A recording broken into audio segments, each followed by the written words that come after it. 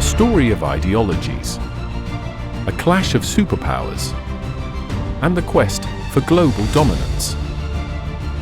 These are the seeds of the modern world. The era of Cold War.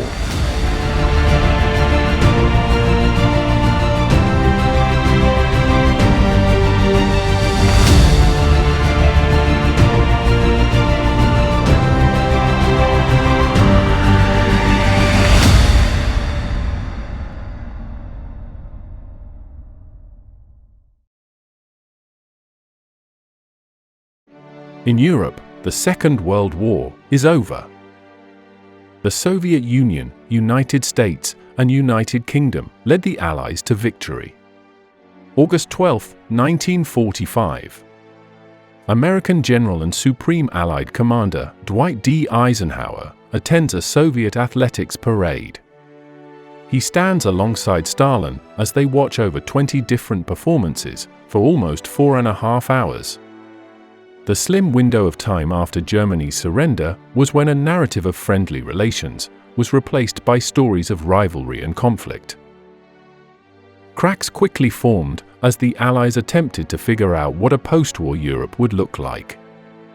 The US and Britain favored free elections and democratic governments in former German-occupied territory, while the Soviet Union aimed to establish a sphere of influence with communist-friendly regimes and buffer states in Eastern Europe and the Balkans. By the end of 1945, Soviet-controlled communist governments were installed in several of these countries. By 1947, Bulgaria, Romania, Poland, and Hungary were controlled by single-party communist governments. Czechoslovakia, which had been a democracy before the war, took a bit longer, but communists under Klement Gottwald seized power by 1948 in the Prague coup. Nearby, in Yugoslavia, the communists under Josip Broz Tito had formed a remarkable resistance against the Nazis during the war, and remained popular. His regime easily gained control without Soviet intervention. Tito later broke from Stalin, and Yugoslavia became the only communist state in Europe not aligned with the Soviet Union. It differed from the USSR by holding firm the earlier Marxist-Leninist ideals. It was based on worker self-management and a commune system, rather than the highly centralized totalitarian Stalinist state with state-owned industry. Stalin readied himself to invade, but Tito positioned himself as more open to the West, receiving economic and military aid, while remaining a widely popular figure in his country. With his other satellite states in order, acting as buffers against the West, Stalin was content in waiting for capitalism's next economic downturn, when he could more easily continue the spread of communism across Europe. From Stettin in the Baltic to Trieste in the Adriatic, an iron curtain has descended across the continent. In March 1946, Winston Churchill delivered his famous Iron Curtain speech in Fulton, Missouri, describing the division of Europe into Western democratic states and Eastern communist-controlled states. Though Churchill was no longer Prime Minister, Stalin viewed the speech as hostile. But the first signs of crisis emerged not in Europe, but in the Middle East. During the war, British, Soviet, and later, American troops occupied Iran to secure the rich oil fields and protect the Persian Corridor, a vital supply route. But once the war was over, and after British and American troops withdrew, Soviet troops remained in northern Iran beyond the agreed-upon deadline in March. The Soviets had stationed troops near the border and were reluctant to leave. During their occupation, the Soviets backed separatist movements, supporting the creation of two puppet states, one Azerbaijani and one Kurdish, both in Iranian territory. The move was seen by the West as a violation of Iran's sovereignty and as a step toward expanding Soviet influence in the Middle East. Backed by the United States, Iran appealed to the newly created United Nations, and the Soviets withdrew their troops by the spring. Both states dissolved soon after, but the crisis in Iran was the foreshadowing of a growing divide between the Western Allies and Soviet Union. Another significant flashpoint was in Greece. The Greek monarchy was supported by Britain, but after the war, the resurgent communists rose up against the government, leading to civil war. They were backed by Albania and Tito in Yugoslavia, who hoped to create a larger Balkan federation. By 1947, Britain, weakened by the costs of World War II, was no longer able to support the Greek government militarily and economically. Fearing that a communist victory in Greece would spread Soviet influence further into the Mediterranean and Middle East, the United States stepped in. On March 12, 1947, President Truman responded with the Truman Doctrine. Britain finds itself under the necessity of reducing or liquidating its commitments in several parts of the world, including Greece. As in the case of Greece, if Turkey is to have the assistance it needs, the United States must supply it. We are the only country able to provide that help. This was a declaration to the world that the United States would provide political, military, and economic assistance to any country threatened by communism. Greece and Turkey were the first two nations to benefit from this doctrine, with Greece being seen as a crucial front line. The Truman Doctrine is widely regarded as the start of what we now know as the Cold War. A middle ground was agreed upon, called containment, which sought to stop the spread of communism, but not actively overthrow existing regimes. After Tito's split with Stalin and increased American aid, the Greek communists were suppressed, and the royal government remained aligned with the Western democracies. Soon after the Truman Doctrine, the United States issued the European Recovery Program, commonly known as the Marshall Plan. The plan, named after U.S. Secretary of State George C. Marshall, called for a comprehensive plan to rebuild Europe's economy, emphasizing that the U.S. would offer assistance to all European countries, regardless of political alignment, as long as they cooperated in the recovery effort. The underlying idea was that a prosperous, economically stable Europe would be more resistant to the influence of communism and Soviet control, and could also become a valuable trading partner for the United States. It provided over $13.3 billion of economic aid, the equivalent of over $173 billion today. Stalin viewed the Marshall Plan as Western imperialism. He convinced communist parties in the West and the satellite states to refuse, cementing the deep division between the East and West. But what of Germany? After World War II, Germany was divided into occupation zones controlled by the United States, the Soviet Union, Britain, and France. Berlin, the German capital, which was located deep within the Soviet occupation zone, was also divided into corresponding sectors. This arrangement, meant to be temporary, quickly became a source of tension as the Cold War began. The Soviet Union and the Western Allies had conflicting visions for the future of Germany. The Soviets wanted to keep Germany weak and communist-controlled, while the Western Allies aimed to rebuild Germany's economy and establish a democratic government. West Berlin, although located inside the Soviet zone of Germany, was jointly administered by the Western Allies. By 1947, the Western Allies were moving towards merging their zones in Germany economically and politically. In response to currency reform and broader Western efforts to integrate West Germany, Joseph Stalin ordered the blockade of all land and water routes into West Berlin on June 24, 1948. This meant that road, rail, and canal access from the Western zones to West Berlin was completely cut off.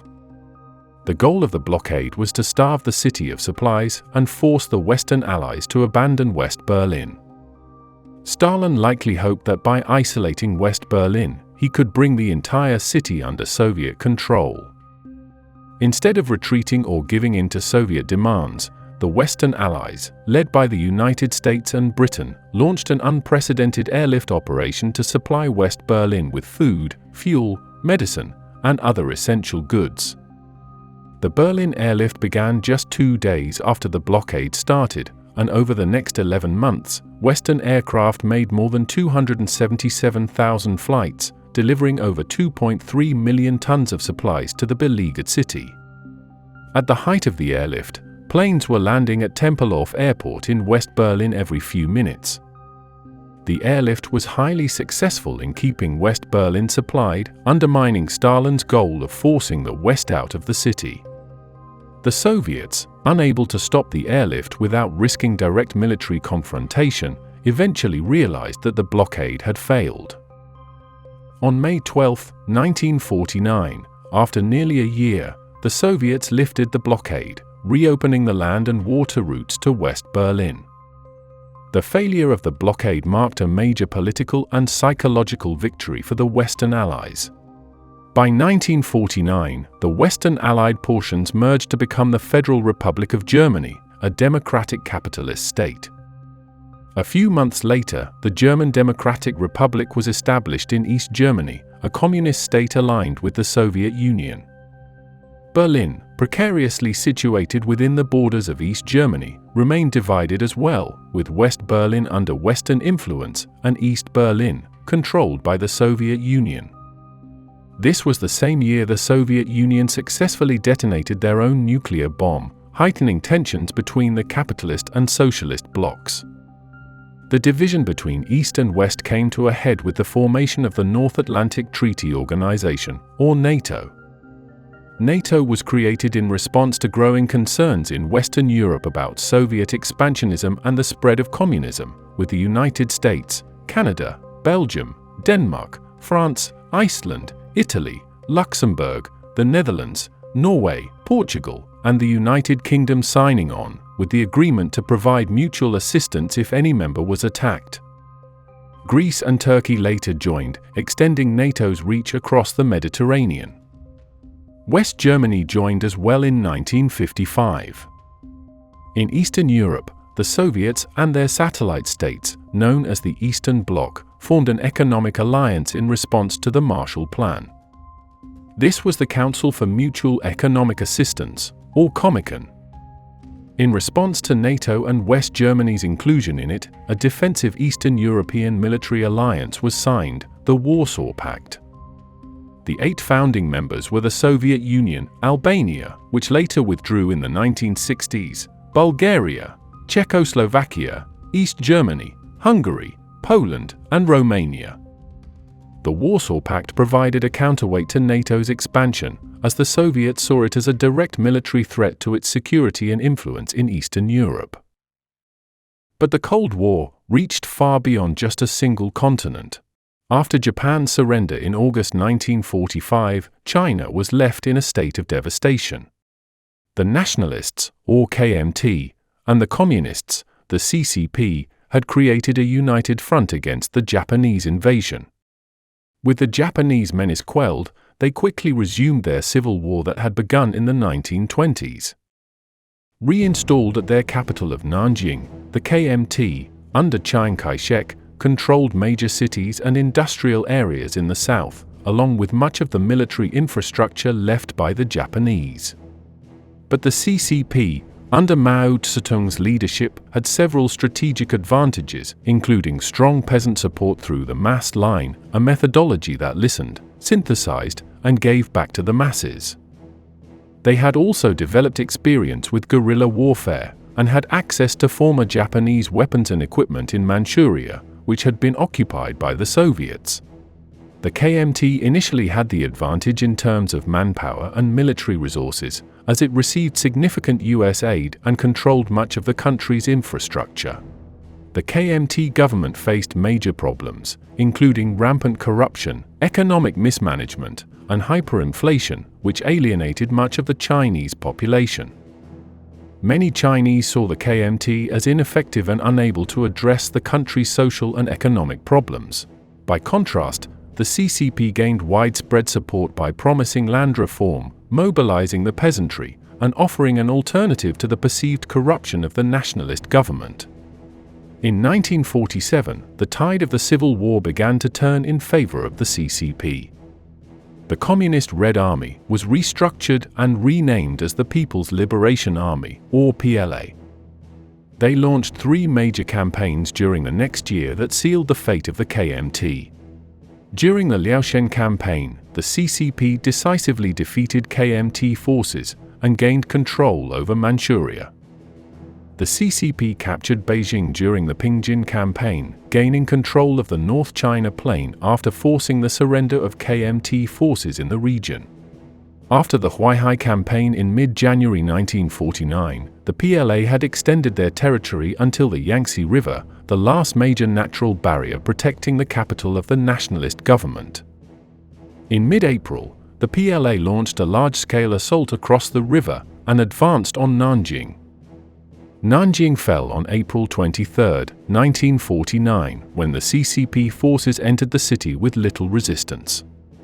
But by this time, Chiang and his government had already fled the capital and relocated to Guangzhou, and eventually to Taiwan. By May, the PLA had taken Shanghai, and were welcomed by many as heroes who defeated the corrupt nationalists. The fallout in China reached the United States, as Truman blamed Chiang Kai-shek for the failure.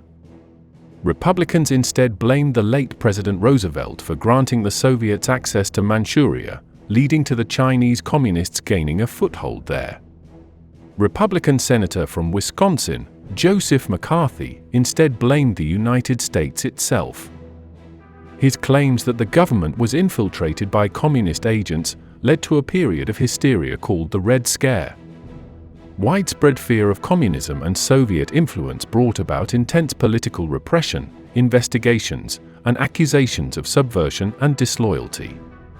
But despite accusations, the United States had no proven role in the PLA's victory, and even the Soviet Union provided only little assistance. Still, in the face of McCarthyism, the Truman administration drafted NSC 68, a top-secret policy paper allowing for a large expansion of the military budget and aid to U.S. allies, and the development of the hydrogen bomb, a weapon much more powerful than the atom bomb. The same policy of containment seen in Europe was implemented in East Asia. On October 1, 1949, Mao Zedong formally proclaimed the establishment of the People's Republic of China in Beijing, marking the victory of the Communists in the Chinese Civil War. Chiang continued to claim that the ROC was the legitimate government of all China, though in practice, the ROC controlled only Taiwan and a few surrounding islands.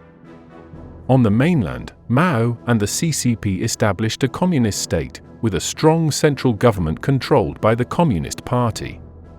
China had just endured a century of humiliation from Western and Japanese powers, beginning with the First Opium War in 1839. They were determined to erase this period of shame and make China great once again. This meant reasserting sovereignty over border regions, like Tibet, with its ethnic Tibetans, and Xinjiang, with its Turkic population. British Hong Kong and Portuguese Macau were also considered part of China by the CCP, but would not be returned until later in the century. But the most significant territory was Taiwan, where Chiang Kai-shek and the KMT were residing. The PRC considered military action to reclaim Taiwan, but was deterred by the United States, which has since maintained military and economic support for Taiwan, effectively preventing the CCP from taking the island by force. But China was still determined to reassert itself in two regions that had historically been in its sphere of influence. Vietnam to the south, at this time a French colony, and Korea to the north. Korea had fallen out of China's tributary sphere after the First Sino-Japanese War, and fell under Russian and Japanese influence. After the Russo-Japanese War, Korea was annexed into the Japanese Empire in 1910. But after Japan's defeat in World War II, Korea became occupied by the Soviet Union in the north, and the United States in the south, separated at the 38th parallel. The plan was to hold elections for a unified Korean government. But as American and Soviet relations crumbled, North and South Korea took different paths as well. A communist government was formed in the Soviet-occupied zone, while a capitalist-friendly government emerged in the American zone. But neither side expected Korea to remain divided. The North Korean communist leader, Kim Il-sung, planned to unify the entire peninsula and asked the Soviets for aid. But Stalin was still wary of any confrontation with the United States, so could not intervene directly. Soviet aid was limited to advising, equipment, and Soviet pilots needed to fly under the North Korean flag. On June 25, 1950, the Korean People's Army, or KPA, launched a surprise invasion across the 38th parallel into South Korea. The KPA, equipped with Soviet tanks, artillery, and air support, quickly overwhelmed the Republic of Korea's army, which was underprepared and poorly equipped. They captured Seoul, the South Korean capital, within 3 days. By September 1950, North Korean forces had pushed South Korean and US forces, which had entered the war in late June under a United Nations resolution, all the way to the Pusan perimeter, a small corner in the southeast of the peninsula. South Korea was on the verge of collapse. On September 15, 1950, General Douglas MacArthur, American hero of the Pacific War, and commander of the UN forces, launched a daring and successful amphibious landing at Incheon, near Seoul. This landing caught the North Koreans by surprise and cut off their supply lines. Following the Incheon landing, Seoul was recaptured by late September, and the coalition began a rapid counteroffensive. North Korean forces, now cut off and overstretched, retreated northward. Emboldened by their success, the US-led coalition pressed on, crossing the 38th parallel, seeking to unify the entire peninsula under South Korean leadership. In mid-October, UN forces captured Pyongyang, the North Korean capital, and advanced toward the Yalu River, which borders China. In very little time, it now seemed like Korea would be unified under a non-communist government. But concerned about the UN forces reaching its border, China stepped in. On October 19, 1950, Chinese troops, under the banner of the Chinese People's Volunteer Army, crossed the Yalu River into North Korea. Initially, their presence was not widely known, as they used guerrilla tactics and blended in with North Korean troops. By late November, the Chinese launched a massive counteroffensive, surprising and overwhelming UN forces, forcing a rapid UN retreat, and turning the tide of the war once again. By December, UN forces were pushed back beyond the 38th parallel, and Seoul was recaptured by Chinese and North Korean forces in January 1951. I have therefore considered it essential to relieve General MacArthur so that there would be no doubt or confusion as to the real purpose and aim of our policy. MacArthur had become too aggressive in his demeanor, advocating a full-scale invasion into China, as well as the potential for multiple nuclear attacks. He was replaced by General Matthew Ridgway, who recaptured Seoul in March. But by mid-1951, the war settled into a stalemate. The front line stabilized near the 38th parallel, where the war had originally begun, as neither side was able to make significant gains.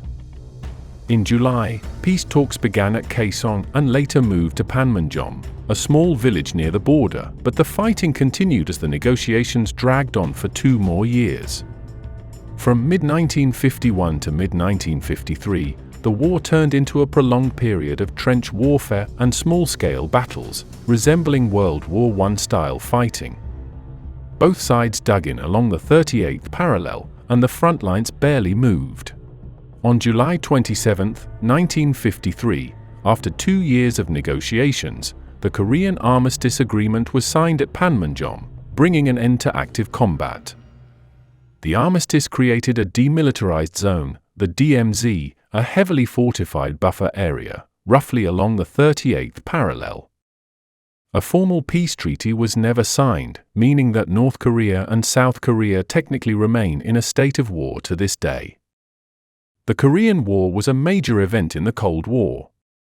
From the CCP's point of view, China's involvement in the war was necessary to ensure a Western ally, the Republic of Korea, wasn't on their border, from where American troops could easily invade. But without China's involvement, North Korea would most likely have been defeated and demonstrated to Truman and his administration that Mao was trying to expand communism across Asia. It led to China becoming isolated by the Western powers and relying solely on the Soviet Union for economic and technological assistance. Some French UN soldiers found themselves immediately shipped off to another war in the East, in another region susceptible to communism, and historically has been entwined in China's sphere of influence. Vietnam had also been occupied by the Japanese during the Second World War. Like in China, the Vietnamese resistance was forged out of a nationalist and communist alliance. But unlike China, the communists led this coalition under Ho Chi Minh, a staunch Marxist and anti-colonialist. Shortly after Japan's surrender, Ho Chi Minh declared Vietnamese independence after the August Revolution in Hanoi, creating the Democratic Republic of Vietnam. But the French, who had colonized this region of Southeast Asia as French Indochina, back during the period of new imperialism, sought to re-establish control. Initial negotiations between France and the Viet Minh broke down. Ho Chi Minh initially sought to negotiate for autonomy within the French Union, but French leaders were unwilling to grant full independence. By late 1946, tensions escalated into full-scale conflict after minor clashes. This culminated in November. French forces bombarded Haiphong, killing thousands of Vietnamese civilians. This marked the beginning of the First Indochina War. A month later, the French captured Hanoi, and the Viet Minh withdrew to the mountains and countryside. French forces were primarily stationed in urban centers and major roads, leaving rural areas vulnerable to Viet Minh influence. The Viet Minh, under the military leadership of General Vuong Nguyen Giap, employed guerrilla tactics to attack French supply lines and ambush French patrols. The French military found it difficult to fight a protracted guerrilla war, as they were unfamiliar with the terrain, and the Viet Minh found extensive support among the Vietnamese peasantry. In 1949, after the Chinese Communist Party's victory in the Civil War, the Viet Minh gained a powerful ally on their northern border. China provided them with weapons, supplies, and training, strengthening their ability to fight the French. The French created the non-communist state of Vietnam in 1949, as part of their effort to maintain influence and counter Ho Chi Minh's growing power. But from 1950 onward, China provided significant military aid to the Viet Minh, transforming their forces into a more organized and better armed army. This marked a shift from purely guerrilla warfare to a mix of both conventional and guerrilla tactics. Ho Chi Minh's strategy remained the same, avoiding full-scale battles, but they were now able to go on the offensive. The Viet Minh achieved significant victories in the Battle of Route Coloniale 4, where they overran several French outposts along the Chinese border. As the anti-colonial struggle became part of the broader Cold War, the United States began providing economic and military aid to the French in an effort to contain the spread of communism. But this came with the stipulation for eventual granting of independence to Indochina under non-communist governments. French commander General Jean de Lattre de Tassigny constructed a series of fortified positions known as the de Lattre Line in northern Vietnam to protect the Red River Delta and major cities like Hanoi and Haiphong. While this slowed the Viet Minh's progress, it did not stop them. The war dragged on as the French were bogged down in a conflict they were finding increasingly difficult to win, and the Viet Minh were gaining strength and confidence, using a strategy of attrition to wear down the French. The Viet Minh extended their operations into neighboring Laos, where they supported their communist counterparts, the Pathet Lao. They aimed to destabilize French control in the region and create another front in the war. To prevent this, the French decided to set a trap for the Viet Minh by establishing a heavily fortified base at Dien Bien Phu, in a remote Tonkin Valley of northern Vietnam. The plan was to lure the Viet Minh into a set-piece battle where superior French firepower could destroy their forces. General Giap, the commander of the Viet Minh forces, orchestrated an extraordinary logistical effort to transport heavy artillery into the hills surrounding Dien Bien Phu.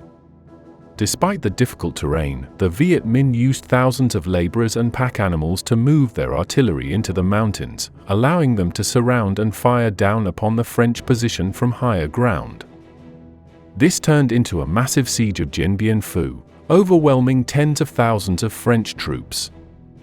Over the course of 55 days, the Viet Minh bombarded the French positions and launched ground assaults. Despite French air support and reinforcements, the Viet Minh gradually overran the French defenses. Dien Bien Phu fell on May 7, 1954, marking a decisive defeat for the French and the end of their military presence in Indochina.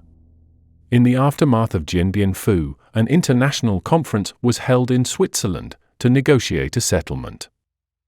The Geneva Accords, signed in July, brought an end to the First Indochina War. The Geneva Accords marked the end of French colonial rule in Indochina, and Laos and Cambodia also gained their independence as part of the settlement and became neutral kingdoms. The accords temporarily divided Vietnam at the 17th parallel, with the Viet Minh controlling the north and a non-communist government under Ngo Dinh Diem in the south. The agreement called for national elections to reunify Vietnam in 1956, though these elections were never held. A demilitarized zone was created at the 17th parallel, but Vietnam's part in the Cold War was far from over. Back in Europe, tensions remained high throughout the rest of the 1940s, but the year 1953 proved pivotal to the Cold War. After sitting as leader of the Communist Party for over 30 years, Stalin died at the age of 74. Officially, he had suffered a stroke, although some still suspect he was poisoned. His successor, Nikita Khrushchev, ushered in an era of what was called peaceful coexistence with the West. He promoted de-Stalinization, reduced defense and military spending, and negotiated the withdrawal of Western Allied troops from Austria, creating a neutral state in the heart of Europe. But there was still dissent in the Soviet satellite states. Domestically, they were governed by dictators, who, just like Stalin, ruled with an iron fist.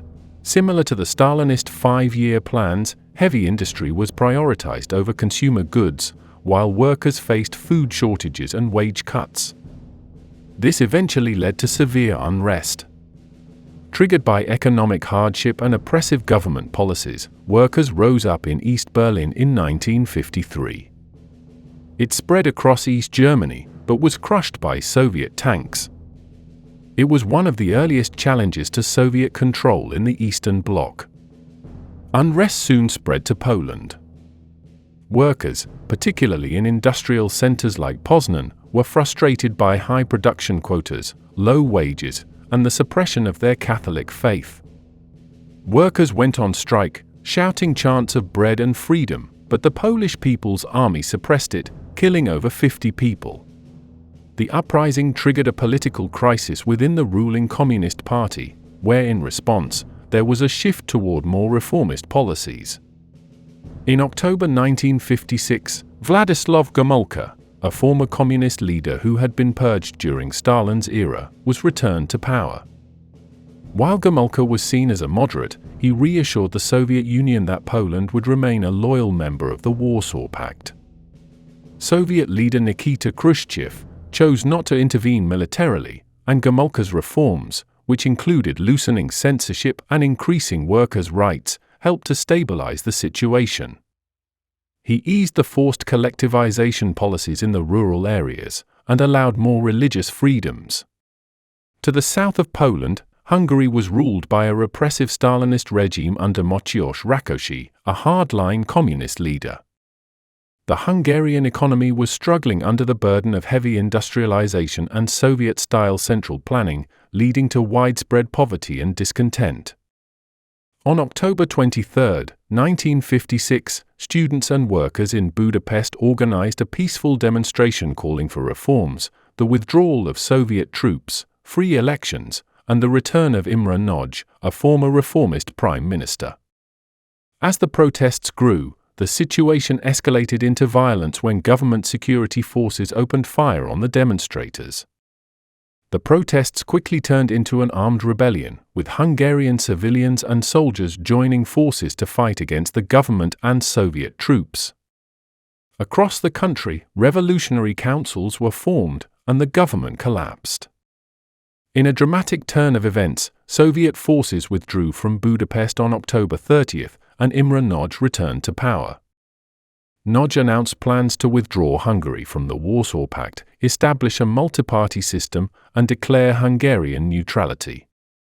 Alarmed by the potential loss of Hungary and the threat to the Warsaw Pact, Khrushchev and Soviet leaders decided to intervene militarily, and on November 4th, Soviet tanks rolled into Budapest and other major cities, crushing the Hungarian Revolution. Thousands were killed, and tens of thousands of Hungarians fled the country as refugees. Nagy was captured and executed in 1958, and the Soviet Union installed a new, loyalist government under János Kádár.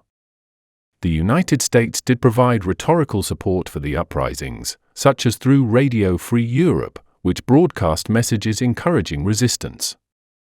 Though the new president, Dwight D. Eisenhower, Supreme Allied Commander in Europe during the Second World War, promised to take a long-term approach to rolling back communism in Eastern Europe, the reality was that the US was not willing to risk military escalation with the Soviet Union for fear of nuclear war, leaving any uprising to be crushed by Soviet forces. Though the uprisings were suppressed, Khrushchev did allow the limited reform in the Eastern Bloc to placate the population. This was known as the Khrushchev Thaw, a period of de-Stalinization and relative liberalization within the Eastern Bloc, easing censorship and reducing the influence of the secret police. But the problem of Berlin still persisted. West Berlin became a symbol of Western democratic values and capitalism, while East Berlin was under Soviet control and became part of East Germany, the German Democratic Republic, or GDR. The sharp contrast between the prosperity of the West and the relative poverty and repression in the East led to a mass exodus. By the late 1950s, this became a problem for Khrushchev, so the Soviet leader issued an ultimatum to the West to remove their forces from West Berlin and have it become a neutral city. President Eisenhower rejected the ultimatum, but was open to diplomacy, hosting Khrushchev at Camp David, the presidential retreat in Maryland, in 1959. It led to a short few months of eased tensions, with a summit planned for Paris the following year. But the summit collapsed after an American spy plane was shot down over the Soviet Union. The U-2 incident was seen as a violation of the spirit of Camp David.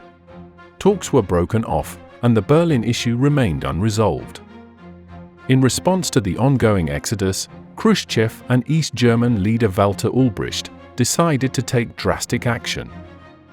On August 13, 1961, East German authorities, backed by Soviet support, began the construction of what they called the anti-fascist bulwark. This was the Berlin Wall. The wall initially began as a barbed wire and concrete barrier, but was quickly reinforced with guard towers, anti-vehicle trenches, searchlights, and armed guards. It stretched for 96 miles, or 155 kilometers, around West Berlin, completely cutting off the western sectors from East Germany and East Berlin. Amid the political and military tensions of the late 1950s, the Eisenhower-Khrushchev era still saw significant efforts to promote cultural exchanges as part of broader attempts to reduce tension and foster mutual understanding. One of the most famous exchanges was the American National Exhibition, held in Moscow in 1959, showcasing American consumer goods, technology, art, and culture. The exhibition was intended to demonstrate the material benefits of capitalism and highlight American advances in science, technology, and industry. The exhibition is most remembered for the kitchen debate between Khrushchev and then U.S. Vice President Richard Nixon. There are some instances where you may be ahead of us. For example, in the development of the thrust of your rockets for the investigation of outer space. There may be some instances, for example, color television, where we're ahead of you. But in order for both of us to benefit, you see, you never concede anything. The impromptu debate, all within the confines of a model kitchen, touched on the merits of capitalism versus communism. Though tensions were eased between Khrushchev and the West, relations began to deteriorate with their largest ally in the East. In China, Mao viewed Khrushchev's Decolonization policies as an attack on the core principles of communism.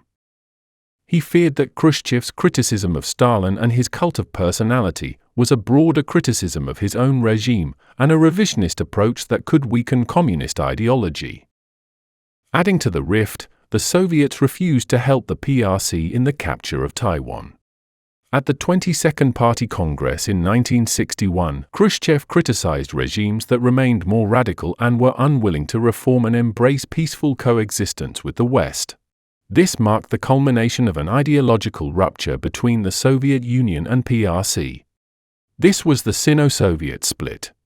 Albania, one of the founding members of the Warsaw Pact, broke from the Soviet Union and aligned with China. Mao believed that China, with its experience in revolutionary struggle, was more suited to lead the global communist movement after Stalin's death.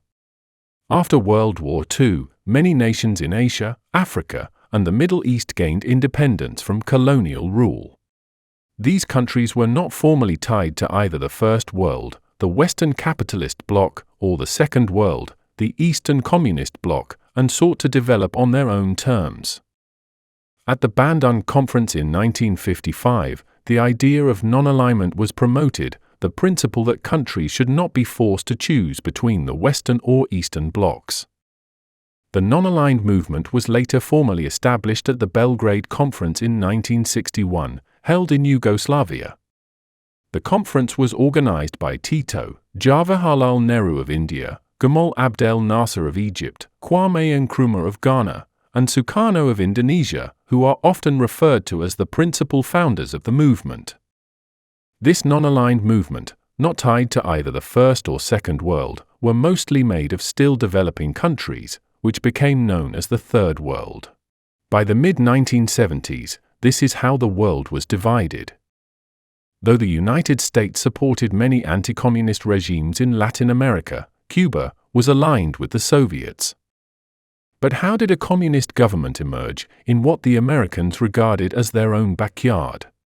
Fulgencio Batista, a former Cuban president living in Florida, returned to Cuba and staged a military coup, cancelling the 1952 elections, effectively installing himself as dictator. Batista aligned closely with the US, particularly under the pretext of maintaining stability during the Cold War. US corporations continued to dominate the Cuban economy, and Batista's regime was supported by US interests, including mafia-run casinos. Opposition to Batista's regime grew, particularly among students, intellectuals, and the impoverished rural population. Fidel Castro, a young lawyer and activist, became the most prominent leader of the anti-Batista movement.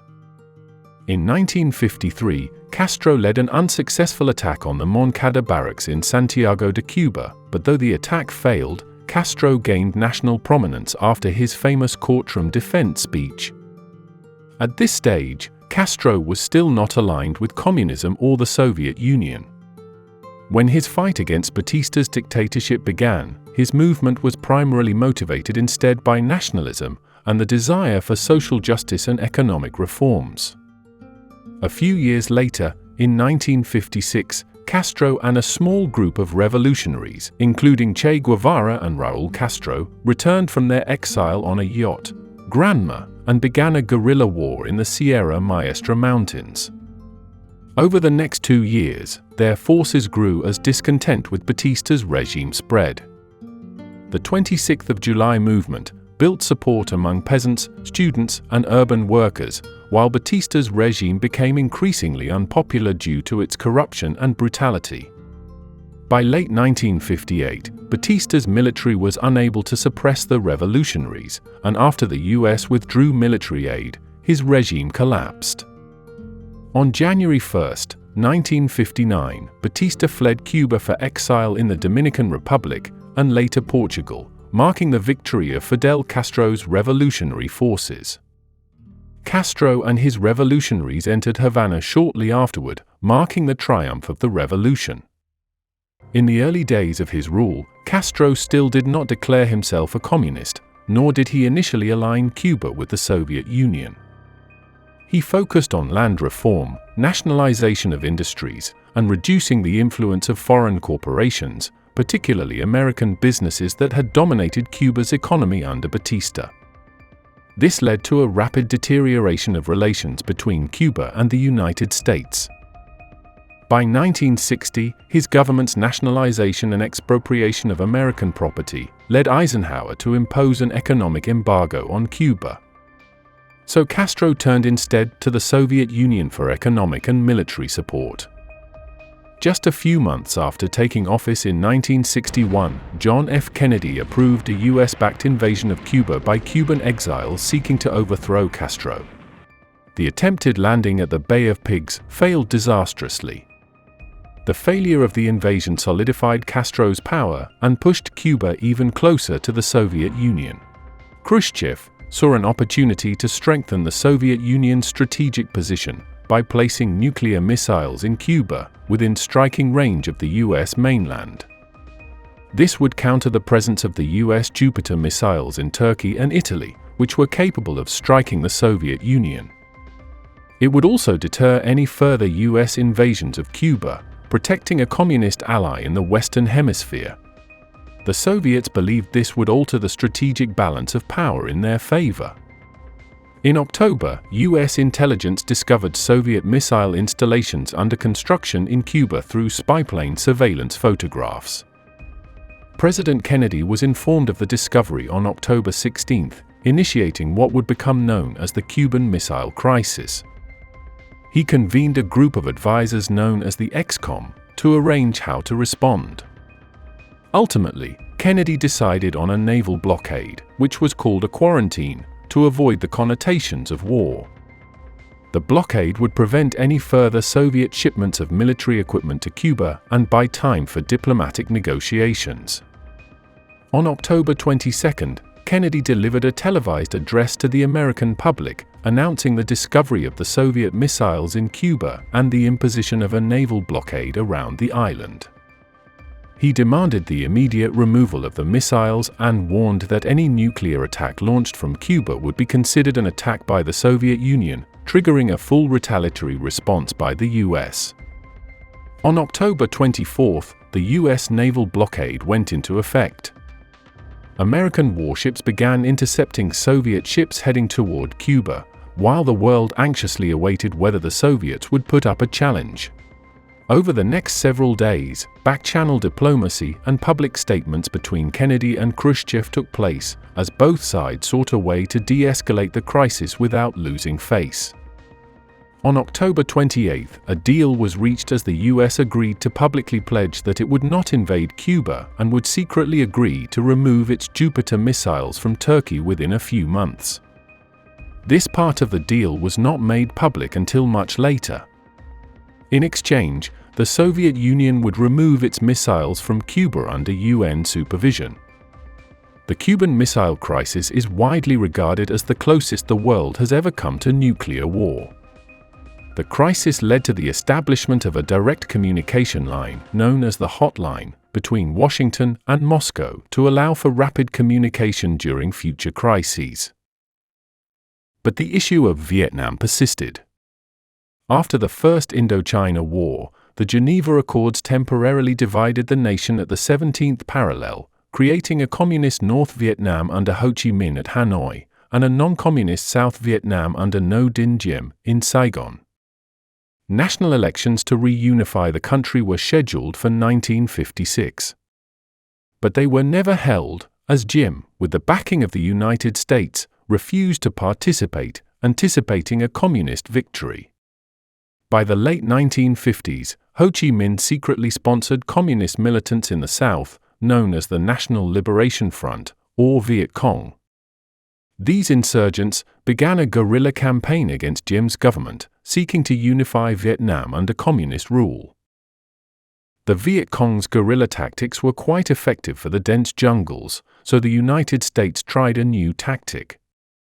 Beginning in 1962, President Kennedy approved the beginning of the dispersal of millions of gallons of herbicides over South Vietnam. This operation, which continued for over a decade, targeted both rural agricultural areas and dense jungle regions. The rainbow herbicides refer to a series of plant-killing chemicals named for their color-coded identification bands.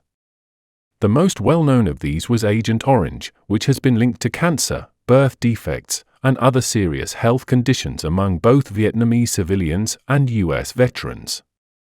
Diem's government became increasingly unpopular due to its corrupt and oppressive policies, particularly against Buddhists and other non-Catholic groups. In 1963, Diem was killed in a coup orchestrated by his own generals, plunging South Vietnam into further instability. Fearing the loss of the region to the Viet Cong, the new U.S. President, Lyndon B. Johnson, had some serious decisions to make. I don't see what we can ever hope to get out of there with once we're committed. I don't think it's worth fighting for, and I don't think we can get out. I just thought about ordering those kids in there, and what in the hell am I ordering them out there for? One thing that is Vietnam worth to me, what is it worth to this country? American military advisors and support personnel stationed in Vietnam believed regular North Vietnamese troops were involved and that the South could not stand for long. But the Americans needed a pretext before engaging the Northern Army directly. In August 1964, they got it. 2 U.S. Navy vessels reported that they had been attacked by the North Vietnamese. This gave Johnson broad authority to use military force in Vietnam without a formal declaration of war. This marked the beginning of large-scale U.S. military involvement. In 1965, the U.S. launched Operation Rolling Thunder, a sustained bombing campaign against North Vietnam aimed at weakening the North's ability to support the insurgency in the South. Simultaneously, U.S. ground troops were deployed to South Vietnam to protect Saigon, marking a significant escalation of the conflict. By 1965, U.S. combat troops began arriving in large numbers. At its peak, over 500,000 U.S. soldiers were deployed in Vietnam. After a chilling first major battle at Ia Drang, it became clear this wasn't a conventional war for territory. The Americans began adopting a strategy of search and destroy, using their advantage in the air to drop into enemy territory. The aim, to neutralize as many enemy targets as possible. But the focus on body count as a measure of success led to excessive civilian casualties. But the army also implemented pacification programs to win Vietnamese hearts and minds. In January 1968, during the holiday of Tet, the North Vietnamese and the Viet Cong launched an offensive across South Vietnam, including an attack on Saigon. While the Americans successfully defended the capital, it became a major turning point and undermined public support for the war on the U.S. home front. Vietnam was the first televised war, and the more people saw, the less they wanted. The My Lai massacre, a United States war crime, involving the murder of hundreds of unarmed villagers, all women, children, or the elderly, did no favors for public opinion. Despite military successes, the war was increasingly viewed as unwinnable, with widespread protests and growing pressure on the government to seek a way out of the conflict, and peace talks began in Paris. President Richard Nixon, elected in 1968, sought to reduce U.S. involvement in the war through a policy known as Vietnamization. The goal was to gradually withdraw U.S. troops and transfer combat responsibilities to the South Vietnamese Army. Part of his strategy to weaken the North Vietnamese and disrupt the supply lines to the south was to target the Ho Chi Minh Trail, a network of roads through Laos and Cambodia. Nixon authorized secret bombings of Cambodia and Laos in 1969, aiming to cut off these supply lines, but had limited success. It led to destabilization in Cambodia, ultimately contributing to the rise of another communist regime, which we will get to in a later episode. The bombing in Laos caused even greater destruction, as it was aimed at both the North Vietnamese and Pathet Lao insurgents, a communist group in civil war with the royal government. From the mid-60s to early 70s, the US dropped over 2 million tons of bombs on Laos, making it the most heavily bombed country per capita in history. Negotiations between the US, North Vietnam, South Vietnam, and the Viet Cong had been ongoing since 1968 but made little progress. But the Americans did have a diplomatic victory in another area. The growing rift between China and the Soviet Union created an opportunity for them to exploit the split and improve relations with China as a way to isolate the Soviet Union. In 1971, Nixon sent his national security advisor, Henry Kissinger, to make a secret trip to Beijing to meet with Prime Minister Zhou Enlai. The meetings laid the groundwork for the normalization of relations between the two countries. At the Table Tennis Championships in Japan, a friendly exchange between the US and Chinese table tennis teams was the beginning of what was called ping-pong diplomacy. It led to an invitation for the US table tennis team to visit China. It had been the first time Americans were invited to the People's Republic. It generated significant international media attention and paved the way for more substantive diplomatic engagement between the two governments. Soon after, in February 1972, President Richard Nixon made a historic visit to China. This was the first visit by a US president to the PRC and represented a dramatic shift in Cold War diplomacy. Both sides discussed a range of issues, including Taiwan, the Soviet threat, and the ongoing Vietnam War. The visit culminated in the signing of the Shanghai Communique, which established the framework for improved relations between the US and China. The US acknowledged that all Chinese on both sides of the Taiwan Strait agreed that there is only one China, and that Taiwan is part of it, but the document remained ambiguous and did not directly recognize Beijing's sovereignty over Taiwan. The improvement in US-China relations was a strategic blow to the Soviet Union.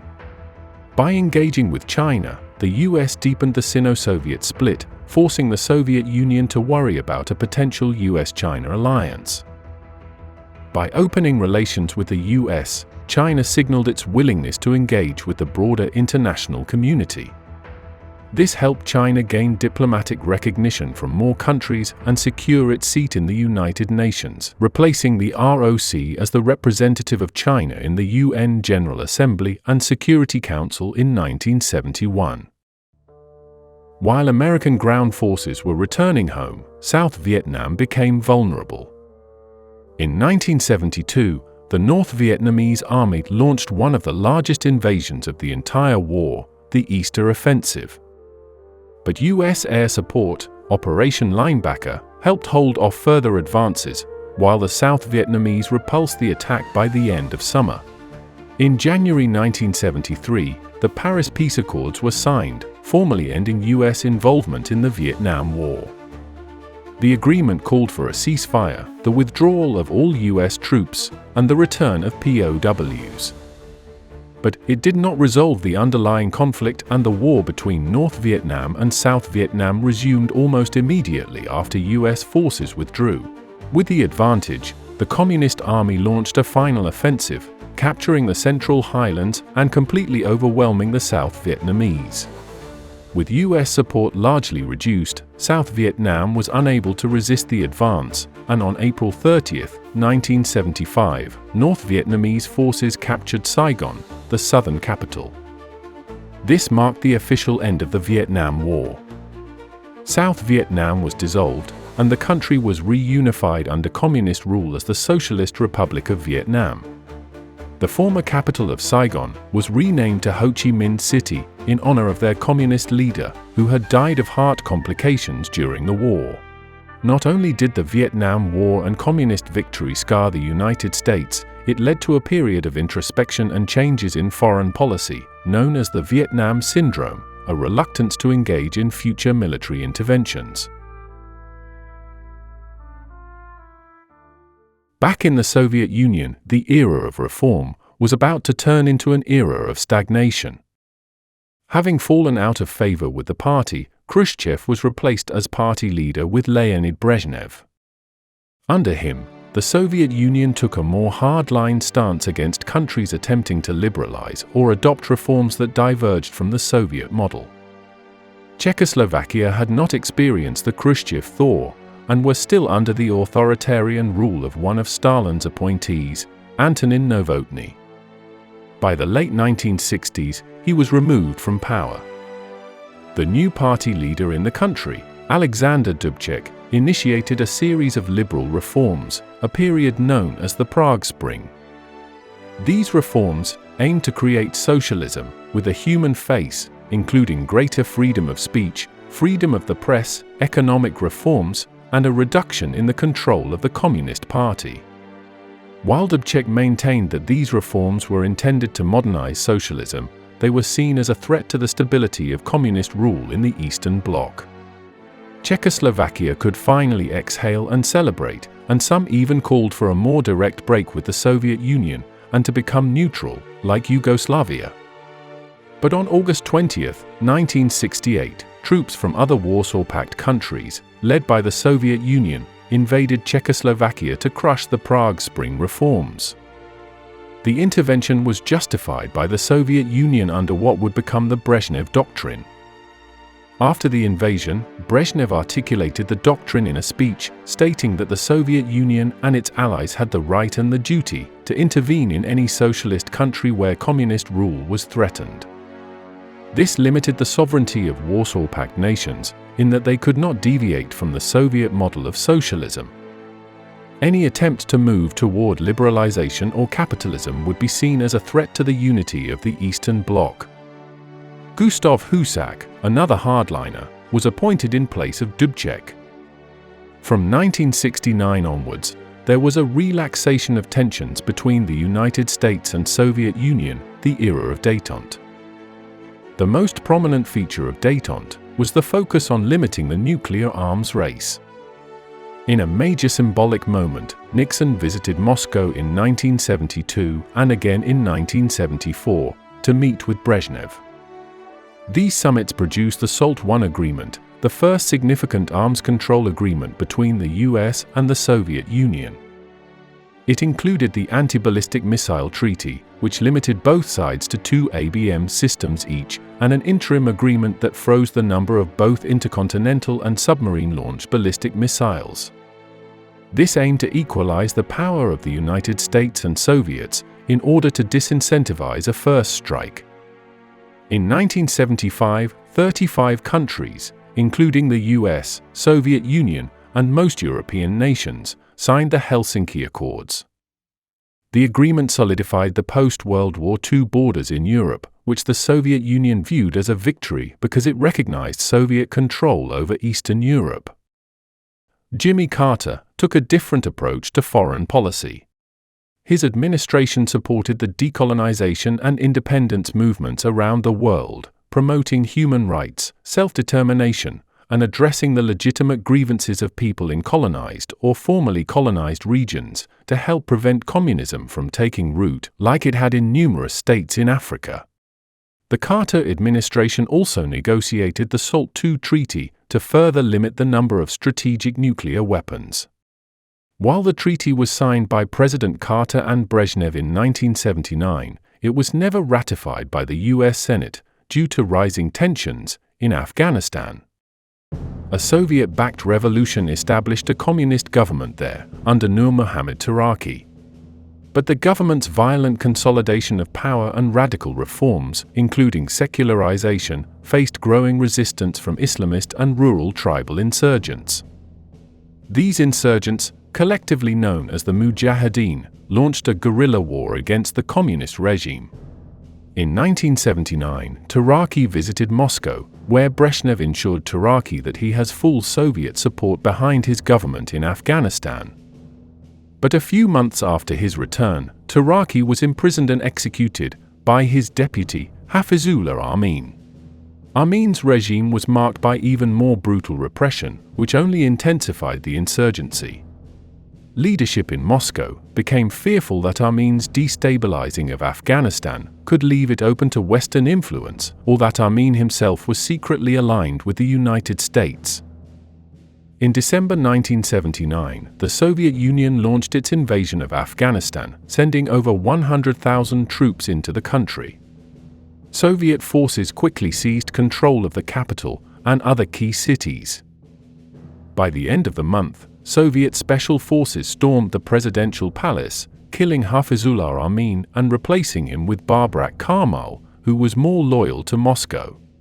But the Soviets had underestimated the scale and intensity of the resistance from the Mujahideen, who were supported by large segments of the Afghan population, especially in the rural areas. The Mujahideen were able to wage an effective guerrilla war, using mountainous terrain to their advantage. The Soviet military, which was primarily designed for large-scale, conventional warfare, struggled to adapt, and the war became a quagmire, with Soviet forces bogged down in a protracted conflict, unable to gain control of the countryside or effectively defeat the enemy. The loose coalition of Mujahideen insurgents received significant support from the United States, Pakistan, Saudi Arabia, and other countries. Through the CIA's Operation Cyclone, the US provided weapons, money, and training to the Mujahideen, largely through Pakistan's inter-service intelligence. This is a callous violation of international law and the United Nations Charter. It is a deliberate effort of a powerful atheistic government to subjugate an independent Islamic people. It marked a turning point in US-Soviet relations, effectively ending the period of détente that had characterized much of the 1970s. In response to the invasion, US President Jimmy Carter declared the Carter Doctrine, stating that the US would use military force if necessary to defend its interests in the Persian Gulf. This reflected the US concern that the Soviet invasion could threaten broader regional stability and US economic interests in the Middle East. The US also imposed economic sanctions on the Soviet Union, including a grain embargo, and the Americans boycotted the 1980 Moscow Olympics. On the heels of Carter's one term in office, Ronald Reagan became president in 1981. Reagan came into office with a strong anti-communist ideology. He believed that the Soviet Union, or Evil Empire as he called it, was a global threat and that the US should take a more assertive role in combating the spread of communism. Reagan argued that the US needed to stand firm against Soviet expansionism and not just contain it, but roll it back where possible. This Reagan doctrine became the cornerstone of his Cold War strategy. Under this doctrine, the US would provide support for anti-communist insurgencies in Afghanistan, where the US provided significant military aid, including Stinger missiles, to the Mujahideen fighters, Nicaragua, where the US supported the Contras, a rebel group fighting against the Sandinista government, which Reagan viewed as a Marxist threat, and Angola and Mozambique, where Marxist governments were backed by the Soviet Union and Cuba. One of the key features of Reagan's Cold War strategy was a massive military buildup. In 1983, Reagan announced the Strategic Defense Initiative, also known as Star Wars. SDI aimed to develop a space-based missile defense system that could intercept and destroy nuclear missiles. While the technology for SDI was highly speculative and never fully developed, the program increased pressure on the Soviet Union, which saw it as a threat to the nuclear balance of power. The Reagan administration also deployed new nuclear weapons in Europe, including missiles like the Pershing II and ground-launched cruise missiles, which led to massive protests by peace movements. Back in the Soviet Union, Brezhnev died in 1982 and was replaced with Yuri Andropov until 1984 and Konstantin Chernenko until 1985.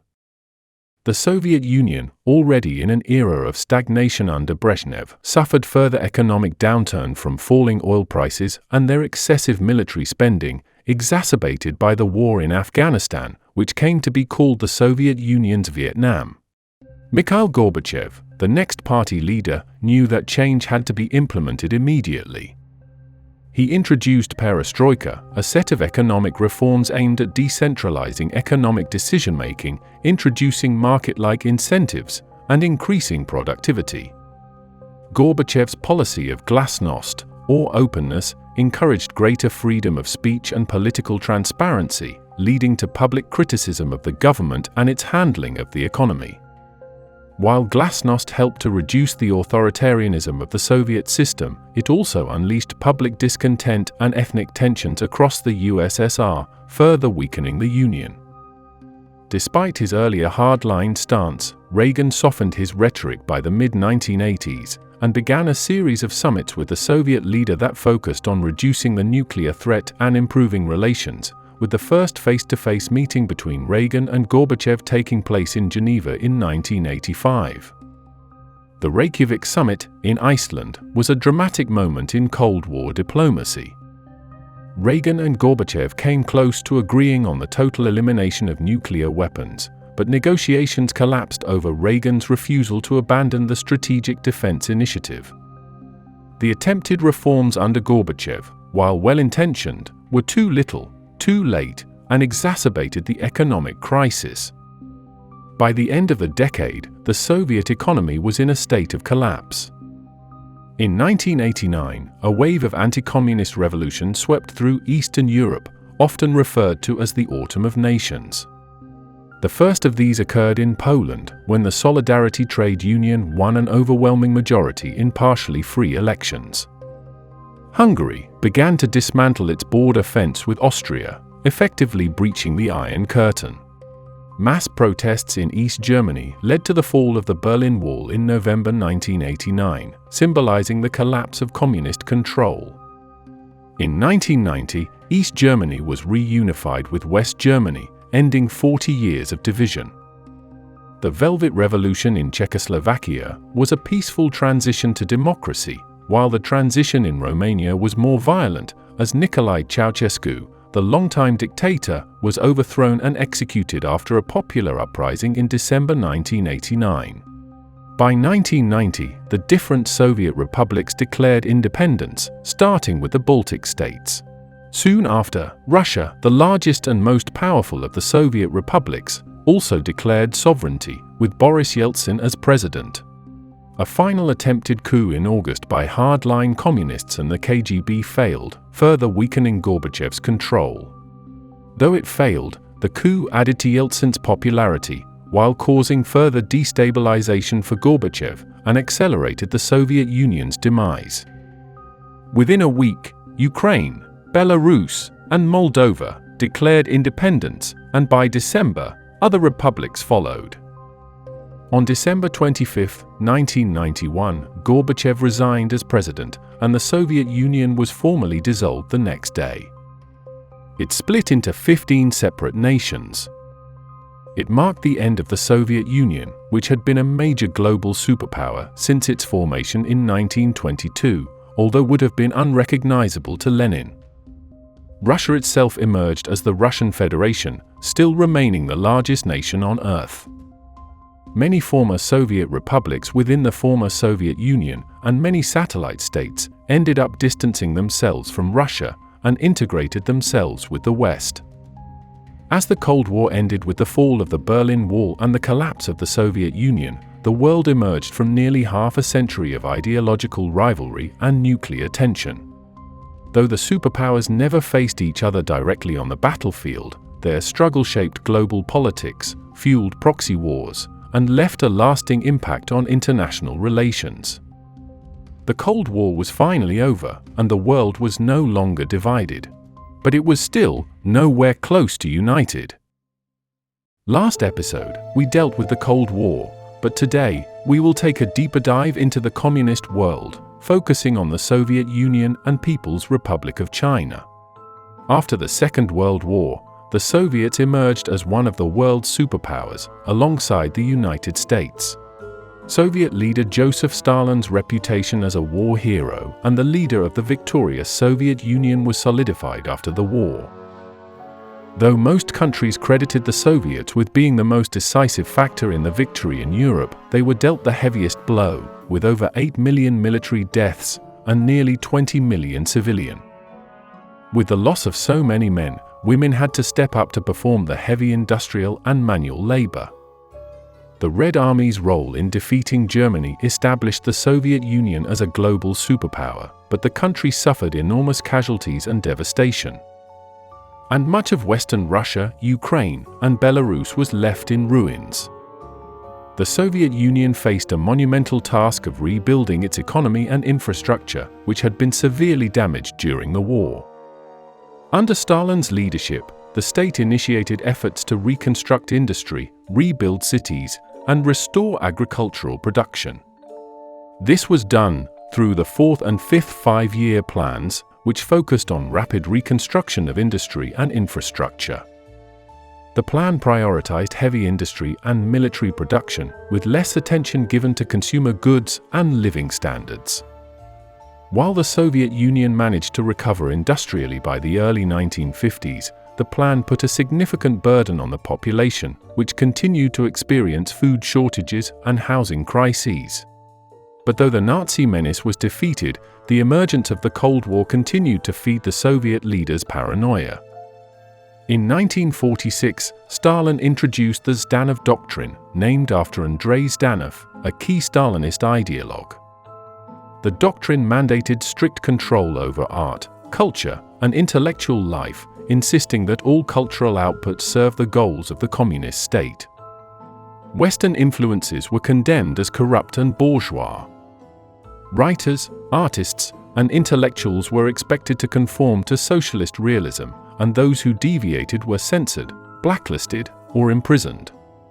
Socialist realism aimed to portray an idealized version of Soviet life, showing happy, hard-working citizens, soldiers, and leaders contributing to the collective progress of the state. Celebrating the victory of the Soviet Union in World War II, the heroism of the Red Army, and the ongoing industrial and agricultural progress were common themes. The emphasis was on the collective good rather than individualism. Once the dust was settled, Stalin conducted another series of purges. These post-war purges were less extensive than the Great Purge of the 1930s, but were nonetheless significant.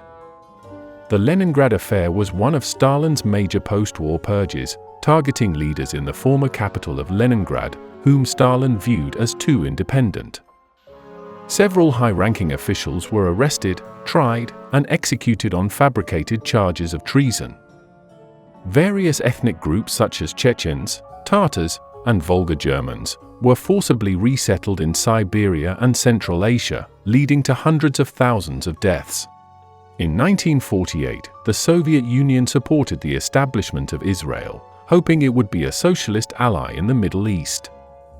But with the rise of Cold War divisions, Israel's alignment with Western nations made Stalin wary. It fueled fears that Soviet Jews might have dual loyalties, and the Man of Steel hardened his suspicions. Many intellectuals, artists, and scientists were deemed what were called rootless cosmopolitans, lacking in national loyalty, and were persecuted. The JAC, or Jewish Anti-Fascist Committee, was established during World War II to garner international support against Nazi Germany, especially from Western countries. But after the war, Stalin grew suspicious of their ties to the United States and Israel. In 1952, 13 members were executed in what became known as the Night of the Murdered Poets. Even Foreign Minister Molotov, who had been loyal to Stalin for many years even before he took power, wasn't entirely safe, as Stalin expelled his Jewish wife to a Siberian concentration camp. In 1952, Stalin orchestrated the Doctors' Plot, accusing Jewish doctors of conspiring to assassinate Soviet leaders through medical treatments. Many doctors were arrested and tortured to extract confessions, and plans were reportedly underway for mass deportations of Jews to remote regions. But these never came to pass because of a pivotal turn of events. In March 1953, Stalin died of a stroke. Many still believe him to have been poisoned. He left behind no clear successor, creating a leadership vacuum. Stalin had been the supreme leader for nearly 3 decades, and his death unleashed a struggle among his top lieutenants. Initially seen as Stalin's natural successor, Georgy Malenkov was appointed chairman of the Council of Ministers, or Premier, effectively making him the head of government. At the time of Stalin's death, Nikita Khrushchev was a key member of the Politburo and the Central Committee. He would also emerge as a major player in the power struggle. Stalin's notorious chief of the secret police, Lavrenti Beria, was one of the most feared men in the Soviet Union. His history of terror made him a target for Khrushchev and other party members who feared a return to Stalinist purges. Khrushchev masterminded a plot to eliminate Beria, and with the backing of Malenkov and the military, accused him of treason and espionage. After a secret trial, Beria was found guilty and executed in December. To outmaneuver Malenkov, Khrushchev steadily built up his control over the Communist Party. He positioned himself as the defender of socialist ideology, emphasizing heavy industry and agricultural reforms that were more in line with Soviet priorities. Malenkov, who instead favored reducing defense spending and increasing consumer good production, made him increasingly popular with the people, but not with leadership, and he was forced to step down from the premiership and replaced with a Khrushchev ally. Once Khrushchev became leader, he did what any politician would do, and completely reversed his opinions. With Malenkov out of the way, Khrushchev adopted reformist policies, allowing partial decentralization and better relations with the West, what was called peaceful coexistence. Khrushchev introduced reforms to decentralize economic decision-making, aiming to improve efficiency by transferring some control to a regional economic council, known as Sovnarkos. This was meant to reduce the inefficiencies of the centralized system. One of Khrushchev's boldest economic initiatives was the Virgin Lands Campaign, which aimed to boost agricultural production by cultivating unused land in Kazakhstan and Siberia. Initially, the program was successful in increasing grain production, but over time, it faced environmental challenges like soil degradation and ultimately fell short of its ambitious goals. His policies remained inconsistent, and many of his agricultural initiatives, including an overemphasis on corn, failed due to poor planning and mismanagement. Khrushchev did realize the strategic value of space exploration as a tool for demonstrating the technological superiority of communism. In October 1957, the Soviet Union shocked the world by launching Sputnik 1, the first artificial satellite, into space. The successful launch marked the beginning of the space age and the space race between the Soviet Union and United States. Just a month later, Laika, a dog, became the first living creature to orbit the Earth aboard Sputnik 2. Although the poor dog did not survive the mission, this marked the first time a living organism had been sent into space.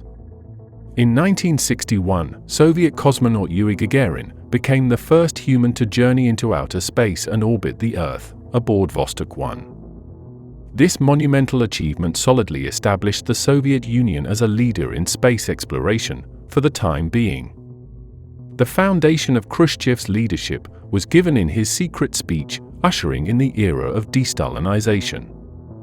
This private speech was given at the 20th Party Congress in 1956 and criticized Stalin's reign of terror, his purges, and his creation of a totalitarian regime. He condemned his predecessor's crimes, particularly the Great Purge, and accused him of betraying Leninist principles. Though it had not been intended for the public, it was leaked to Western media. Khrushchev initiated the rehabilitation of millions of people who had been falsely imprisoned or executed during Stalin's purges. Many political prisoners were released from the Gulag, and repressive laws were eased. While Khrushchev did not entirely remove censorship, there was a relative liberalization in the arts and intellectual life. Writers like Alexander Solzhenitsyn and other artists were allowed to criticize aspects of Stalinism, though they still had to work within certain ideological boundaries. This was called the Khrushchev thaw and would extend to the satellite states as well. Displeasure mounted, though, within the Soviet Communist Party, as Khrushchev was seen as a failure both domestically and in foreign policy, including his perceived weakness during the Cuban Missile Crisis and the deterioration of relations with China in the Sino-Soviet split. In 1964, Khrushchev was accused of poor leadership, economic mismanagement, and erratic behavior. Lacking sufficient support within the party, he had little choice but to resign. One of Khrushchev's key opponents was Leonid Brezhnev, who had previously served as one of his protégés and became the new party leader. Brezhnev was more calculating in his governance, knowing his foremost duties were to the party, KGB, and military. This served him well, as he remained leader for 18 years, second only to Stalin himself. To avoid concentration of power, leadership was shared alongside his premier, Alexei Kosygin, and the head of state, Nikolai Podgorny. Brezhnev and Kosygin shifted the focus back to heavy industry and military production, in contrast to his predecessor's emphasis on consumer goods and agriculture. Heavy industry, particularly in sectors like steel, machinery, and energy, continued to receive the lion's share of state investment. One of the most significant early initiatives was the Kosygin reforms, introduced in 1965. The reform allowed individual enterprises greater control over their production decisions and resources. Managers were incentivized to make decisions based on profitability rather than following central plans rigidly. This represented a departure from the Stalinist model of focusing exclusively on production quotas. But by the early 1970s, the reforms faced significant resistance from conservative factions within the Communist Party who viewed them as a threat to central planning. Managers also found it difficult to operate in this system, and the reforms were gradually curtailed. By the late 1970s, much of Kosygin's economic liberalization had been reversed, and Kosygin himself was sidelined by Brezhnev. While Kosygin focused on the economy, Brezhnev focused on political matters. Khrushchev's de-Stalinization process was unpopular, but Brezhnev avoided fully restoring Stalin's cult of personality, though he did actively emphasize Stalin's role as a national hero. While Brezhnev didn't restore a personal dictatorship, he did re-establish a more rigid, authoritarian governance structure that emphasized stability over reform.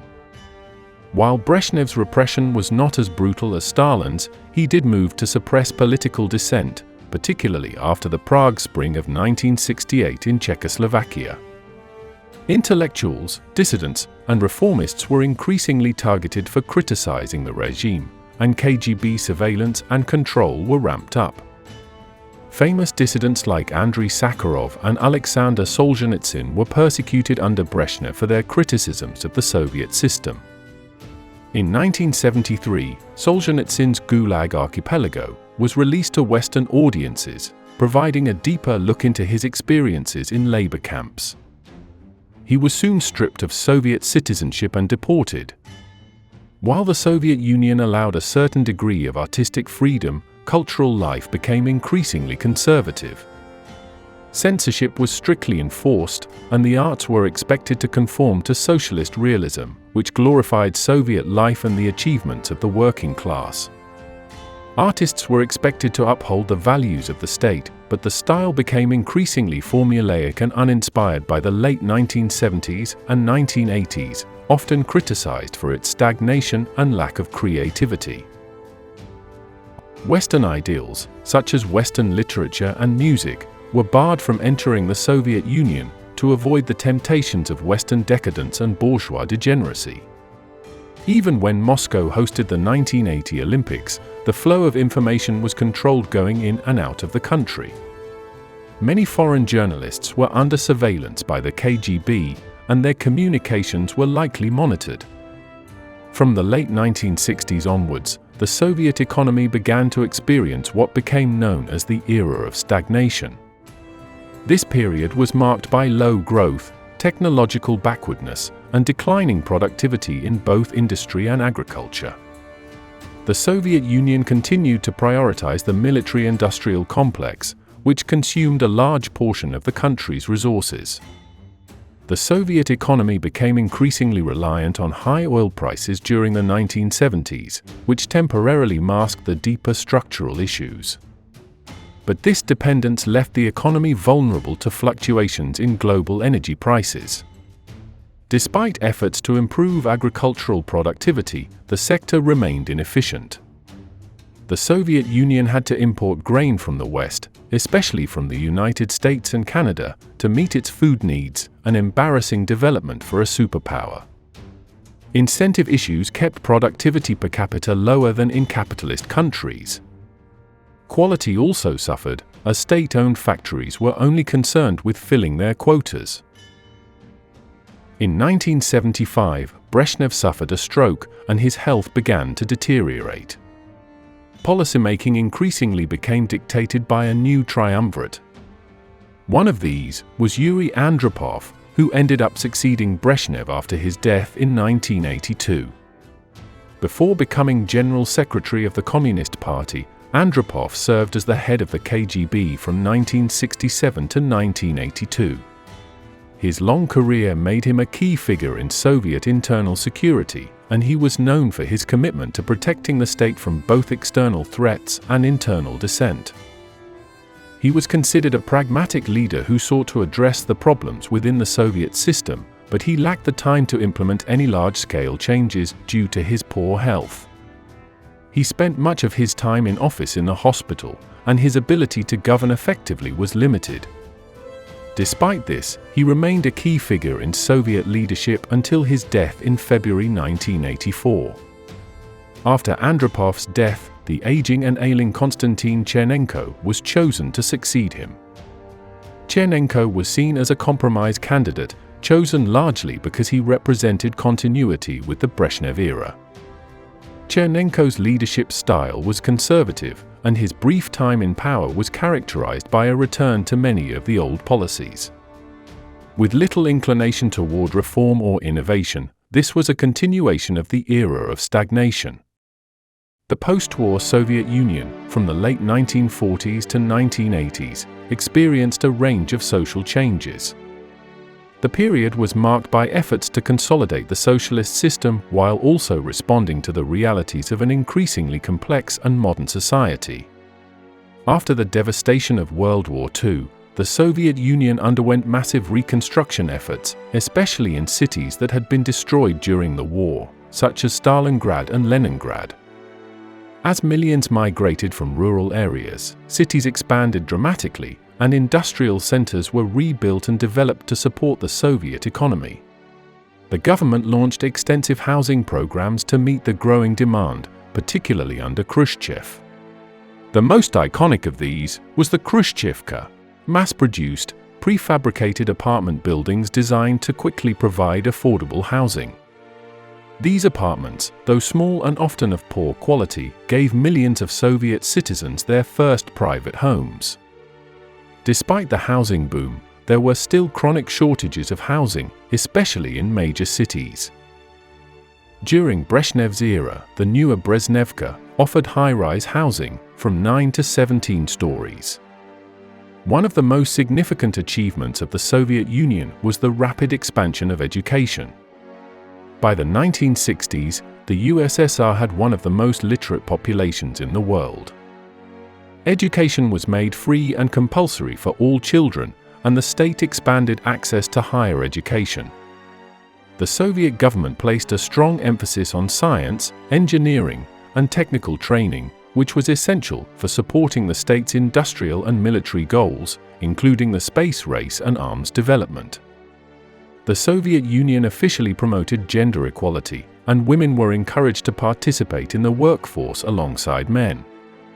Soviet propaganda celebrated the working woman and the role of women in building socialism. While gender equality was promoted in theory, women often faced a double burden of work and domestic responsibilities.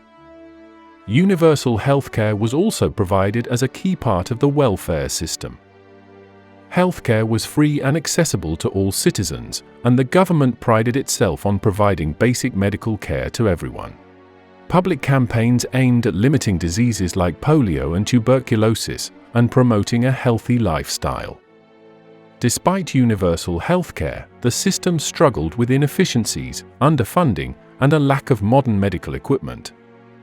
The state provided a wide range of social benefits, including pensions for the elderly, disability benefits, and support for families with children. These benefits were part of the Soviet social contract, in which the state guaranteed a minimum level of material security in exchange for citizens' political loyalty. In March 1985, Mikhail Gorbachev was elected General Secretary of the Communist Party, succeeding Konstantin Chernenko. Gorbachev, at 54, was relatively young compared to his predecessors and represented a new generation of leadership. His initial goals were to revitalize the stagnant Soviet economy and modernize Soviet society without abandoning socialism. He believed the Soviet Union could remain a global superpower, but he recognized that significant reforms were necessary to overcome economic stagnation and corruption. Perestroika, meaning restructuring, was Gorbachev's plan to reform the Soviet economy and political system.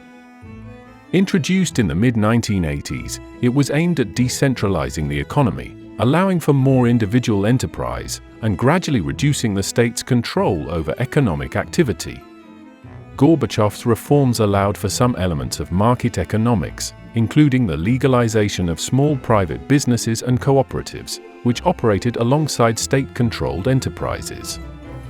State-owned enterprises were given more independence to make production decisions and retain profits, though they still operated under central planning.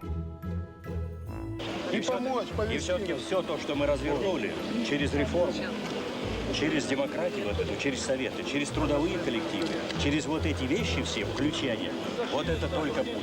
К этому надо. Там уже вы, власть в натуре. Despite these reforms, the economy remained inefficient, and the introduction of market elements led to inflation, shortages of goods, and a decline in living standards. Many industries resisted change, and the transition became chaotic. By the late 1980s, it became clear that perestroika was not working as intended. The Soviet economy continued to stagnate, and shortages of basic goods worsened, leading to widespread discontent among the population. Glasnost, meaning openness, was Gorbachev's policy of encouraging greater freedom of expression and transparency in government and society. It was designed to reduce the secrecy and corruption that had characterized Soviet governance and to promote public debate about the country's future. Under Glasnost, censorship was reduced, and for the first time, the Soviet press was allowed to criticize the government. Glasnost faced early challenges. An explosion at the Chernobyl nuclear power plant occurred in April 1986, but the Soviet authorities tried to suppress information of the accident. The Soviet government's cover-up began to unravel when Swedish scientists detected unusually high levels of radiation 2 days after the explosion. They traced the source of the radiation to the Soviet Union, forcing Soviet officials to make a public announcement acknowledging the disaster. This resulted in a brief and vague report on the incident.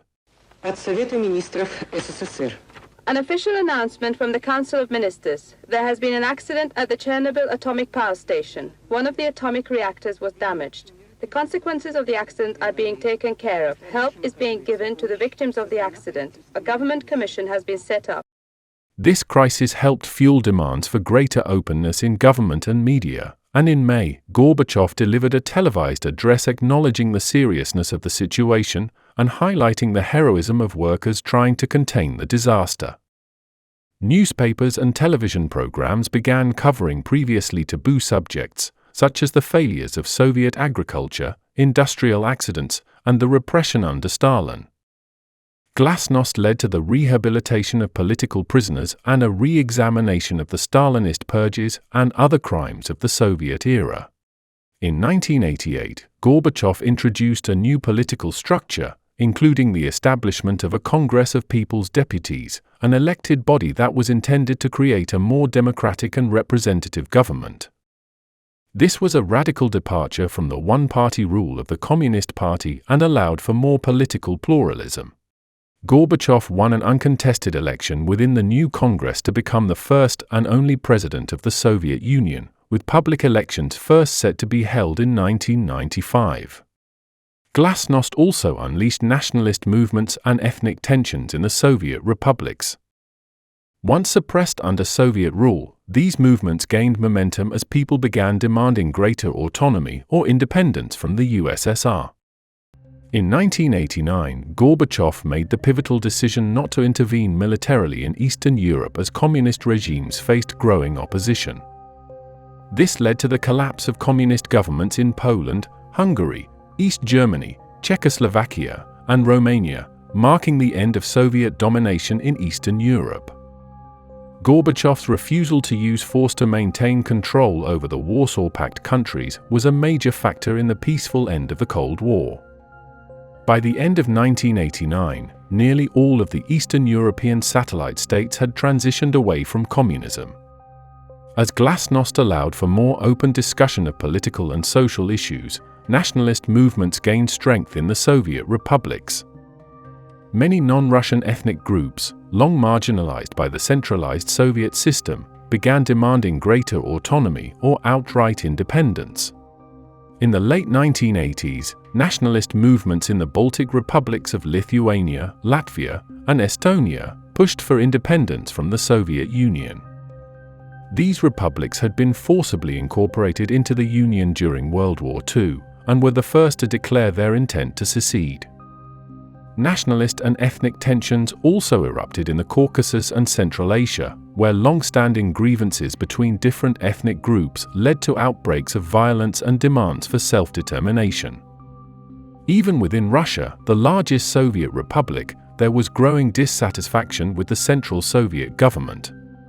Under the leadership of Boris Yeltsin, the first popularly elected president of Soviet Russia, Russia began asserting its own sovereignty within the USSR, undermining the authority of Gorbachev and the Central Soviet government. By 1991, the Soviet Union was facing an existential crisis. Economic conditions were worsening, nationalist movements were gaining strength, and Gorbachev's authority was increasingly challenged by both reformists and hardliners within the Communist Party. In early 1991, Gorbachev proposed a new Union treaty that would restructure the Soviet Union into a looser confederation of republics. While some republics, including Russia, Kazakhstan, and Belarus, supported the treaty, others, like the Baltic states, rejected it outright and sought full independence. In August 1991, a group of hardline communists and military officials, opposed to Gorbachev's reforms and the new Union Treaty, launched a coup to overthrow him. They placed Gorbachev under house arrest and declared a state of emergency, aiming to restore the old Soviet order. The coup failed after 3 days, largely due to Boris Yeltsin's leadership. Yeltsin rallied popular support and military units against the coup, and is most remembered for his famous tank speech. Gorbachev was restored to power, but his authority was deeply weakened, and Yeltsin emerged as the dominant political figure. The failure of the August coup accelerated the collapse of the Soviet Union. Over the following months, more republics declared their independence, and the Central Soviet government lost its remaining authority. By the end of 1991, most of the Soviet republics, including Ukraine, Belarus, and the Baltic states, had declared independence, leaving the Soviet Union increasingly fragmented. Kazakhstan was the last to break away, remaining the only Soviet republic for a few days. Мы открылись миру, отказались от вмешательства в чужие дела, от использования войск за пределами страны. И нам ответили доверием, солидарностью и уважением. On December 25, Mikhail Gorbachev resigned, acknowledging that the USSR no longer existed as a unified state. The Commonwealth of Independent States, or CIS, a loose association of former Soviet republics, was established to manage the transition. Following Gorbachev's resignation, President Yeltsin became the most powerful figure in Russia, marking the beginning of the Russian Federation as an independent state. While the fall of the Soviet Union in 1991 signaled the collapse of one of the 20th century's most significant experiments in communism, 1949 marked the beginning of another. On October 1st, Mao proclaimed the establishment of the People's Republic of China in Tiananmen Square, Beijing. This marked the formal victory of the CCP over the KMT in the Chinese Civil War, which you can check out last episode. The KMT government, led by Chiang Kai-shek, retreated to Taiwan, where it continued to claim to be the legitimate government as the Republic of China. The CCP's victory ended decades of conflict that had ravaged China, including both the Civil War and the Japanese occupation during World War II. Mao became the chairman of the CCP and the de facto leader of China, overseeing the political and economic direction of the new state. The new government faced immense challenges, including a war-torn economy, social divisions, and infrastructure devastation. The guiding framework for the PRC's initial phase of development was called New Democracy. The core idea was that China would undergo a transitional stage before advancing to full socialism, a unique approach influenced by China's semi-colonial and semi-feudal conditions. New Democracy emphasized an alliance of the major social classes, the proletariat, peasantry, and the petty and national bourgeoisie. Unlike in traditional Marxist theory, which focused on proletarian rule, Mao argued that a broad-based coalition of classes was necessary to achieve modernization and national unity. Under New Democracy, similar to Lenin's New Economic Plan, the CCP would allow limited private enterprise and capitalist development in certain sectors of the economy to help rebuild China's productive forces. One of the most significant and far-reaching policies of the early PRC was land reform. The CCP mobilized peasants to seize land from wealthy landlords, often through struggle sessions, where landlords were publicly denounced and sometimes executed. Land was redistributed to landless or land-poor peasants, creating a new class of small landholders. This policy effectively ended feudal-style landownership in rural China and broke the power of the traditional landlord class, solidifying the CCP's support with the majority of China's population. Socially, these early years aimed at creating a more egalitarian society, like with the marriage law. This was a groundbreaking piece of legislation that outlawed arranged marriages and gave women the right to divorce. Politically, the PRC carried out a campaign to suppress counter-revolutionaries, targeting former KMT officials, spies, and those seen as threats to the new regime. This was often violent, with tens of thousands executed or imprisoned. To stabilize the economy, the PRC sought to address hyperinflation and restore industrial and agricultural production. The government introduced the renminbi as the new national currency in 1949, replacing various regional currencies and bringing inflation under control. Following the Soviet model, the PRC began to adopt 5-year plans to guide economic development. The first 5-year plan was focused on industrialization and was prepared during the latter years of New Democracy. By 1955, all industries were nationalized and all farmland collectivized, barring smaller personal plots of land. Unlike the Soviets, Mao had forged an organic relationship with the lower classes, so there was little peasant unrest during collectivization. Despite this, industrialization was still not at the levels Mao wanted, and a more radical campaign was launched to meet his goals. This was known as the Great Leap Forward.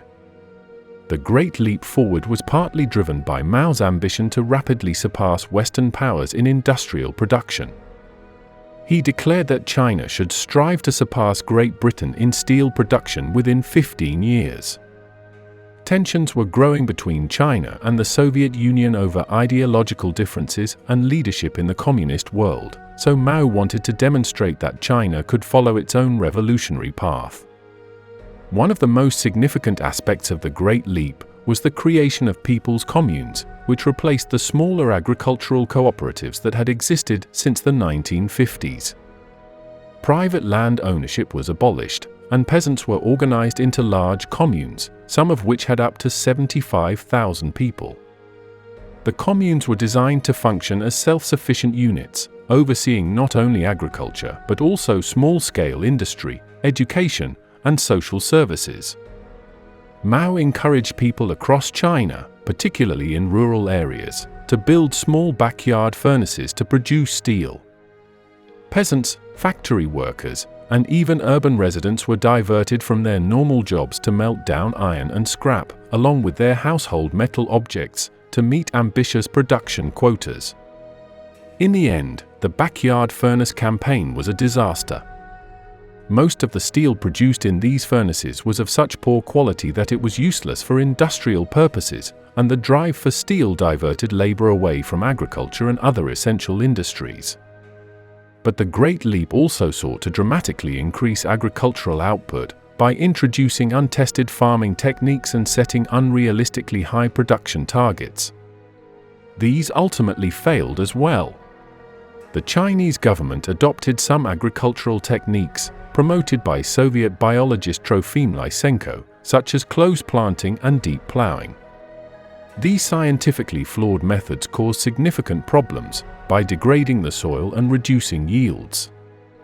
Local officials, eager to please Mao and meet quotas, often exaggerated production figures when in reality, harvests were far below expectations. The combination of poor agricultural policies, labor being diverted to backyard furnaces, and natural disasters resulted in a total collapse of agricultural production. As part of the Great Leap Forward, the Chinese government launched the Four Pests campaign to eradicate what they considered harmful pests. These were sparrows, rats, flies, and mosquitoes. The rationale behind targeting sparrows was that they consumed seeds, which was believed to reduce crop yields. The mass extermination of sparrows led to a severe ecological imbalance, as locust populations were left to grow, unchecked by their natural avian predator. The increased locust population devastated crops even further. The inflated grain production figures led the government to continue exporting grain and requisitioning food from rural areas, leaving peasants without enough to eat, and by 1959, the country faced severe food shortages. As a result, between 15 and 55 million people are estimated to have died during the Great Chinese Famine from starvation, malnutrition, and related diseases. Migration to urban areas was restricted, leaving millions trapped in rural areas with no access to food. The focus on backyard furnaces and the mobilization of workers for large-scale projects diverted labor away from productive industries, leading to severe shortages of consumer goods and industrial materials. Soviet advisors, who had been helping China develop its industry, were recalled after the Sino-Soviet split, further exacerbating the economic crisis. By 1962, the Great Leap Forward was abandoned by the CCP. Private plots were restored to peasants, and the state retreated from the People's Commune system, allowing for more flexibility in agricultural production. The failure significantly damaged Mao's political standing within the party. He remained chairman of the CCP, but ceded much of the decision-making power to senior leaders like Liu Shaoqi and Deng Xiaoping and others. They took control of the economic recovery, implementing more pragmatic policies to address the crisis and restore stability. But Mao was not kept on the sidelines for long. The chairman became increasingly suspicious of Liu, Deng, and other party leaders whom he believed were abandoning the revolutionary goals of communism in favor of capitalist-style policies. Mao feared that the party was becoming corrupt and that the socialist revolution was in danger of being reversed.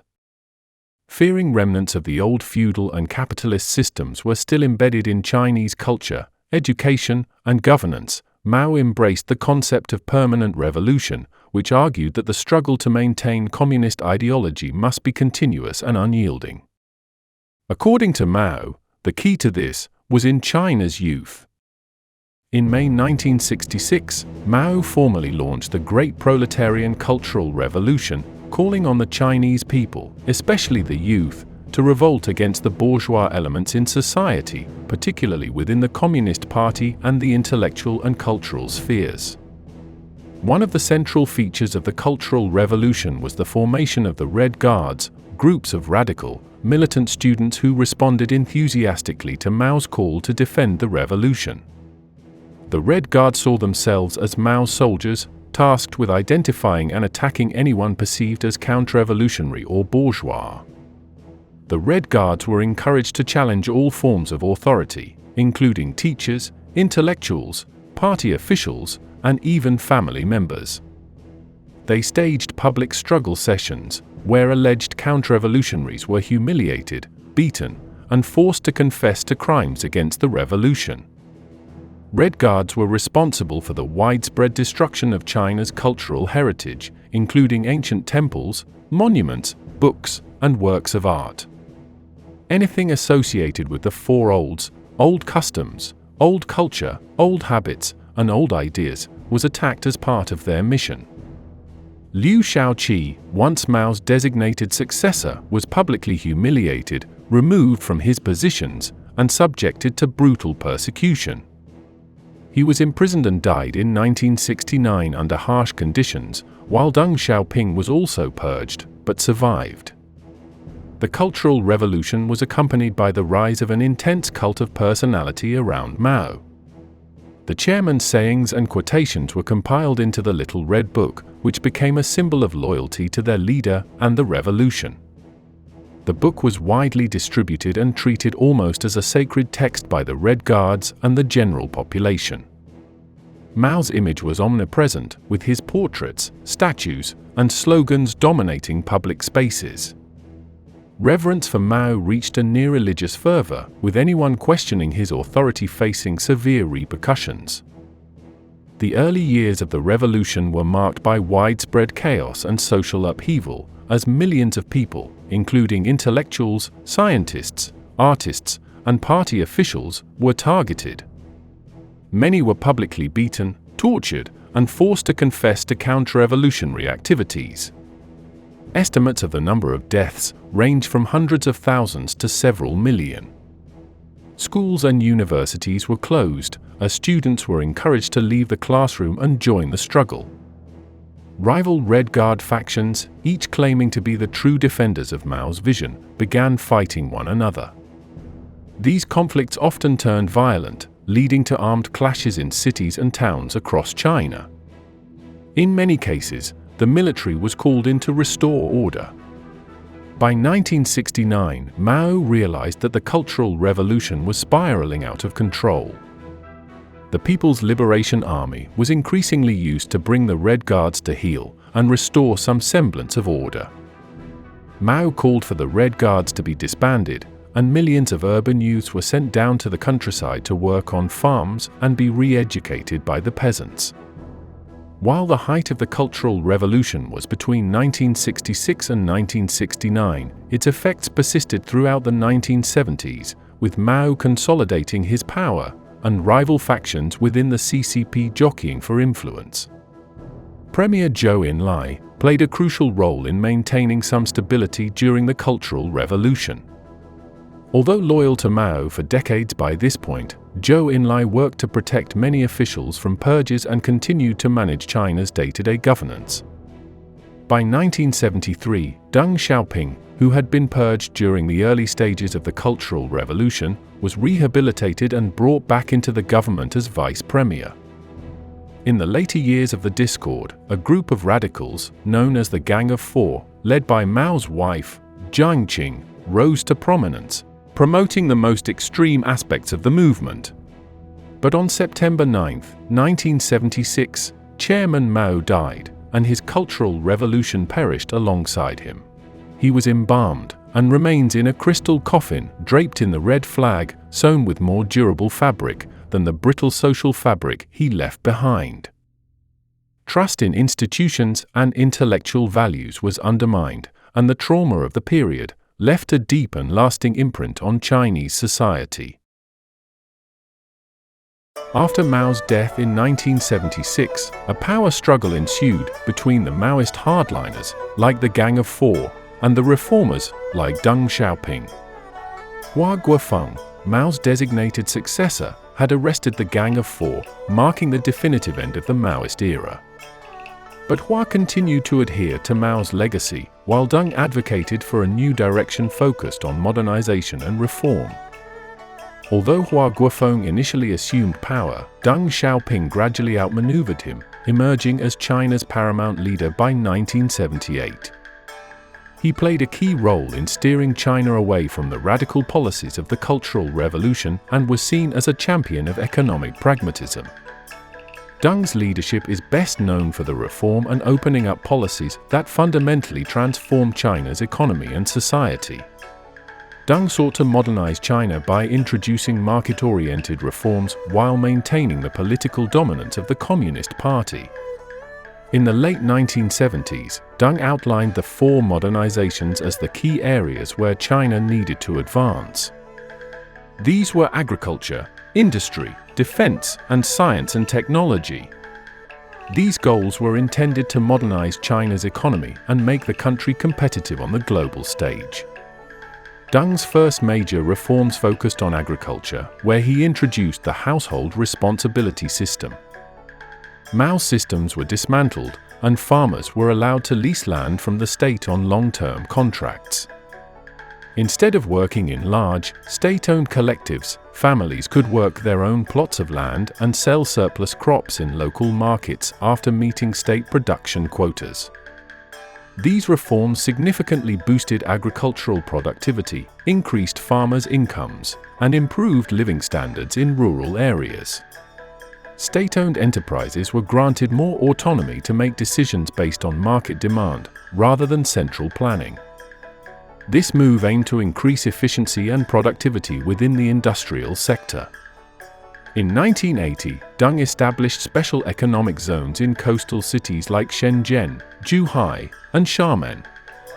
These zones were designed to attract foreign investment, promote exports, and experiment with capitalist-style market reforms.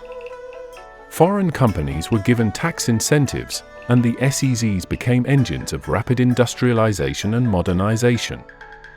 Under Deng, China began opening its economy to foreign trade and investment. This marked a dramatic shift from the isolationist policies of the Mao era.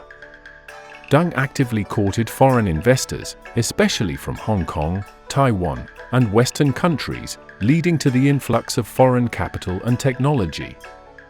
Deng's pragmatic approach to governance led him to introduce the concept of socialism with Chinese characteristics.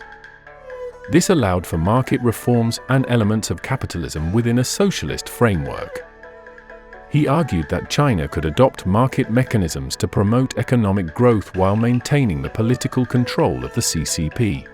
Deng Xiaoping's policies led to an era of unprecedented economic growth, which dramatically improved living standards and transformed China into a global economic powerhouse. In the words of a popular countryside saying, "Mao gave us liberation, Deng gave us food." The SEZs became major export hubs, and China's economy grew at an average annual rate of 10% during the 1980s and 1990s. Deng's reforms accelerated urbanization, as millions of rural Chinese moved to cities in search of work in factories and construction. Cities like Shenzhen, which was a small fishing village before 1980, grew into massive metropolises almost overnight. Economic reforms and growth lifted hundreds of millions of Chinese out of poverty. Urban incomes grew rapidly, and consumer goods, such as televisions, refrigerators, and automobiles, became increasingly accessible. While China's economy grew rapidly, the shift toward market-oriented reforms also led to growing income inequality, especially between urban and rural areas.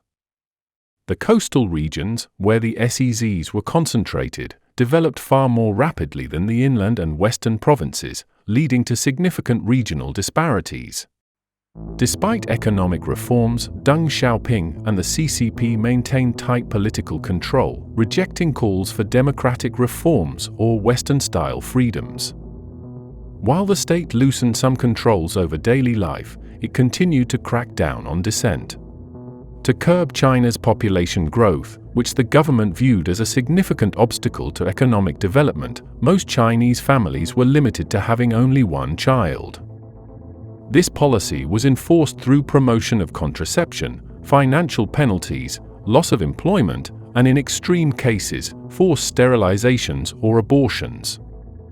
It was widely criticized as an infringement of reproductive rights and led to a significant decline in birth rates, contributing to China's current aging population problems.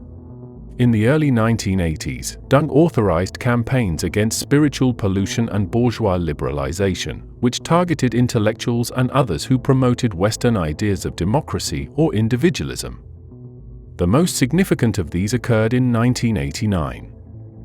In April, a student-led movement in Beijing, advocating for political reform, freedom of speech, and the resignation of the aging Communist Party leadership, led to protests. The movement gained widespread support from students, intellectuals, and urban residents who were frustrated with corruption and the slow pace of political reform. By May, hundreds of thousands of protesters had gathered in Tiananmen Square, Beijing's symbolic political center. The protests coincided with a visit by Soviet leader Mikhail Gorbachev, bringing international attention to the movement. After weeks of negotiations failed to disperse the protesters, Deng Xiaoping and the party leadership authorized the military to clear the square. On June 4, the People's Liberation Army used tanks and armed troops to forcibly suppress the protest. Estimates of the death toll range from several hundred to several thousand. It led to international condemnation, sanctions, and a temporary halt to China's diplomatic relations with Western countries. Domestically, it reaffirmed the CCP's commitment to authoritarian rule and demonstrated that while economic reforms were allowed, political dissent would not be tolerated. After the protests, Deng Xiaoping sought a new leader who could restore stability and preserve Communist Party rule. Deng favored Jiang Zemin, who was then the party secretary of Shanghai. In June 1989, Jiang was appointed General Secretary of the CCP, marking Jiang's entry into the top leadership of China. Although Jiang held the title of General Secretary, his early years in power were marked by a need to consolidate his authority, as Deng Xiaoping and other influential party elders remained the true power brokers. Jiang worked to maintain loyalty to Deng and support the continuation of his economic reform policies. By 1993, Jiang had been elected president and secured his position as chairman of the Central Military Commission, giving him control over the PLA and solidifying his leadership within both the party and the state. Jiang's administration carried forward many of the economic reforms initiated by Deng, particularly those aimed at promoting market-oriented growth while maintaining state control over key sectors of the economy. Jiang advanced the privatization or restructuring of many state-owned enterprises. Thousands of these inefficient or unprofitable enterprises were closed or merged, leading to significant layoffs, but improving the overall efficiency of China's industrial sector. While Jiang maintained the state's dominance in key sectors, such as energy and telecommunications, he also allowed the private sector to expand. By the late 1990s, the private sector had become a significant driver of China's economic growth.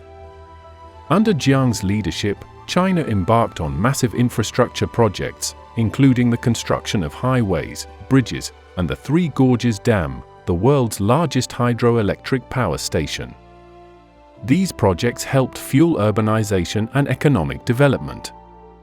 Jiang played a key role in promoting China's integration into the global economy and enhancing its role on the international stage. One of Jiang's most significant achievements was China's entry to the World Trade Organization in 2001. This was a major step in China's opening up to international trade and investment. Foreign direct investment surged, and China grew into a global manufacturing powerhouse. While Jiang continued economic liberalization, he maintained strict political control over the country and ensured that the Communist Party remained at the center of China's political system. Any challenges to its authority were suppressed, particularly from pro-democracy movements and the ethnic unrest in Tibet and Xinjiang. One of the most significant internal security actions of Jiang's era was the crackdown on Falun Gong, a spiritual practice that attracted millions of followers. In 1999, the CCP launched a campaign to eradicate the movement, labeling it a heretical organization and arresting thousands of practitioners. Jiang's most important ideological contribution to the CCP was his Three Represents theory, which expanded the role of the party beyond its traditional focus on representing the working class. Jiang articulated that the CCP should represent the development of China's advanced productive forces, the orientation of China's advanced culture, and the fundamental interests of the majority of the Chinese people. A key aspect of the three represents was the inclusion of private entrepreneurs and capitalists within the Communist Party. For the first time, business people and members of the emerging middle class were allowed to join the CCP, marking a significant shift from the party's historical identity as the vanguard of the proletariat. Jiang navigated a complex and often tense relationship with the United States, particularly after the Tiananmen Square protests. In the 1990s, he worked to normalize relations with the United States, meeting with US Presidents Bill Clinton and later George W. Bush. But despite improved relations, tensions remained over Taiwan. In 1996, China conducted military exercises near Taiwan in response to the island's first democratic presidential elections, leading to a confrontation with the US. Hong Kong's return to China in 1997 was negotiated under the framework of one country, two systems, a principle that allowed Hong Kong to maintain its capitalist economy and legal system for 50 years after the handover. This framework, designed by Deng Xiaoping, was intended to integrate Hong Kong while preserving its autonomy and economic success. Similarly, Portuguese Macau was handed over to China in 1999 under the same one country two systems principle. While Jiang Zemin presided over a period of economic prosperity, he also faced significant challenges.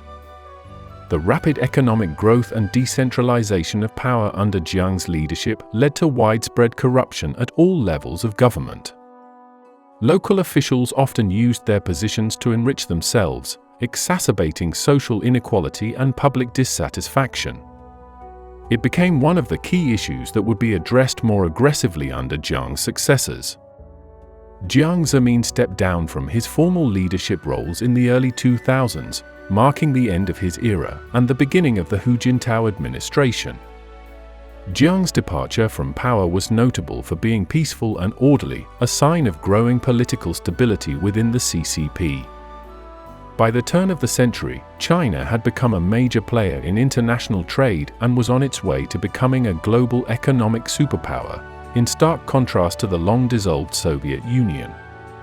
Later, under the leadership of Hu Jintao and later Xi Jinping, China's rapid economic expansion continued, as it remains transformed from the largely agricultural society it had been just a few decades ago, and has redefined itself after the shame of a century of humiliation.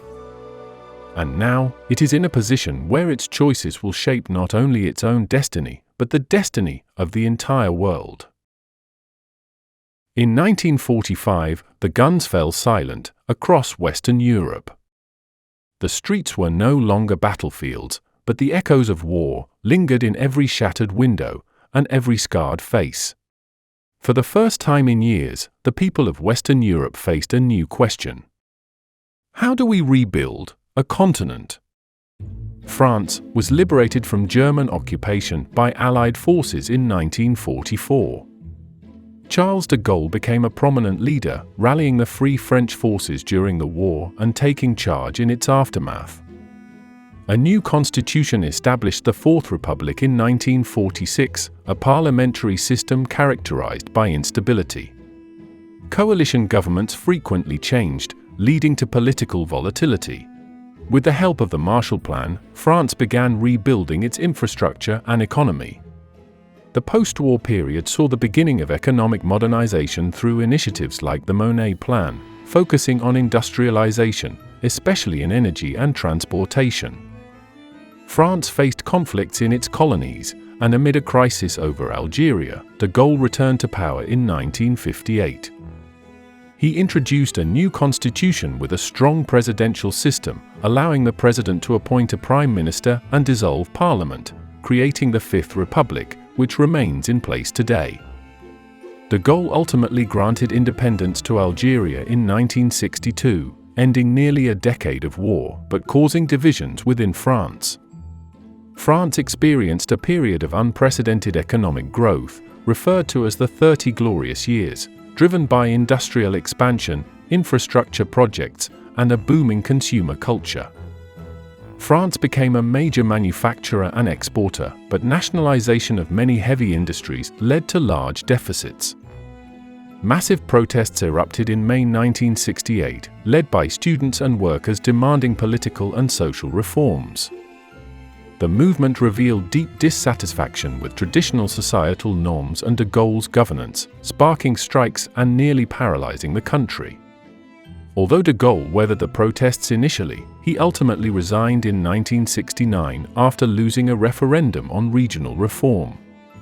Georges Pompidou continued de Gaulle's policies but emphasized economic modernization and European integration, while dealing with the disrupting oil crisis in 1973.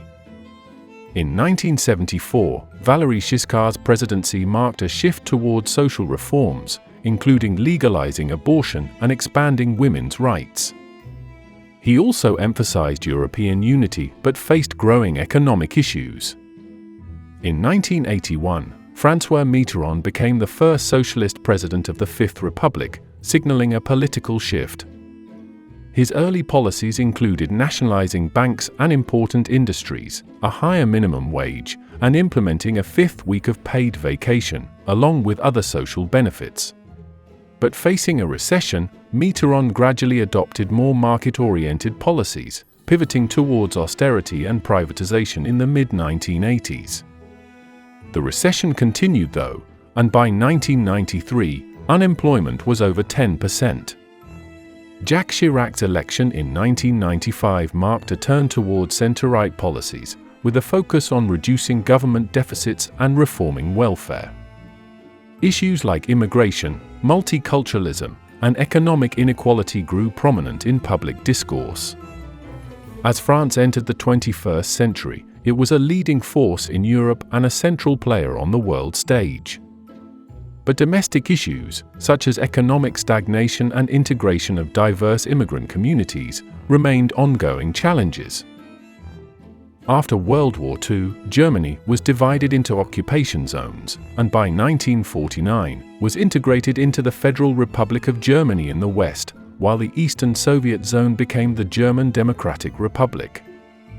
West Germany's Provisional Constitution, or Basic Law, was adopted in 1949, creating a democratic government structure with a chancellor as the head of government and a president as the ceremonial head of state. Konrad Adenauer, West Germany's first chancellor of the Christian Democratic Union, prioritized close ties with the West, especially with the US and Western Europe, over reunification with East Germany. West Germany received substantial aid through the US-sponsored Marshall Plan, which fueled rapid economic growth, known as the economic miracle. Industrial production soared, employment increased, and West Germany transformed into a prosperous, modern economy. By 1955, GDP had exceeded that of pre-war Germany, despite being roughly half its size. In 1955, West Germany was admitted into NATO, officially rearming as part of the Western Alliance. Adenauer's successor, Ludwig Erhard, was the architect of West Germany's social market economy, blending free market capitalism with social welfare measures to ensure economic growth and social security. Erhard's term saw the first signs of economic strain, with a mild recession in 1966, prompting questions about the sustainability of Germany's rapid growth. Facing economic difficulties, Chancellor Kurt George Kiesinger formed a grand coalition between the Christian Democrats and the Social Democrats. This coalition stabilized the government but highlighted the need for fresh leadership. Social Democrat Willy Brandt became Chancellor in 1969, marking a shift to a more progressive agenda. Brandt's hallmark policy, Ostpolitik, or Eastern policy, sought to normalize relations with East Germany and Eastern Europe. His leadership fostered a gradual easing of East-West German relations, and for these efforts, Brandt was awarded the Nobel Peace Prize in 1971. After Brandt's resignation in 1974, Helmut Schmidt became Chancellor, focusing on economic challenges and security concerns. Concerned that fascist elements were still beneath the surface and opposed to the entire capitalist framework, a far-left militant group called the Red Army Faction was founded in 1970. After a series of bombings, they reached their height during the German autumn of 1977, where they committed kidnappings and assassinations and were indirectly involved in a hijacking. The CDU regained power again, as Helmut Kohl became Chancellor in 1982, leading a conservative coalition. His government focused on economic liberalization and strengthening ties with the West, especially the United States. Kohl oversaw renewed economic growth, although unemployment remained an issue. The peaceful revolutions in Eastern Europe in 1989 led to the fall of the Berlin Wall, an iconic moment signaling the end of Cold War division. West and East Germany were officially reunified on October 3, 1990, marking the end of West Germany as a separate state. The reunified Germany retained the West German basic law and structure, with Bonn as the provisional capital until Berlin was fully restored. But it soon became clear that Eastern Germany was in more dire straits than originally thought, with an economy in shambles and high unemployment, and many West Germans ended up paying higher taxes and took cuts in social benefits to revitalize the East. This came to a head in 1998, when Germans, fed up with the current conservative government, voted in Gerhard Schröder of the Social Democrats. Unfortunately, he also could not solve the issue, and it wasn't until the new millennium, with Angela Merkel, the first female chancellor, that things started to turn around, and Germany once again became a significant power in Europe.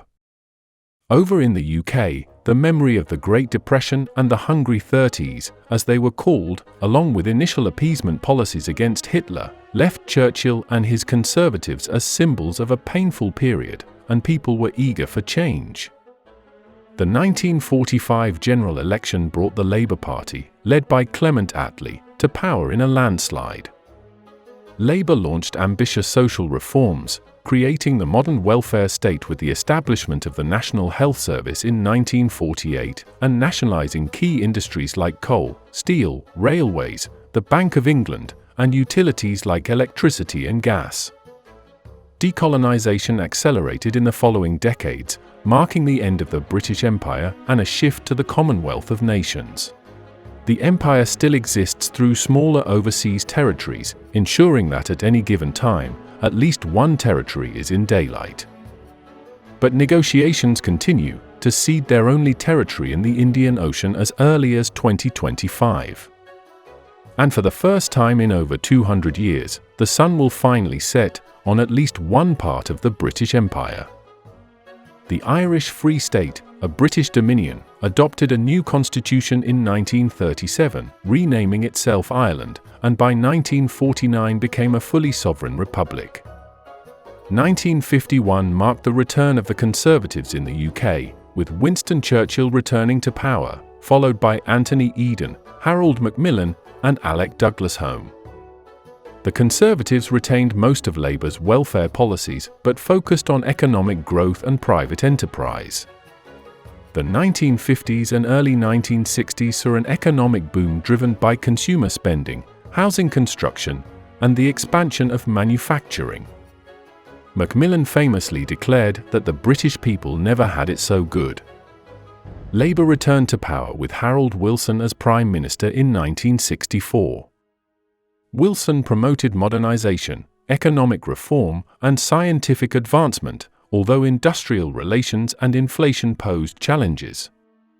The 1960s saw major social changes. New laws legalized abortion and homosexuality, reformed divorce, and abolished the death penalty. London emerged as a cultural capital, with British music, fashion, and art gaining global popularity, known as the Swinging 60s. But the UK faced economic difficulties in the 1970s.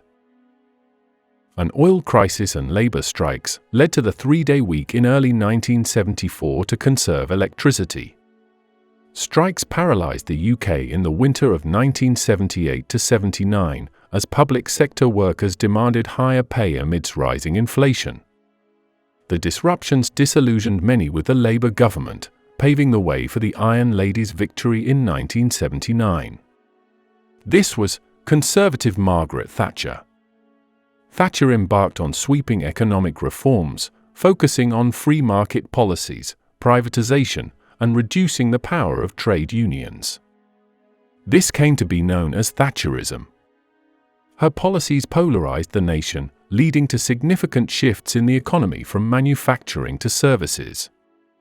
London and the south of England prospered, while the Midlands and northern industrial regions were left behind. Her austerity measures also affected education. Thatcher's government privatized major industries, including British Airways, British Telecom, and British Gas, aiming to increase efficiency and reduce public sector dominance. Over in Ireland, discrimination against Catholics in Northern Ireland sparked a civil rights movement in the late 1960s. Protests and counter-protests led to violent clashes, and British troops were deployed in 1969. The conflict escalated into a violent struggle known as the Troubles, primarily between the Irish Republican Army, which sought Northern Ireland's unification with the Republic of Ireland, and loyalist groups, like the Ulster Protestants who supported remaining in the UK. Both sides committed acts of terrorism, leading to thousands of deaths. The British Army's killing of 14 unarmed civil rights protesters on Bloody Sunday became a turning point. The 1985 Anglo-Irish Agreement was an early attempt at collaboration between the British and Irish governments, allowing the Republic of Ireland a consultative role in Northern Ireland. But violence still continued throughout the 1980s. Thatcher's opposition to deeper European integration and her introduction of the unpopular poll tax led to a loss of support within her party. She resigned in 1990 and was succeeded by John Major. Major led the UK through a recession in the early 1990s, but introduced initiatives like the Citizens' Charter to improve public services. Tony Blair's Labour Party won a landslide victory in 1997, promising modernisation under the banner of New Labour, which combined market-friendly policies with social welfare investment. It was similar to the triangulation of Bill Clinton in the United States during the same period. Blair's government oversaw a period of economic growth and implemented reforms in health and education. The minimum wage was introduced, and significant investments were made in public services. By the turn of the century, the UK had devolved its powers to Northern Ireland, Scotland, and Wales, creating assemblies and parliaments with control over specific regional matters. Blair played a key role in brokering the Good Friday Agreement, which established a framework for peace and power sharing in Northern Ireland, ending the decades of conflict known as the Troubles. Since 2001, the UK has navigated a turbulent path marked by global conflicts, economic challenges, and profound political shifts, culminating in Brexit and ongoing debates over national identity, unity, and its role on the world stage. As it faces new uncertainties, the nation remains in a complex search for stability and purpose in an evolving landscape, one which has rejected the ideals of traditional empire. The Mediterranean nations took longer to stabilize when compared to their Western European counterparts. After the Greek Civil War, Greece joined NATO in 1952, which we briefly went over in the first episode of this series. The US provided economic and military aid to Greece under the Truman Doctrine, which helped stabilize the economy and counter communist influence. A military coup in 1967 installed a right-wing dictatorship known as the regime of the Colonels. The junta suspended civil liberties, restricted political freedoms, and implemented harsh repression. After years of unrest and a failed coup in Cyprus, the junta collapsed in 1974. Greece returned to democracy, and a referendum abolished the monarchy, establishing a republic. By the 1950s and 1960s, Italy experienced an economic miracle that transformed it into a leading industrialized nation. The Christian Democratic Party dominated Italian politics, maintaining a centrist government that promoted social welfare and economic growth while countering communist influence in the Italian Communist Party, the largest in Western Europe. Italy experienced social and political unrest in the 1960s and 70s, a period known as the Years of Lead. Far-left and far-right extremist groups carried out violent attacks, including assassinations, bombings, and kidnappings, most notably the kidnapping and murder of former Prime Minister Aldo Moro in 1978. The mafia expanded its influence in politics and business, exacerbating political instability. A massive corruption scandal, known as Tangentopoli, led to the collapse of Italy's post-war political establishment. The Clean Hands investigation implicated hundreds of politicians, leading to the dissolution of the Christian Democratic Party and a restructuring of Italian politics. Spain remained neutral during the Second World War, but was still run by General Francisco Franco, who had established an authoritarian regime after the Spanish Civil War. Spain pursued an isolationist and autarkic, or self-sufficient, economic model until the 1950s. In the 1960s, Franco's government shifted toward economic liberalization, resulting in rapid industrialization and economic growth, known as the Spanish Miracle. Following Franco's death in 1975, Spain underwent a peaceful transition to democracy. King Juan Carlos I, Franco's successor, led efforts to dismantle authoritarian structures and supported the democratization process. Spain's new constitution in 1978 established a parliamentary monarchy and guaranteed civil liberties. This democratic transition, known as the Transición, is regarded as a model for peaceful political change.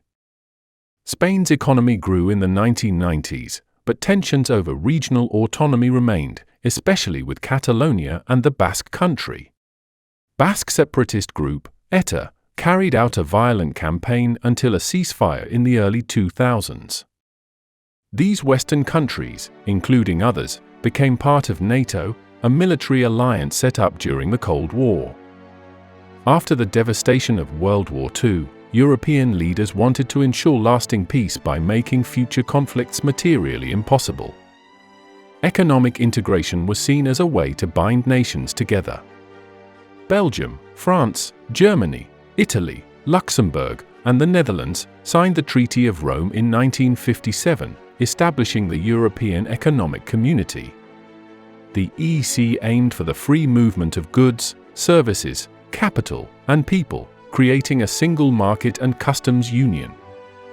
The UK, Ireland, and Denmark joined in 1973, marking its first expansion from 6 to 9 members. Greece joined in 1981, followed by Spain and Portugal in 1986, bringing membership to 12 and expanding the community's influence in southern Europe. By 1992, it became clear the EEC was much more than just an economic union, and with the Maastricht Treaty, was renamed the European Community and integrated to become one of the 3 pillars of the newly established European Union. The Maastricht Treaty set the stage for a single currency, the euro, which would be introduced in 1999 for financial transactions and in 2002 for cash. After the revolutions of 1989, former satellite states, like Poland, Czechoslovakia, Hungary, Romania, and Bulgaria, transitioned to democratic governance. After the breakup of the Soviet Union in 1991, they were joined by the Baltic states, Belarus, Moldova, and Ukraine. Some of these, Poland and the Baltic states in particular, implemented shock therapy reforms, with rapid privatization and deregulation, in order to break from Russia and align more with the West. Others, like Hungary, adopted a more gradual approach to economic reform, maintaining some state controls and taking a slower path to privatization. Hungary's government under Viktor Orbán embraced illiberal democracy, combining economic growth with nationalist and conservative policies, often in opposition to EU norms. The peaceful breakup of Czechoslovakia, also known as the Velvet Divorce, occurred in 1993, when Slovakia and the Czech Republic amicably parted ways after mutual agreement between leaders, with public support. This split allowed each nation to pursue its own political and economic goals independently, and in a separation that left them stronger and still on friendly terms, they effectively became checkmates. In the Balkans, the end of communist rule reignited ethnic and national tensions that had been suppressed. In Yugoslavia, these tensions exploded into violent conflict, known as the Yugoslav Wars. Yugoslavia had been held together by Tito, one of the few communist leaders to break from alignment with the Soviet Union. But after his death in 1980, tensions reignited between the 6 Yugoslav republics, which each had distinct identities. After the collapse of communism in Eastern Europe, Slovenia and Croatia, the 2 wealthiest republics, broke away. From Serbia, where lay the Yugoslav capital of Belgrade, Slobodan Milosevic sent troops in to reintegrate both republics. With the fall of communism, his motives became more nationalist, prioritizing territories with large Serb populations in order to carve out a Greater Serbia. The Slovenian War of Independence was the shortest and least bloody of the wars, lasting only 10 days. After brief fighting, Yugoslav forces withdrew, and Slovenia gained independence. But Croatia's declaration of independence led to intense fighting between Croatian forces and the Yugoslav People's Army, or JNA, backed by Serbian militias. The conflict saw widespread ethnic violence and displacement, and finally ended in 1995 with a Croatian victory and the reintegration of its territory as an independent state. By 1992, Macedonia and Bosnia and Herzegovina also declared independence, leading to more conflict. The most violent and complex of the Yugoslav wars was the Bosnian War. This involved 3 main ethnic groups. The Bosniaks, or Bosnian Muslims, at around 44%, Bosnian Serbs at 31%, and Croats at around 17%, each with competing claims. The Serb minority in Bosnia aimed to capture Sarajevo, Bosnia's capital, and prevent it from becoming the center of the newly independent Bosnian state. They saw control over Sarajevo as essential to maintaining influence over Bosnia and Herzegovina and to bolstering their vision of a Greater Serbia. They positioned themselves around the city's hills, allowing them to bombard Sarajevo with artillery, mortars, and rocket attacks. The siege was marked by widespread targeting of civilians, with indiscriminate shelling and sniper attacks causing significant casualties. Public spaces like markets, hospitals, and schools were frequently targeted. Estimates indicate around 13,000 people were killed, including approximately 1,600 children. Sarajevo's residents faced severe shortages of food, water, medicine, and electricity. The siege garnered extensive international attention, with the United Nations eventually establishing a limited humanitarian airlift to deliver supplies, though the city's situation remained dire.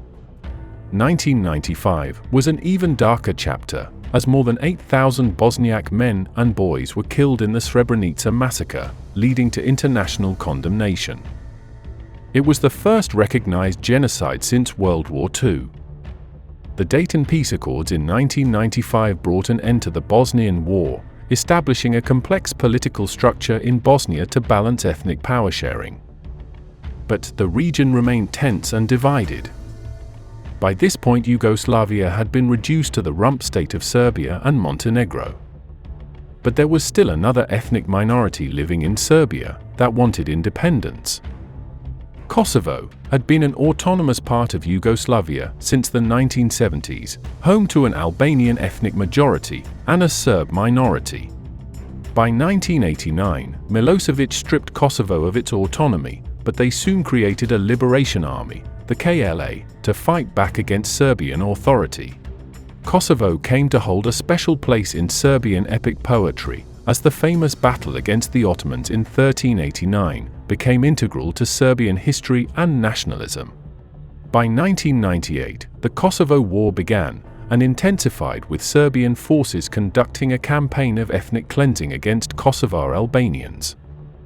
NATO intervened with an air campaign against Serbia, leading to a peace agreement. Milosevic was placed on trial for war crimes at The Hague and died in prison in 2006. The Yugoslav Wars, lasting from 1991 to 2001, left over 130,000 dead, millions displaced in the wake of massacres and ethnic cleansing, and highlighted the complexities of post-communist Balkan state building. After its breakup, Yugoslavia was restructured into the State Union of Serbia and Montenegro. But in 2006, Montenegro also declared independence. Finally, Kosovo declared independence in 2008, the seventh state to emerge from the former Yugoslavia. But what transpired in Russia after the fall of the Soviet Union? Boris Yeltsin, who had been elected president of Soviet Russia earlier in 1991, became the first president of the independent Russian Federation. Yeltsin initiated his own shock therapy economic reforms, abruptly transitioning Russia from a state-controlled to free market economy. Privatization became widespread, but the transition was chaotic and painful, resulting in hyperinflation, mass unemployment, and a sharp decline in living standards for most Russians. People began to question whether they were better off during the old socialist system. Bacon was last year 4 rubles a kilogram. 4 rubles. Now 1,200. Think about that. The rapid privatization process allowed a small group of individuals, later known as oligarchs, to acquire vast wealth and control over key industries, such as oil and natural gas. Russia's economy contracted sharply throughout the 1990s. Crime rates soared, and organized crime syndicates flourished. Basic services deteriorated, with healthcare, education, and public services suffering due to lack of funding and corruption. Tensions between Yeltsin and the Russian parliament culminated in a constitutional crisis in 1993. When parliament attempted to impeach him, Yeltsin ordered the military to storm the Russian White House, Russia's highest legislative body, and it was shelled by tanks in October. The conflict resulted in numerous deaths, and Yeltsin emerged victorious, consolidating presidential power. A new constitution was adopted, dissolving the old Supreme Soviet and creating the Federal Assembly as the new legislature, consisting of the Federation Council and State Duma.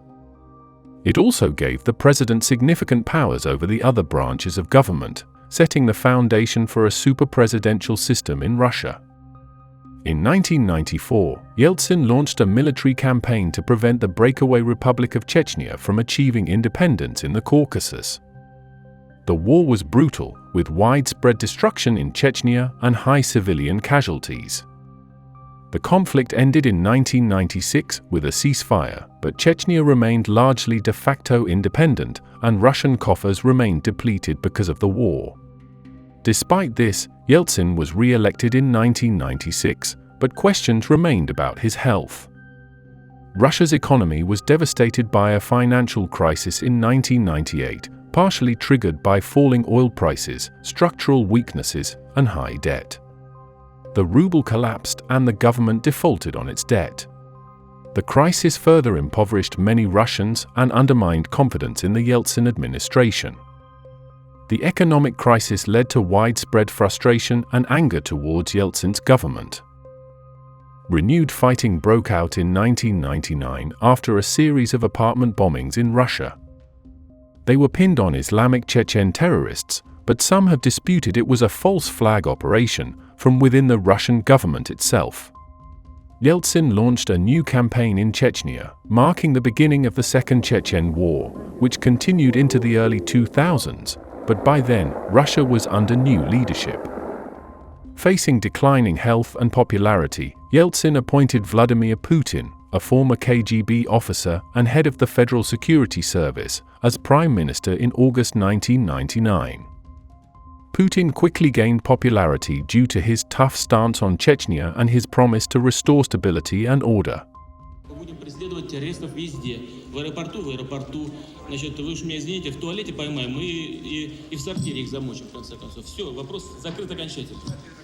On December 31, 1999, Yeltsin unexpectedly resigned, handing over the presidency to Putin. Putin won the subsequent presidential election in March 2000.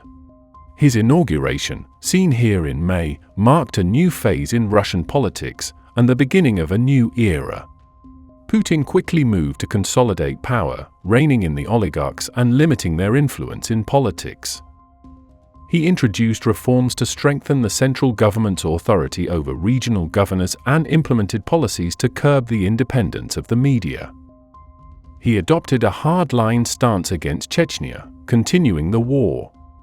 Russian military and other paramilitary troops laid siege to Grozny in winter 1999, capturing the Chechen capital in 2000.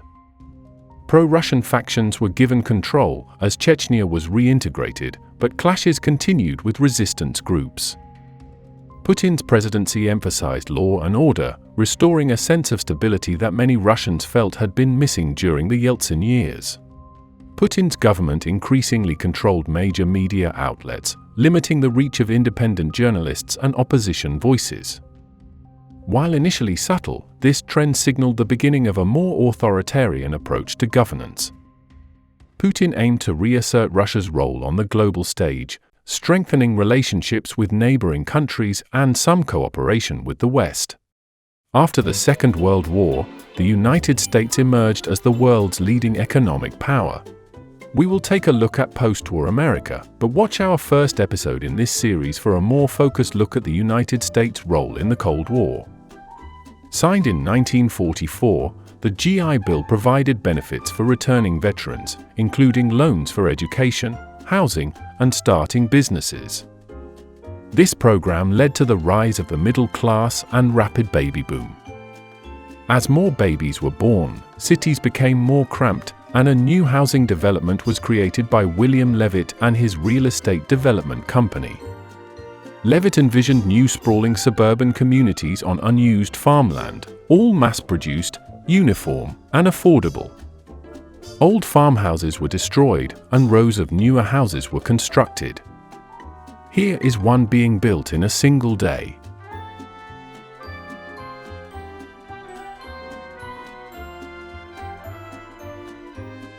These housing developments were called Levitt Town, after William Levitt, now considered the father of modern suburbia. This is what the finished development in Pennsylvania looked like. Families could expect to pay as little as $7,000 or $8,000 to participate in what became known as the American Dream. Between 1950 and 1960, 13 million new homes were built in the US, with around 85% located in the suburbs. But this housing wasn't available to everyone, as the issue of racial division and segregation persisted. One of the deadliest acts of racial violence occurred in 1921 in the Greenwood district of Tulsa, Oklahoma. The Greenwood district, often called Black Wall Street, was one of the wealthiest black communities in the United States at the time, with thriving businesses, schools, and cultural institutions. An assault accusation against a young man, Dick Rowland, sparked one of the worst episodes of racial violence in U.S. history, known as the Tulsa Race Massacre. Over the next 24 hours, the situation spiraled into full-scale violence, with armed mobs from nearby communities descending on Greenwood. The Tulsa Massacre resulted in the deaths of hundreds of black residents, the destruction of more than 35 city blocks, with approximately 1,200 homes and businesses destroyed, wiping out decades of wealth and leaving survivors impoverished and with lasting trauma for generations. The Ku Klux Klan, an old supremacist group, saw a resurgence after inspiration from the silent film, The Birth of a Nation, which glorified the first Klan. This second iteration of the KKK was the height of the organization. This was evidenced by their almost 50,000-person parade down Pennsylvania Avenue in the nation's capital in 1925 to display its strength and legitimacy on a national stage. It wasn't until the post-war period that race relations began to mend.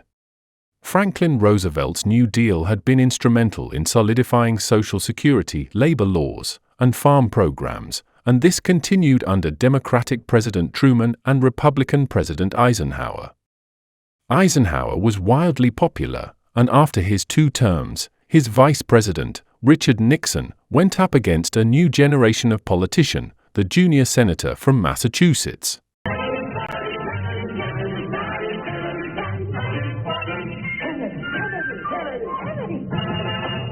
1960 marked the first time a presidential debate was televised, and Kennedy's team took advantage.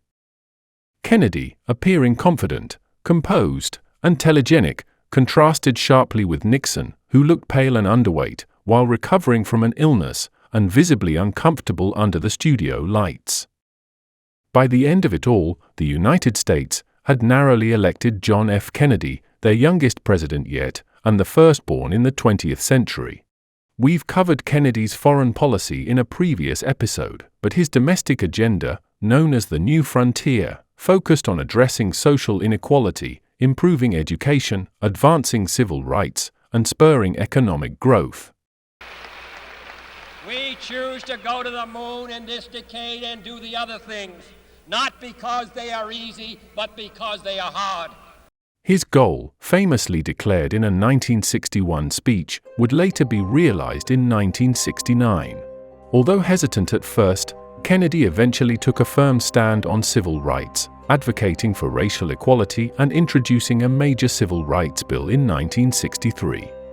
In preparation for the 1964 election, Kennedy campaigned in Texas, at this point still a swing state.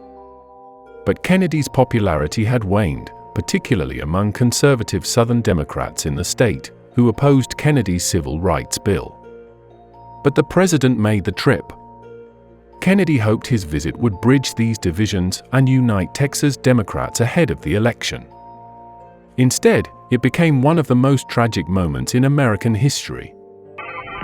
From Dallas, Texas, the flash, apparently official, President Kennedy died at 1 p.m. Central Standard Time, 2 o'clock Eastern Standard Time, some 38 minutes ago.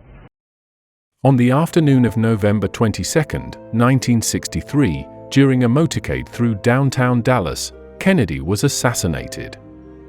He was fatally shot through the skull, with the official investigation later identifying Lee Harvey Oswald as the lone assassin. Kennedy's assassination shocked the nation, sparking widespread grief and inspiring countless conspiracy theories, especially after Oswald was killed just 2 days later. Kennedy's vice president, Lyndon B. Johnson, was sworn in as president as the former president's wife, Jacqueline Kennedy, stood beside him with the blood of her husband, still barely dry, on her pink Chanel suit. Johnson won a landslide victory in the next election and expanded on the social programs of the New Deal. His hallmark project, similar to FDR's New Deal, was called the Great Society. This was a set of programs to completely eliminate poverty and prejudice, including increased spending for education, food programs, and the introduction of Medicaid and Medicare. While the war on poverty ultimately failed, one of his most ambitious projects was spurred by the ongoing civil rights movement. During the mid-1950s, there was a substantial push to dismantle institutionalized segregation in public spaces. In 1954, the Supreme Court ruled segregation in public classrooms unconstitutional, and a year later, Rosa Parks was arrested in Montgomery, Alabama, triggering a bus boycott. These protests brought Dr. Martin Luther King Jr. to prominence, and he became the face of nonviolent resistance. During the early 1960s, activists rode integrated buses into the South to challenge segregation in interstate travel. These freedom riders, as they were called, were often the target of violence. After King's civil disobedience campaign in Birmingham, the site of his most famous arrest, he organized the March on Washington, where he delivered his famous speech in front of 250,000 people. Once Kennedy was killed, Johnson made passing Kennedy's Civil Rights Bill a priority, framing it as a way to honor Kennedy's legacy. No memorial oration or eulogy could more eloquently honor President Kennedy's memory than the earliest possible passage of the Civil Rights Bill for which he fought so long. The Civil Rights and Voting Rights Act were passed in 1964 and 65, and later the Fair Housing Act in 1968. These landmark laws outlaw discrimination based on race, sex, or nationality in public places, employment, voting, and housing. Despite legislative progress, economic and social inequities persisted. Malcolm X, a more militant leader than Martin Luther King, came to become quite popular promoting black nationalism.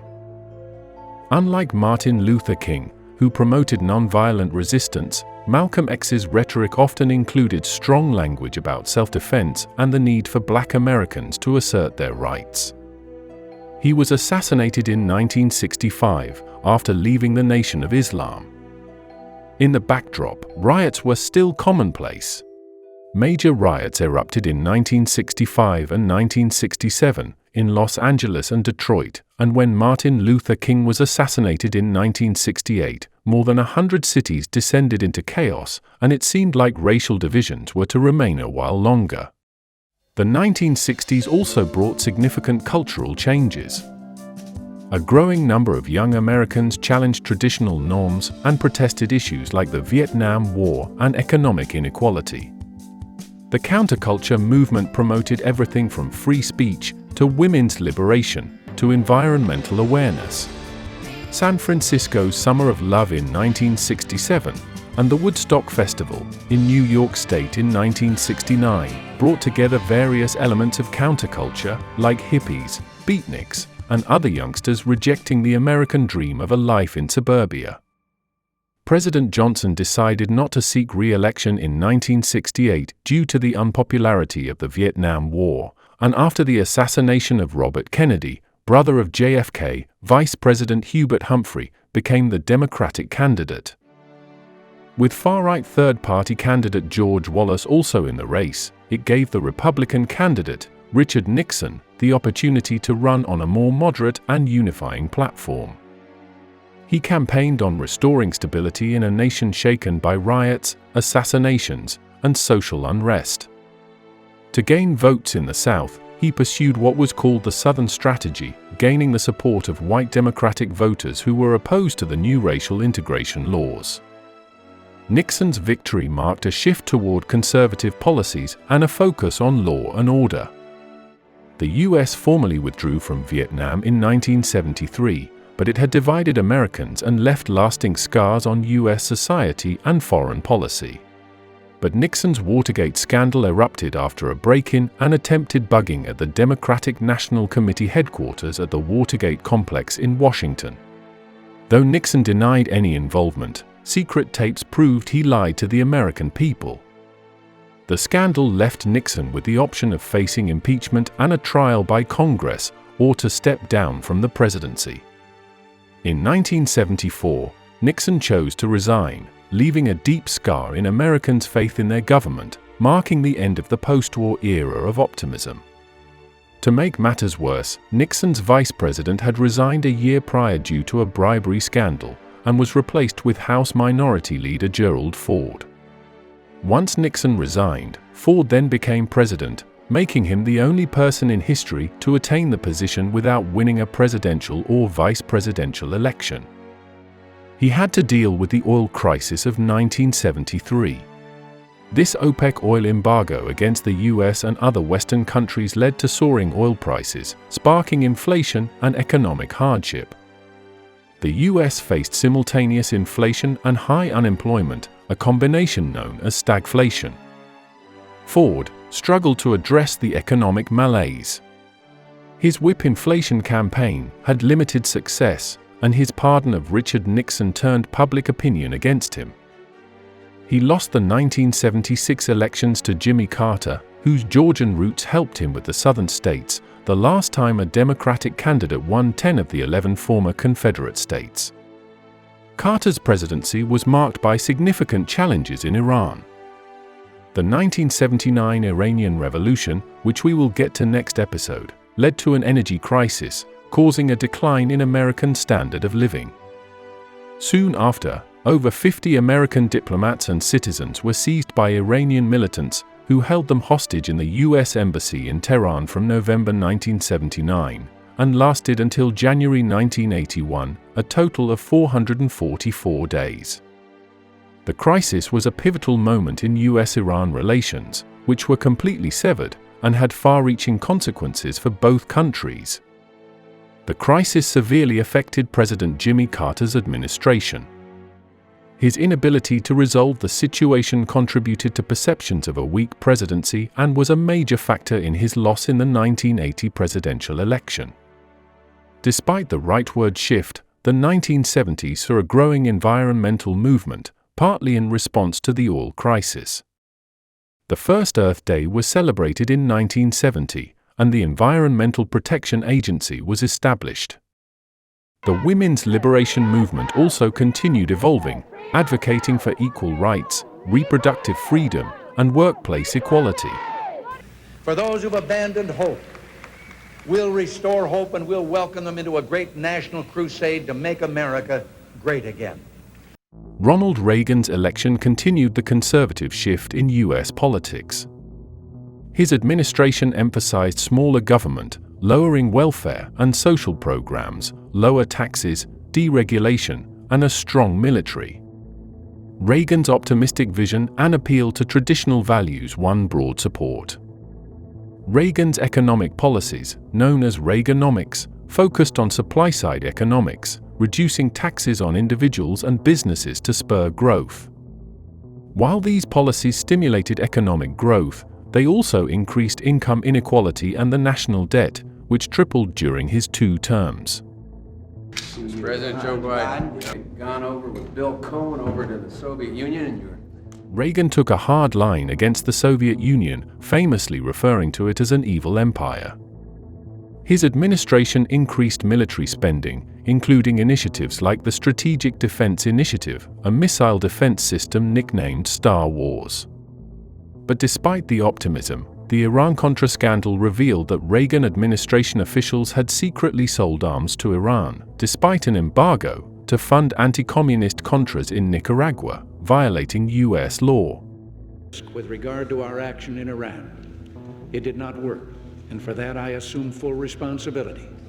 Although it damaged the administration's credibility, Reagan retained public support. After the fall of the Soviet Union, President George H.W. Bush promoted a new world order, based on diplomacy and cooperation. His administration led international efforts in the Gulf War to expel Iraqi forces from Kuwait, demonstrating U.S. dominance in global affairs in a post-Soviet world. Reagan's high deficits limited the government's flexibility for future spending or stimulus measures. By the time Bush took office, these budgetary constraints left little room to address a slowing economy or fund new initiatives without increasing taxes. Bill Clinton, another Southern Democrat, won the 1992 election, running on a platform that adopted much of the conservative economic policies of the prior decade. Clinton focused on economic growth, healthcare reform, and reducing the federal deficit. His administration succeeded in balancing the budget and presided over one of the longest economic expansions in U.S. history.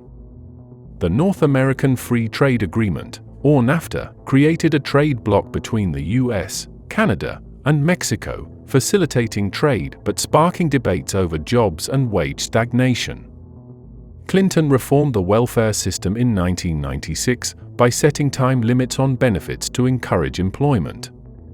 This shift reflected a bipartisan emphasis on reducing dependency on government assistance.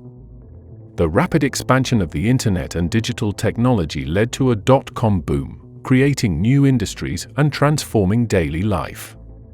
Companies like Microsoft, Amazon, and Google emerged as the tech giants of a new age, while the widespread adoption of personal computers and the internet reshaped the economy and society. Clinton was impeached by the House of Representatives in 1998 on charges of perjury and obstruction of justice related to an extramarital affair with White House intern Monica Lewinsky. He was acquitted by the Senate, but the scandal cast a shadow over his presidency and highlighted partisan divides. It led to a hotly contested election in 2000 between his vice president, Al Gore, and George W. Bush, son of former President Bush. Gore won the national popular vote, but the electoral vote count was extremely tight, and both candidates needed Florida's 25 electoral votes to win the presidency. Initial vote counts in Florida showed a razor-thin margin in Bush's favor. but Gore's campaign requested a recount in several counties. The process was chaotic, with recounts being cut short early by George Bush's brother and governor of Florida, Jeb Bush, and led to numerous legal challenges by both campaigns. Ultimately, it reached the U.S. Supreme Court. On December 12, the Supreme Court ruled in a 5-4 decision to halt the recount in Florida, effectively awarding the state's electoral votes to Bush. With the court's decision, Bush won Florida by a margin of just 537 votes, giving him a total of 271 electoral votes to Gore's 266, securing the presidency. Later recounts showed that Gore would have actually won Florida, and thus the presidency. It remains a contentious issue because of ballot design flaws, like the butterfly ballot in Palm Beach County, which led to many spoiled ballots and votes mistakenly cast for third-party candidate Pat Buchanan instead of Gore. In addition, the use of punch card ballots led to issues with hanging chads or partially punched cards, complicating the manual recount. The post-war era thoroughly redefined the West. After the trauma of the war, Western writers and thinkers grappled with a world that seemed uncertain and fractured. In the cafes of Paris and the classrooms of New York, a new wave of thought emerged. Existentialism was a way of confronting the anxiety of freedom. Thinkers like Jean-Paul Sartre and Albert Camus asked questions that many were afraid to ask, like what does it mean to live a life that has no inherent purpose? As the 1960s and 70s unfolded, existentialism's somber introspection made way for postmodernism and post-structuralism, movements that questioned truth, meaning, and identity. For writers and philosophers, there were no absolute truths, only stories constructed by culture, language, and power. These shifts in literature and philosophy echoed the West's changing perception of self, society, and reality. The 1950s saw the birth of abstract expressionism, as artists like Jackson Pollock and Mark Rothko expressed their inner worlds through raw emotion and color. Abstract expressionism was a response to the horrors of war, a way to capture the chaos and intensity of human emotion. By the 1960s, the art world was captivated by popular culture itself. Artists like Andy Warhol blurred the lines between art and commercialism, questioning society's obsession with consumer goods and celebrities. Art continued to evolve, moving toward conceptual art, minimalism, and eventually, the postmodern, where ideas became more significant than form. If art and literature wrestled with human emotion and perception, science and technology offered new material possibilities. This was an era of rapid innovation, with breakthroughs that would change the way people lived and understood the world. Television became a window into a rapidly modernizing world, while computers began to hint at a future dominated by limitless knowledge. In this world of dizzying change, many turned to faith as a source of stability. Catholicism experienced a profound transformation during the late 20th century, marked by the Second Vatican Council of the 1960s. Vatican II opened the doors of the Catholic Church to the modern world. It emphasized inclusivity, encouraged Mass in local languages, and sought to renew the Church's relationship with its followers. Meanwhile, a wave of evangelical and fundamentalist Christianity gained traction, particularly in the United States. Figures like Billy Graham brought a new form of charismatic preaching that appealed to a wide audience. This rise of fundamentalism was, in many ways, a reaction against the secularism of the modern world, and was a call for a return to traditional values. During this period of reform and revivalism, popular culture became a powerful force, influencing how people dressed, spoke, and viewed one another. Music, film, television, and fashion offered new modes of expression and freedom. Rock and roll, and later genres like punk and disco, gave voice to youth rebellion. Music became a language for challenging norms, addressing politics, and exploring personal freedom. Film and television also flourished, with Hollywood producing global blockbusters and sitcoms that reached living rooms across the West. popular culture created a shared experience, a collective identity that transcended borders. Just to the north, Canada's post-war period was dominated by the Liberals. The party oversaw rapid economic expansion driven by resource extraction in oil, mining, and forestry, and increased trade with the US. This period saw prosperity and urbanization as the economy shifted towards industrialization and modern consumerism, but also brought a lot of Canadian businesses under American ownership. Inspired by the post-war welfare state models in Europe, Canada developed programs to support citizens, including family allowances, unemployment insurance, and eventually universal health care. The Canadian Citizenship Act of 1947 established Canadian citizenship distinct from British nationality, reflecting a growing national identity. Newfoundland had been a self-governing British dominion since 1907, but had faced economic difficulty, and Britain was still reeling from the war to send aid. So the Dominion joined the Confederation in 1949, bringing with it its fishery and forestry industries, and provided Canada with a strategic military base on the North Atlantic. New Zealand's Sir Leslie Munro congratulates Lester B. Pearson on being the first Canadian to win the coveted Nobel Peace Prize. Many other Commonwealth and foreign guests are at this big dinner party given on Lester B. Pearson Day by Toronto, his native city. Future Prime Minister Lester B. Pearson received the Nobel Peace Prize in 1957 for his role in proposing the first UN peacekeeping mission in the Suez Crisis, which we will get to next episode. Under Pearson, the Canadian flag changed to its current form, but not before the intense Great Canadian Flag debate. These were some of the proposed flags. In the 1960s, Quebec underwent a significant social, cultural, and political transformation known as the Quiet Revolution. It emphasized secularization, education reform, and government control over natural resources. But the main effect of this was the rise of Quebec nationalism. In 1968, the Parti Québécois, a separatist party advocating for Quebec's independence, was founded. This marked the start of Quebec's independence movement, and it became a central political issue in Canada. The most prominent of the post-war prime ministers was a French Canadian from Quebec himself, Pierre Trudeau. But Trudeau still favored Canadian federalism, instead of Quebec separation, attempting to maintain the Union.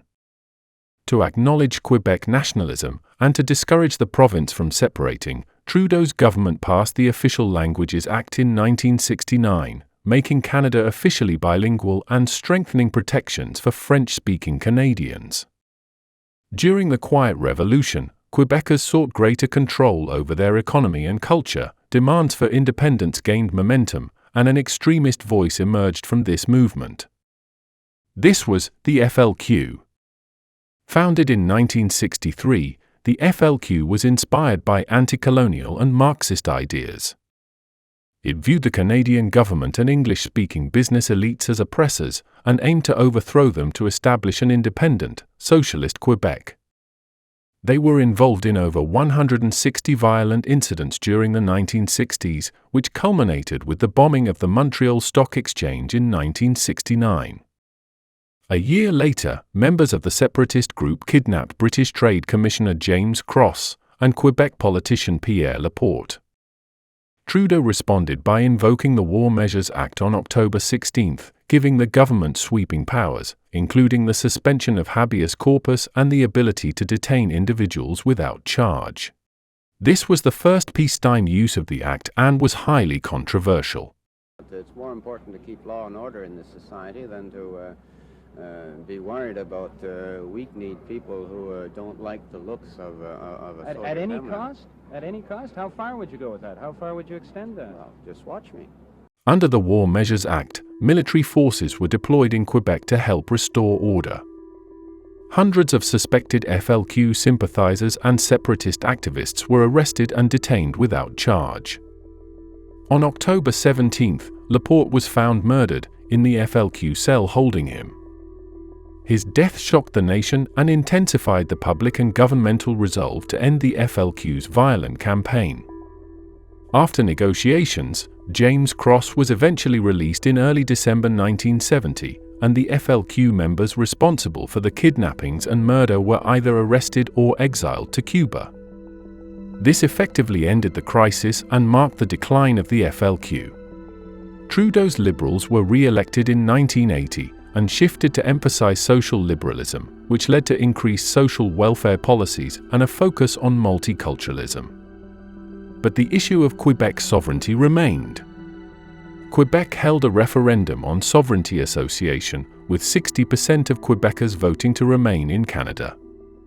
This result delayed independence but kept the issue central in Canadian politics. Another referendum held 15 years later saw a much narrower margin, with 50.6% voting against separation. The close result underscored the ongoing tension between Quebec's identity and its place in Canada. Canada itself gradually gained independence from British foreign policy, culminating in the 1982 Canada Act, which fully patriated the Canadian Constitution, allowing Canada to amend its constitution without British involvement. Canada's economy faced high inflation, rising national debt, and a global recession in the early 1980s. The Progressive Conservative government, under Brian Mulroney, implemented spending cuts and tax increases to control the deficit, which were unpopular but aimed to stabilize the economy. In 1989, Canada signed the Canada-US Free Trade Agreement. Our message is clear. Canada is open for business again. These agreements increased trade and economic integration, but many feared they would erode Canadian sovereignty, harm domestic industries, and lead to a loss of jobs. The agreement was divisive, with many Canadians concerned about closer ties to the United States. Attempts to address Quebec's demands for recognition as a distinct society through constitutional amendments failed, like the Meech Lake Accord in 1987 and the Charlottetown Accord in 1992. The push and pull of national unity against regional identity still remains an issue. Facing record low approval ratings, Mulroney resigned in 1993, hoping a fresh face could revive the Progressive Conservatives' fortunes. His successor, Kim Campbell, faced an uphill battle in distancing herself from Mulroney's unpopularity and had little time to establish her own platform. In the 1993 election, the Conservatives suffered one of the worst defeats in Canadian history, winning only 2 seats in Parliament. Many traditional PC voters shifted to the Liberals, Reform Party, or Bloc Québécois, each offering different visions from Mulroney's legacy. Liberal leader Jean Chrétien became Prime Minister in 1993 on a platform of more moderate positions, similar to Bill Clinton in the United States. Conservative attack ads, which focused on Chrétien's facial paralysis, turned off many Canadians. God gave me a physical defect. And I've accepted that since I'm a kid. It's true that I speak on one side of my mouth. I'm not a Tory, I don't speak on both sides of my mouth. Canada's economy rebounded in the late 1990s, supported by tech industry growth, resource exports, and sound fiscal policy. The Liberal government, with Chrétien and Finance Minister Paul Martin, achieved budget surpluses for the first time in decades. Canada continued its active role in peacekeeping, environmental advocacy, and humanitarian work, ratifying the Kyoto Protocol on climate change in 1997, reaffirming its commitment to environmental responsibility. Indigenous rights became a more prominent issue, with calls for recognition, land rights, and autonomy. The Royal Commission on Aboriginal Peoples recommended reforms, though implementation was slow. At the other end of the continent was Latin America. As economic inequality increased, there were calls for more radical change, leaving Latin America ripe for the spread of communism. The United States was determined to stop this, supporting right-wing regimes, or supporting coups against left-leaning governments, often through the CIA. But the United States were dealt a huge blow with Fidel Castro's revolution in Cuba. It meant a communist ally of the Soviets was now in their own backyard. By the late 1960s, the Cuban economy relied heavily on Soviet subsidies, which supported social programs and infrastructure.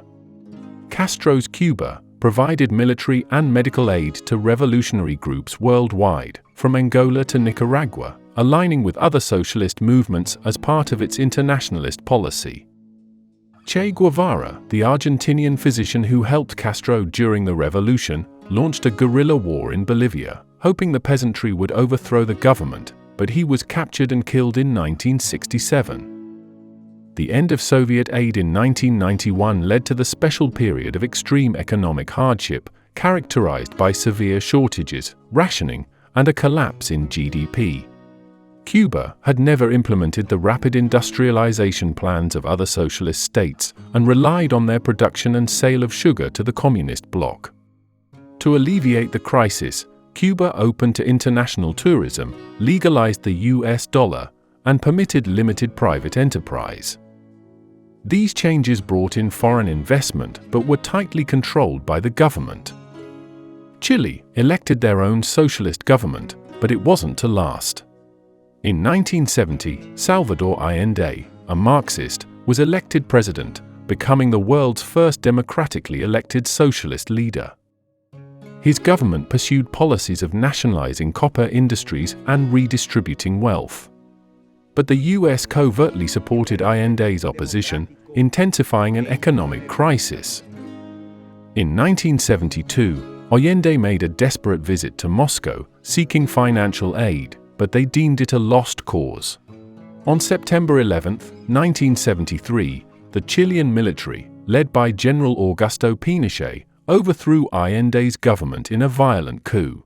Trabajadores de mi patria, tengo fe en Chile y su destino. Sigan ustedes sabiendo que mucho más temprano que tarde, de nuevo abrirán las grandes alamedas por donde pase el hombre libre para construir una sociedad mejor. That was the president's final message. Allende died in the presidential palace, and Pinochet established a military dictatorship. Pinochet's government targeted leftists, labor unions, and intellectuals, leading to widespread human rights abuses, including torture, disappearances, and executions. Pinochet implemented free market reforms, advised by the Chicago Boys, a group of economists trained under Milton Friedman. These policies included privatization, reduced social spending, and deregulation, transforming Chile into a model of neoliberalism in Latin America, while also exacerbating inequality and unemployment, creating a divide between rich and poor. In 1988, Pinochet lost a national referendum, leading to democratic elections in 1989. Patricio Aylwin, a center-left candidate, became president in 1990, beginning Chile's return to democracy. Chile's economy continued to grow, and it became one of Latin America's most stable economies. A third Latin American state which had a prominent socialist period was Nicaragua. Since 1937, the Somoza family ruled Nicaragua as a dictatorship supported by the US in exchange for anti-communist alignment. But by the 1970s, the Sandinista National Liberation Front, a leftist revolutionary group supported by Cuba, gained support, challenging the Somoza regime. In 1979, the Sandinistas overthrew the Somoza regime and established a revolutionary government. They implemented the usual land reforms, nationalized industries, and improved healthcare and education. The US opposed the Sandinista government, fearing a second Cuba in Central America. The Reagan administration funded and trained the Contras, a counter-revolutionary group that fought the Sandinistas in a brutal civil conflict. The Contra War devastated Nicaragua's economy and infrastructure, leading to severe hardship. The Sandinista government faced criticism for suppressing opposition, though they maintained popular support. In 1990, under international pressure, Nicaragua held democratic elections. Violeta Chamorro, a moderate candidate, won and brought an end to Sandinista rule, initiating a transition to democracy. Daniel Ortega, the former Sandinista leader, continued to lead the opposition and would eventually return to power in 2007. Nearby in Panama, the US played a dominant role in political and economic life, particularly through its control of the Panama Canal Zone. Panama didn't experience a socialist government though, as the president was overthrown in a coup by a more nationalist and populist military leader, General Omar Torrijos. He did cultivate support among the poor and working class though, but suppressed political opposition and dissent. Torrijos is best remembered for negotiating treaties with US President Jimmy Carter, which provided for the eventual transfer of the Panama Canal to Panamanian control.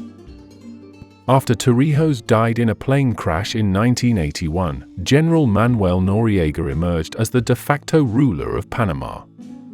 He used Panama as a hub for drug trafficking and money laundering, earning the nickname "Strongman of the Drug Trade."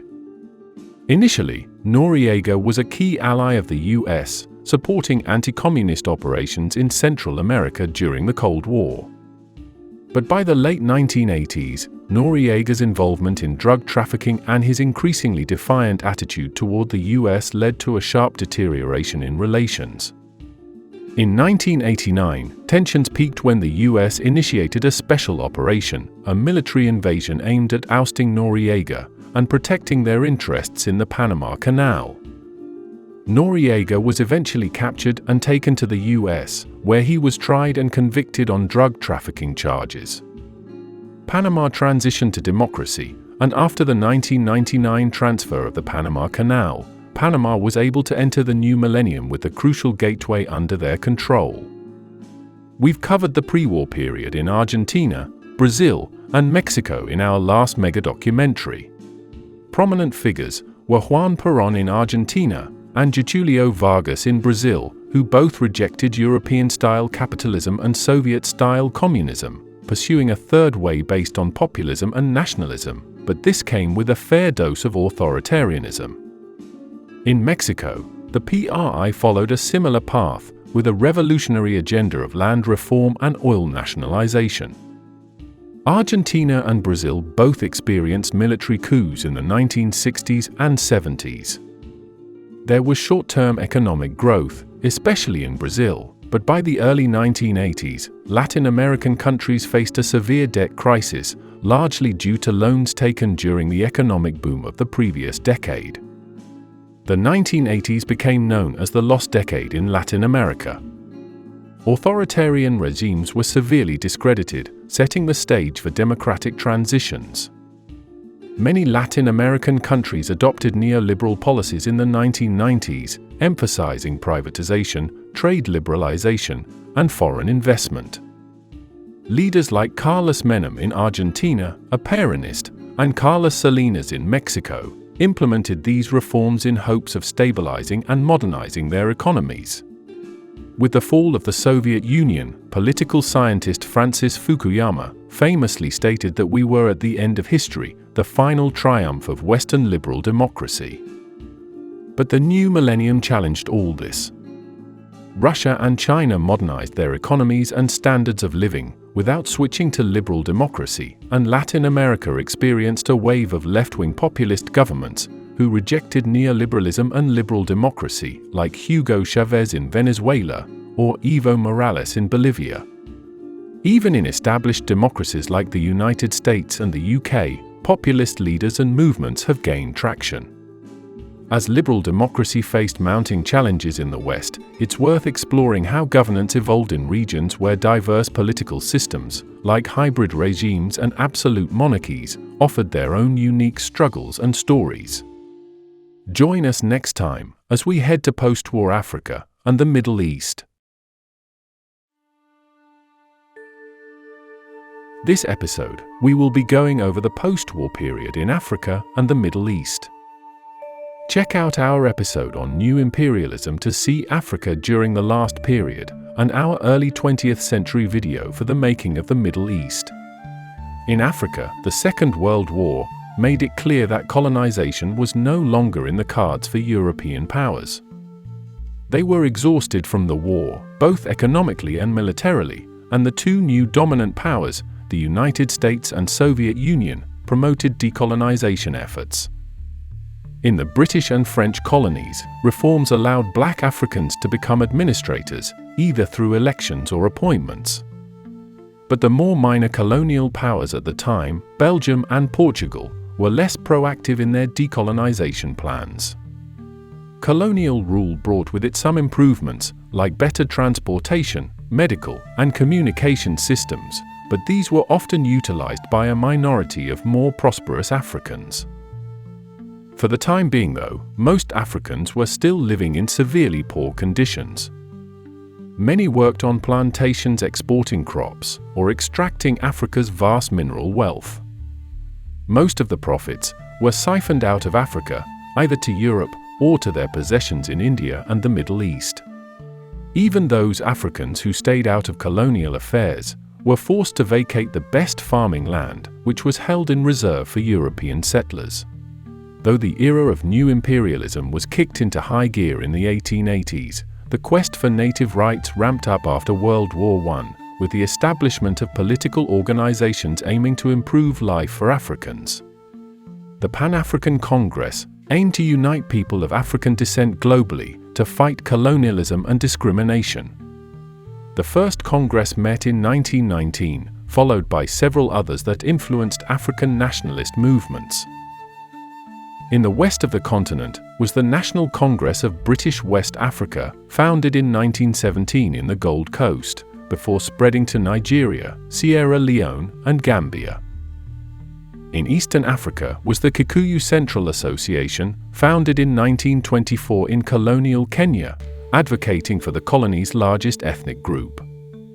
In the south was the African National Congress, or ANC, founded to oppose racial segregation and promote the rights of black South Africans. After World War II, these organizations transitioned into legitimate political parties, no longer just seeking reform, but independence. Kwame Nkrumah started the first of these. He split from Dankwa and their movement, the United Gold Coast Convention, which was composed largely of wealthy professionals, businessmen, and traditional elites, who advocated for gradual constitutional reforms and collaboration with the British colonial government to achieve self-governance. The contrast was immediately seen in the slogan of self-government now, as opposed to the UGCC's slogan of self-government in the shortest time possible. In the East, the Kenya African Union was founded in 1944, as the successor to the KCA, which had been banned by the British in 1940. It was led by Jomo Kenyatta from 1947.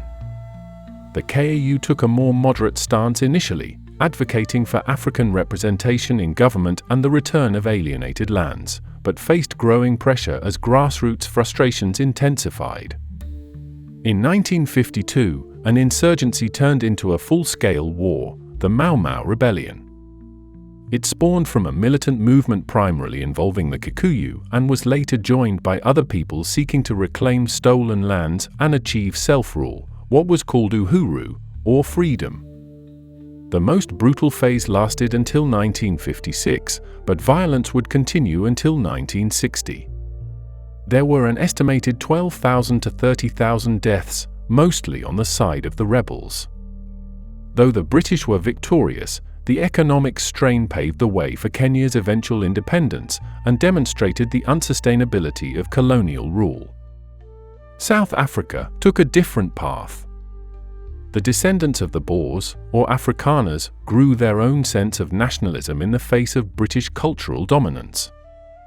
Broederbond, a secret Afrikaner organization, promoted Afrikaner culture, language, and political goals, and in 1948, the Afrikaner-led National Party won the general election, marking a significant shift in South African politics. The NP implemented apartheid, a system designed to entrench Afrikaner supremacy and Afrikaner cultural dominance. Afrikaans replaced English as the dominant language in government and public institutions. But the ANC, the nationalist group seeking reform, was still around and saw this as a major setback. But the quickest change came in North Africa. After being an Italian colony, Libya was the first African nation to gain post-war independence through the United Nations. King Idris ruled as a constitutional monarch supported by Britain and the US, with a government centered in Tripoli and Benghazi. Nearby, French Algeria had been colonized and later became a jurisdiction of France. Algiers, a busy piece of metropolitan France transplanted across the Mediterranean. Frenchmen have lived and ruled here since 1830. More than 1 million Frenchmen in Algiers rub elbows with more than 10 million Muslims. Man on horseback, symbol of France, stands in Algiers' main square. On the surface, Muslim and Frenchmen live well together. They shop in the same stores. But what lay deeper? As hundreds of thousands of Europeans settled there, the native Muslim community started fighting for economic freedom and political sovereignty. On May 8, 1945, the day the World War ended in Europe, protests for independence clashed with victory celebrations, and the protesters were violently suppressed by French authorities. Over 20,000 Algerians were killed in subsequent reprisals, fueling nationalist sentiment. It became clear that peaceful reform under French rule was unlikely, setting the stage for armed struggle.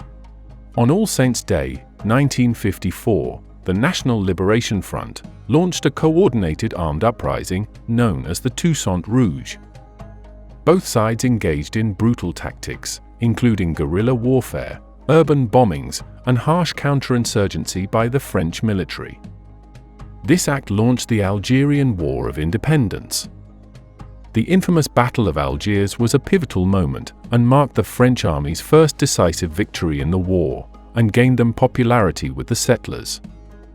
But later revelations revealed extensive use of torture and illegal executions, shifting support towards Algerian independence.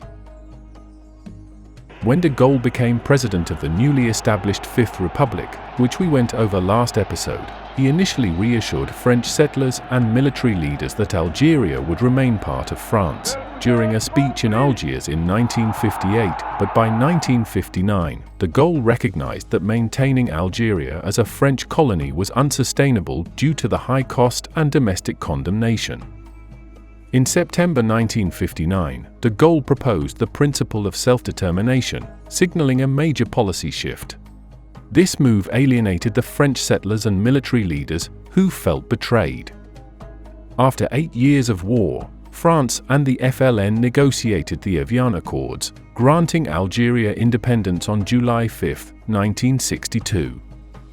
Algerian independence marked a major victory in global anti-colonial movements. The FLN then established a one-party socialist state, led by President Ahmed Ben Bella. During Algeria's war, the dominoes started to fall in other regions of North Africa, as Tunisia became independent in 1956, and exiled Sultan Mohammed V returned to Morocco in the same year. In the rest of Africa, the Gold Coast became independent in 1957 under Kwame Nkrumah, and was renamed as Ghana. Nigeria, another British colony, became independent soon after, followed by the Belgian Congo. Tanganyika gained independence in 1961, and Zanzibar in 1963 as a constitutional monarchy. But the island experienced a violent revolution in 1964, overthrowing the Sultanate and creating a republic. Tanganyika and Zanzibar then united to form the United Republic of Tanzania in 1964. Ethiopia, under Emperor Haile Selassie, had endured Italian occupation during the war, and remained one of the few African nations to maintain sovereignty during the colonial era. British and Italian Somaliland both achieved independence in 1960, uniting to form the Somali Republic. French West African and Equatorial colonies mostly became independent in 1960, which became known as the Year of Africa. It wasn't until the 1970s that the Portuguese colonies gained their independence, after a military coup in Portugal installed a democratic government. After independence, Western presence was still largely felt in the cities and large urban centers, where Africans who had been trained or educated in the West promoted democratic models of government. They took differing economic paths though, with many following a capitalist system, like in Kenya and Zaire, while other leaders, like in Ghana or Tanzania, integrated their own communal African systems with socialism. Africa is a strikingly large continent and the most diverse on Earth, with over 3,000 ethnic groups and over 2,000 distinct languages. Africa is also home to 5 major language groups and is even religiously diverse, with Christianity, Islam, and syncretic religions all exerting significant influence. This made the traditional idea of the nation-state a challenge. Some came to embrace the idea of a more continental unity, called Pan-Africanism. In May 1963, in Ethiopia, 32 modern states signed on to the Organization of African Unity, or the OAU.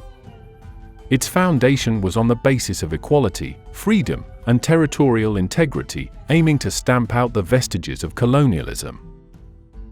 But European economic power lingered. This was known as neocolonialism. Many African economies were designed during colonialism to extract raw materials for export to the former colonial powers. After independence, this export-oriented economic model persisted, leaving economies vulnerable to fluctuations in global commodity prices and limiting domestic industrialization. The lack of diversified economies meant that state revenues were concentrated in a few sectors, such as mineral mining and agriculture. North Africa was blessed with something more. In 1959, the discovery of oil transformed Libya from one of the world's poorest nations into a resource-rich state. Revenues flowed into the monarchy but exacerbated inequality and corruption, fueling discontent. The king was seen as out of touch with Libya's younger, more nationalist population. In 1969, Colonel Gaddafi seized power in a bloodless coup on September 1, overthrowing King Idris. His rule spanned decades and defined Libya's modern history. Fueled by a pan-Arabist wave, his early efforts were to merge Libya with Egypt, Sudan, and Syria, but he failed due to differences with other leaders. Gaddafi introduced his ideological framework, the Green Book, advocating for a unique system of direct democracy called the Jamahiriya, or People's Authority. In 1977, he took on the permanent role of brotherly leader, as the Libyan Republic was replaced with a socialist dictatorship centralizing power and suppressing dissent. Gaddafi supported different liberation movements and international terrorist organizations, ostracizing Libya from the West. The post-independence period also saw Africa mixed up in the Cold War, as they came in the middle of the competition between Washington and Moscow. Reconnaissons avec joie et émotion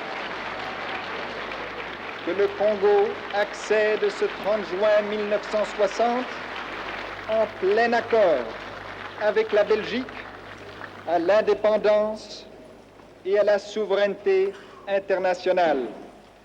The Congo negotiated its independence in 1960, but left behind a poor political system for Prime Minister Patrice Lumumba, a pro-Soviet nationalist. With Belgian and American support, the mineral-rich province of Katanga broke away in July, aligning itself with the West. When Lumumba sought Soviet aid to reintegrate the province, he was overthrown in a coup led by Joseph Mobutu, later Mobutu Sese Seko, backed by the US and Belgium. Mobutu had him sent to Katanga, where he was tortured and executed by firing squad. After his death, his body was dismembered and dissolved in acid to prevent it from becoming a symbol of resistance. Despite this, he has become a martyr and figure of the Pan-African cause. In collaboration with the UN, Mobutu helped to reintegrate Katanga into the Congo, significantly increasing his influence. By 1965, he had enough power to dismiss both the president and prime minister, declaring himself the sole head of state. By 1971, he declared the Congo to be a one-party state and renamed it Zaire. Mobutu fostered a cult of personality, adopting the title Mobutu Sese Seko, meaning the all-powerful warrior. Zaire, and Congo before it, remained in his control for over 3 decades. Most African nations decided to take a neutral stance, joining the non-aligned movement during the 60s and 70s, siding with neither the United States or Soviet Union, but they each governed their nations differently. Some, like Tanzania under Julius Nyerere, promoted socialism through the Arusha Declaration in 1967, outlining the principles of ujamaa, or fraternity, claiming African societies were inherently socialist. What is an ujamaa village, and how important is this to the goals of the Arusha Declaration? Well, it is very important. We are saying that a society, or what you call modern development, is a result of people working together. Anything you call development is a result of people working together. People can work together in two ways. They can work together for another. In slavery, they work together for another. In capitalism, they work together for another. Both of these methods do produce something you can call development. But they can also work together for themselves. And we are saying, in our case, we are not going to quote the idea, the thing, development, by working together for another. We are going to work together for ourselves. And we are creating these communities we call ujamaa villages. Ujamaa is the word we use for socialism. We are going to use these ujamaa or socialist villages for the purpose of working together for our own good. He maintained a one-party system and established village collectives to avoid economic inequality. Surprising to many Western observers, Tanzania appeared to experience less internal conflict, less ethnic tension, and less instability than other African nations. But this wasn't to last, as many of Nyerere's long-term goals failed, and he resigned in 1985, admitting his failure in creating the Afro-socialist state he envisioned. We did not have to nationalize everything. We did not have, it's one thing to nationalize land, which is the truth in Tanzania. Land in Tanzania is public. It's a very different thing to nationalize farms. And we went to things like nationalizing little things like farms. That was a mistake. Although Tanzania achieved great success through its universal healthcare and education, Nyerere admitted that Tanzania's economy did not prosper under his leadership, and his programs failed to boost agricultural productivity, while the collectivization was widely resisted by farmers. Nyerere's resignation marked the end of an era but not the end of his influence, and the CCM is still the dominant ruling party in the country. Just over the northern border was Kenya, which took a different path, instead implementing capitalism. Jomo Kenyatta, Kenya's first president, prioritized economic growth and stability, and unlike his southern neighbor, favored capitalism as a means to achieve these goals. With more fertile highlands, Kenya had a significantly higher European presence during the colonial era, around 70,000 to Tanzania's 15, and had been the recipient of more foreign investment. Kenyatta himself came from a background that valued private property, and his policies reflected a preference for wealth accumulation through free enterprise. While Kenyatta promoted community self-help initiatives under the banner of Harambee, Swahili for pulling together, these complemented rather than replaced the capitalist framework. Kenyatta died in office in 1978 and was succeeded by Daniel Arap Moi, who was a more authoritarian leader and has been investigated for human rights abuses and corruption. He stayed in power until 2002, Kenya's longest-serving president. Also in East Africa, Ethiopia and Somalia took diverging paths during the 1960s. Haile Selassie's state experienced relative stability but faced increasing unrest. The annexation of Eritrea in 1962 triggered the Eritrean War of Independence, which would persist for decades. In Somalia, a parliamentary democracy emerged after independence but struggled with clan-based rivalries and governance challenges. In 1969, President Abdi Rashid Ali Sharmak was assassinated, and General Siad Barre seized power in a coup. Barre implemented a scientific socialist regime, aligning Somalia with the Soviet Union. His government promoted Somali nationalism, focusing on uniting all Somali-speaking peoples, a vision that would soon lead to war with Ethiopia. But this Ethiopia was under new leadership and had strong allies. The Derg had overthrown Selassie in 1974 in a bloody coup, assassinating the emperor. Aligning with the Soviet Union, the Derg created a socialist state, centralizing control and implementing land reforms. But they soon faced an invasion on their eastern borders. The Ogaden War marked a critical turning point for both nations. Somalia invaded the Ogaden in Ethiopia, seeking to annex it and unite its Somali-speaking people. Initially, Somali forces made gains, but Ethiopia, backed by Cuban troops and Soviet military support, repelled the invasion. The war devastated Somalia's economy and weakened Bare's regime, while the Ethiopian Derg regime faced mounting internal strife. By the early 1990s, both Ethiopia and Somalia experienced profound political upheavals. After a tumultuous decade of war, famine, and a violent repression campaign that could have killed up to almost 1 million, the Derg failed to hold onto the country. The Ethiopian People's Revolutionary Democratic Front, a coalition of rebel groups, ousted the Derg regime in 1991. This victory led to the independence of Eritrea in 1993 and the establishment of Ethiopia's federal system, emphasizing ethnic autonomy. But ethnic tensions persisted, particularly among the Tigray, Oromo, and Amhara, leading to periodic violence. Somalia, meanwhile, descended into chaos. Bare's regime collapsed in 1991, leaving Somalia fragmented into clan-based factions. The North declared independence as Somaliland, while other regions, such as Puntland, operated autonomously. The absence of a central government led to widespread conflict, famine, and the rise of warlords. International interventions, including the United Nations and US-led missions, failed to stabilize the country. The turn of the millennium saw ongoing instability in the Horn of Africa, as Ethiopia had recently plunged into civil war, while Somalia struggled to rebuild a functional state among clan rivalries. In South Africa, the Afrikaner government continued to rule through their policy of apartheid. But the ANC also continued their efforts for change.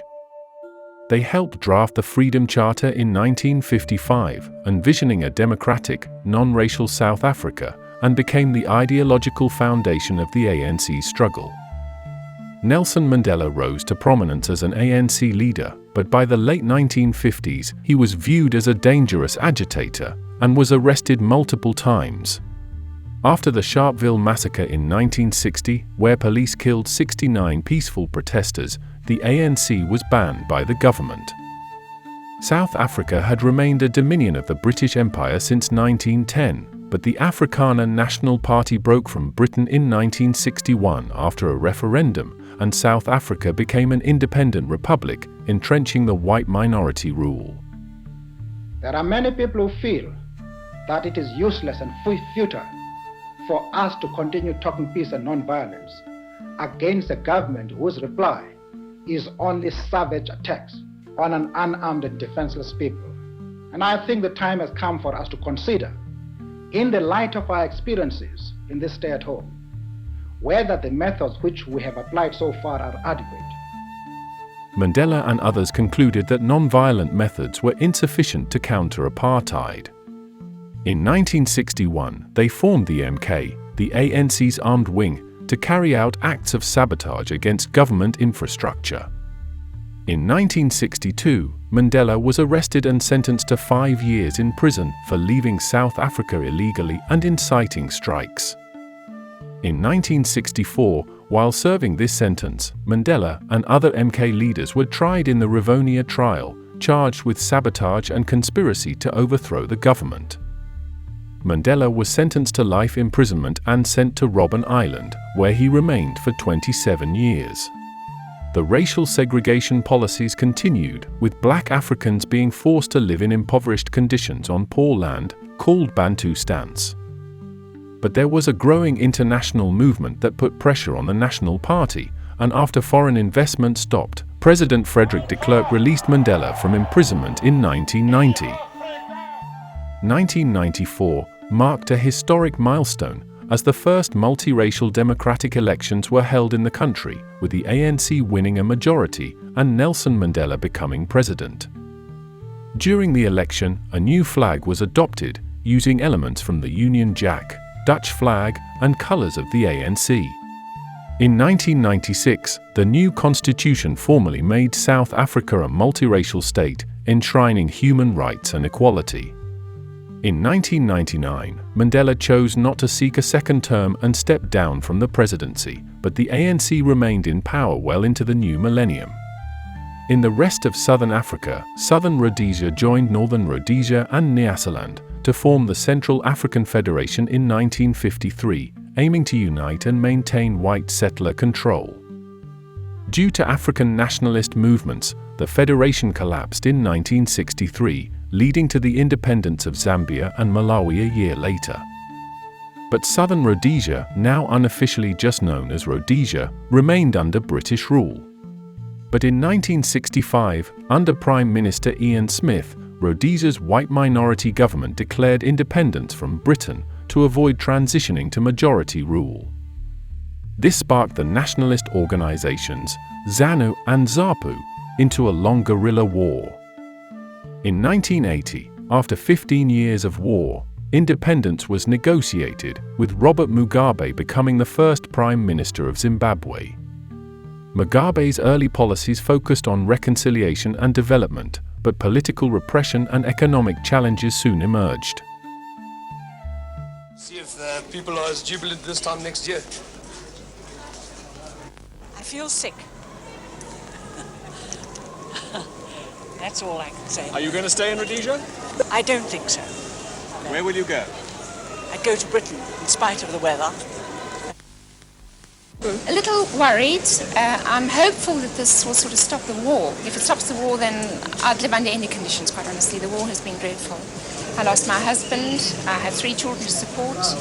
I am worried because if he should nationalise, as has been said, I stand to lose everything. No, actually, I'm not too happy about it at all, because, you know, he's been responsible for, you know, his men have been responsible for lots of atrocities, you know, in this country. And also, he is a communist. Southwest Africa came under South African control after the German loss in the First World War, as part of the UN mandate system. As in South Africa, a system of apartheid was implemented in the old German colony. But opposition grew, leading to the formation of liberation movements like the Southwest Africa People's Organization to fight for an independent Namibia. After the UN revoked the mandate, South Africa still refused to relinquish it. SWAPO then launched a guerrilla war and became embroiled in a larger conflict once South Africa invaded Angola to prevent communist governance. Independence was finally achieved in 1990 after decades of struggle and international pressure. Namibia's independence from South Africa marked the end of one of the longest liberation struggles in the region. In Western Africa, Nigeria faced its own difficulties with division. It achieved total independence in 1960 and became a republic in 1963, adopting a constitution with a ceremonial president as head of state and prime minister as the head of government. This wasn't to last, as a series of coups brought about different periods of military rule. Nigeria's ethnic and religious divisions define politics, with major parties representing the Hausa Fulani in the north, the Igbo, or Igbo, in the southeast, and the Yoruba in the southwest. Ethnic violence and political marginalization led the eastern region to declare independence as the Republic of Biafra in 1967, under the leadership of Chukwuemeka Odumegwu Ojukwu. The ensuing civil war claimed over 1 million lives, primarily due to famine and disease. The war ended in 1970, with Biafra's defeat. The so-called rising sun of Biafra is set forever. Nigerian head of state, Yabuku Gowon's message of "No victor, no vanquished" fostered internal peace and reconciliation. The capital was moved from Lagos, in the Yoruba-dominated west, to Abuja, in the inner part of the country. military rule continued on and off for decades.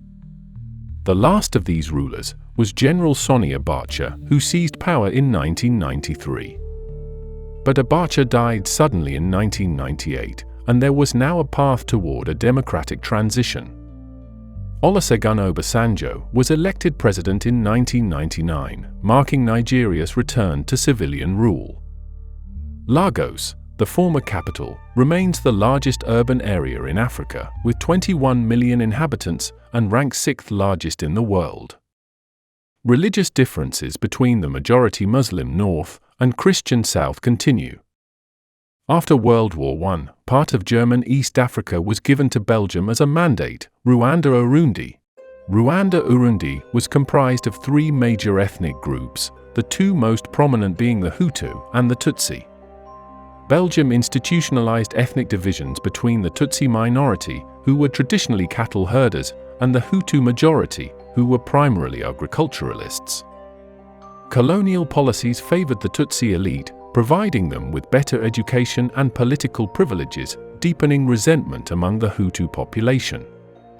In 1959, ethnic tensions erupted into violence during the Rwandan Revolution. Tutsi elites faced massacres, and many fled to neighboring countries. Rwanda gained independence on July 1, 1962, with Gregoire Kayibanda as its first president, establishing Hutu-led governance. Burundi, where the Tutsi elite maintained power, also gained independence on the same day.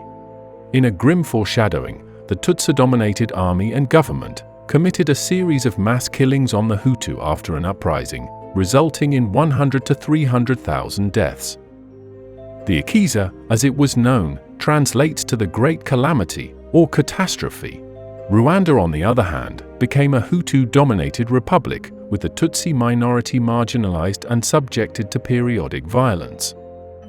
After the Hutu Revolution, a group of Tutsi refugees fled to Uganda, founding the Rwandan Patriotic Front, or RPF.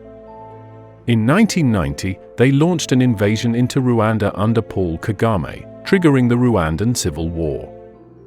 This brought harsh pushback, as Hutu military and militias planned for widespread violence, and radio stations dehumanized the Tutsi and incited hatred.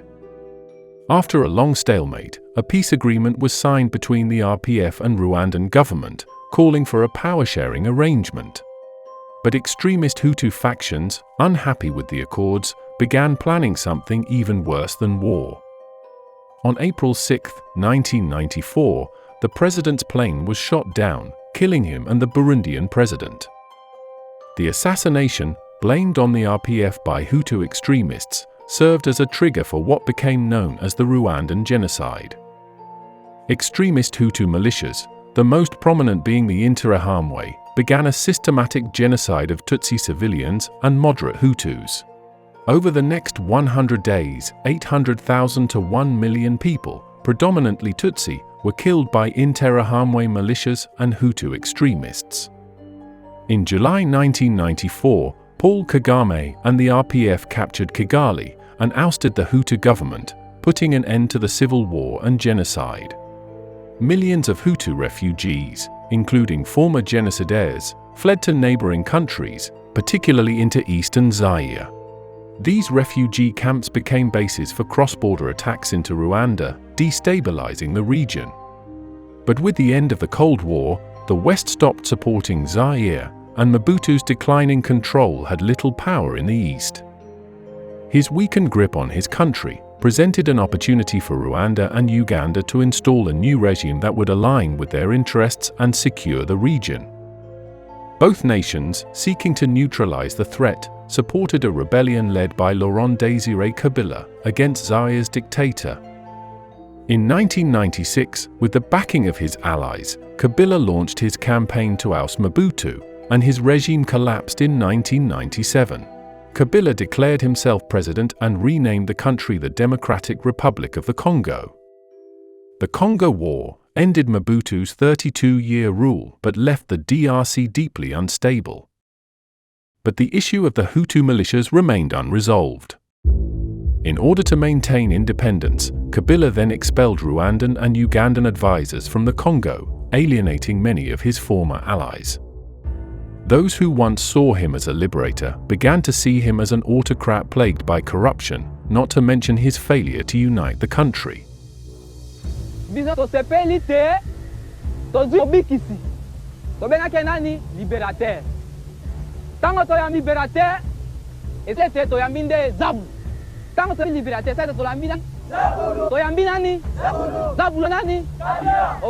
To secure their influence in the east, Rwanda and Uganda once again backed rebel groups, this time against Kabila's government, the most prominent being the Rally for Congolese Democracy, or RCD.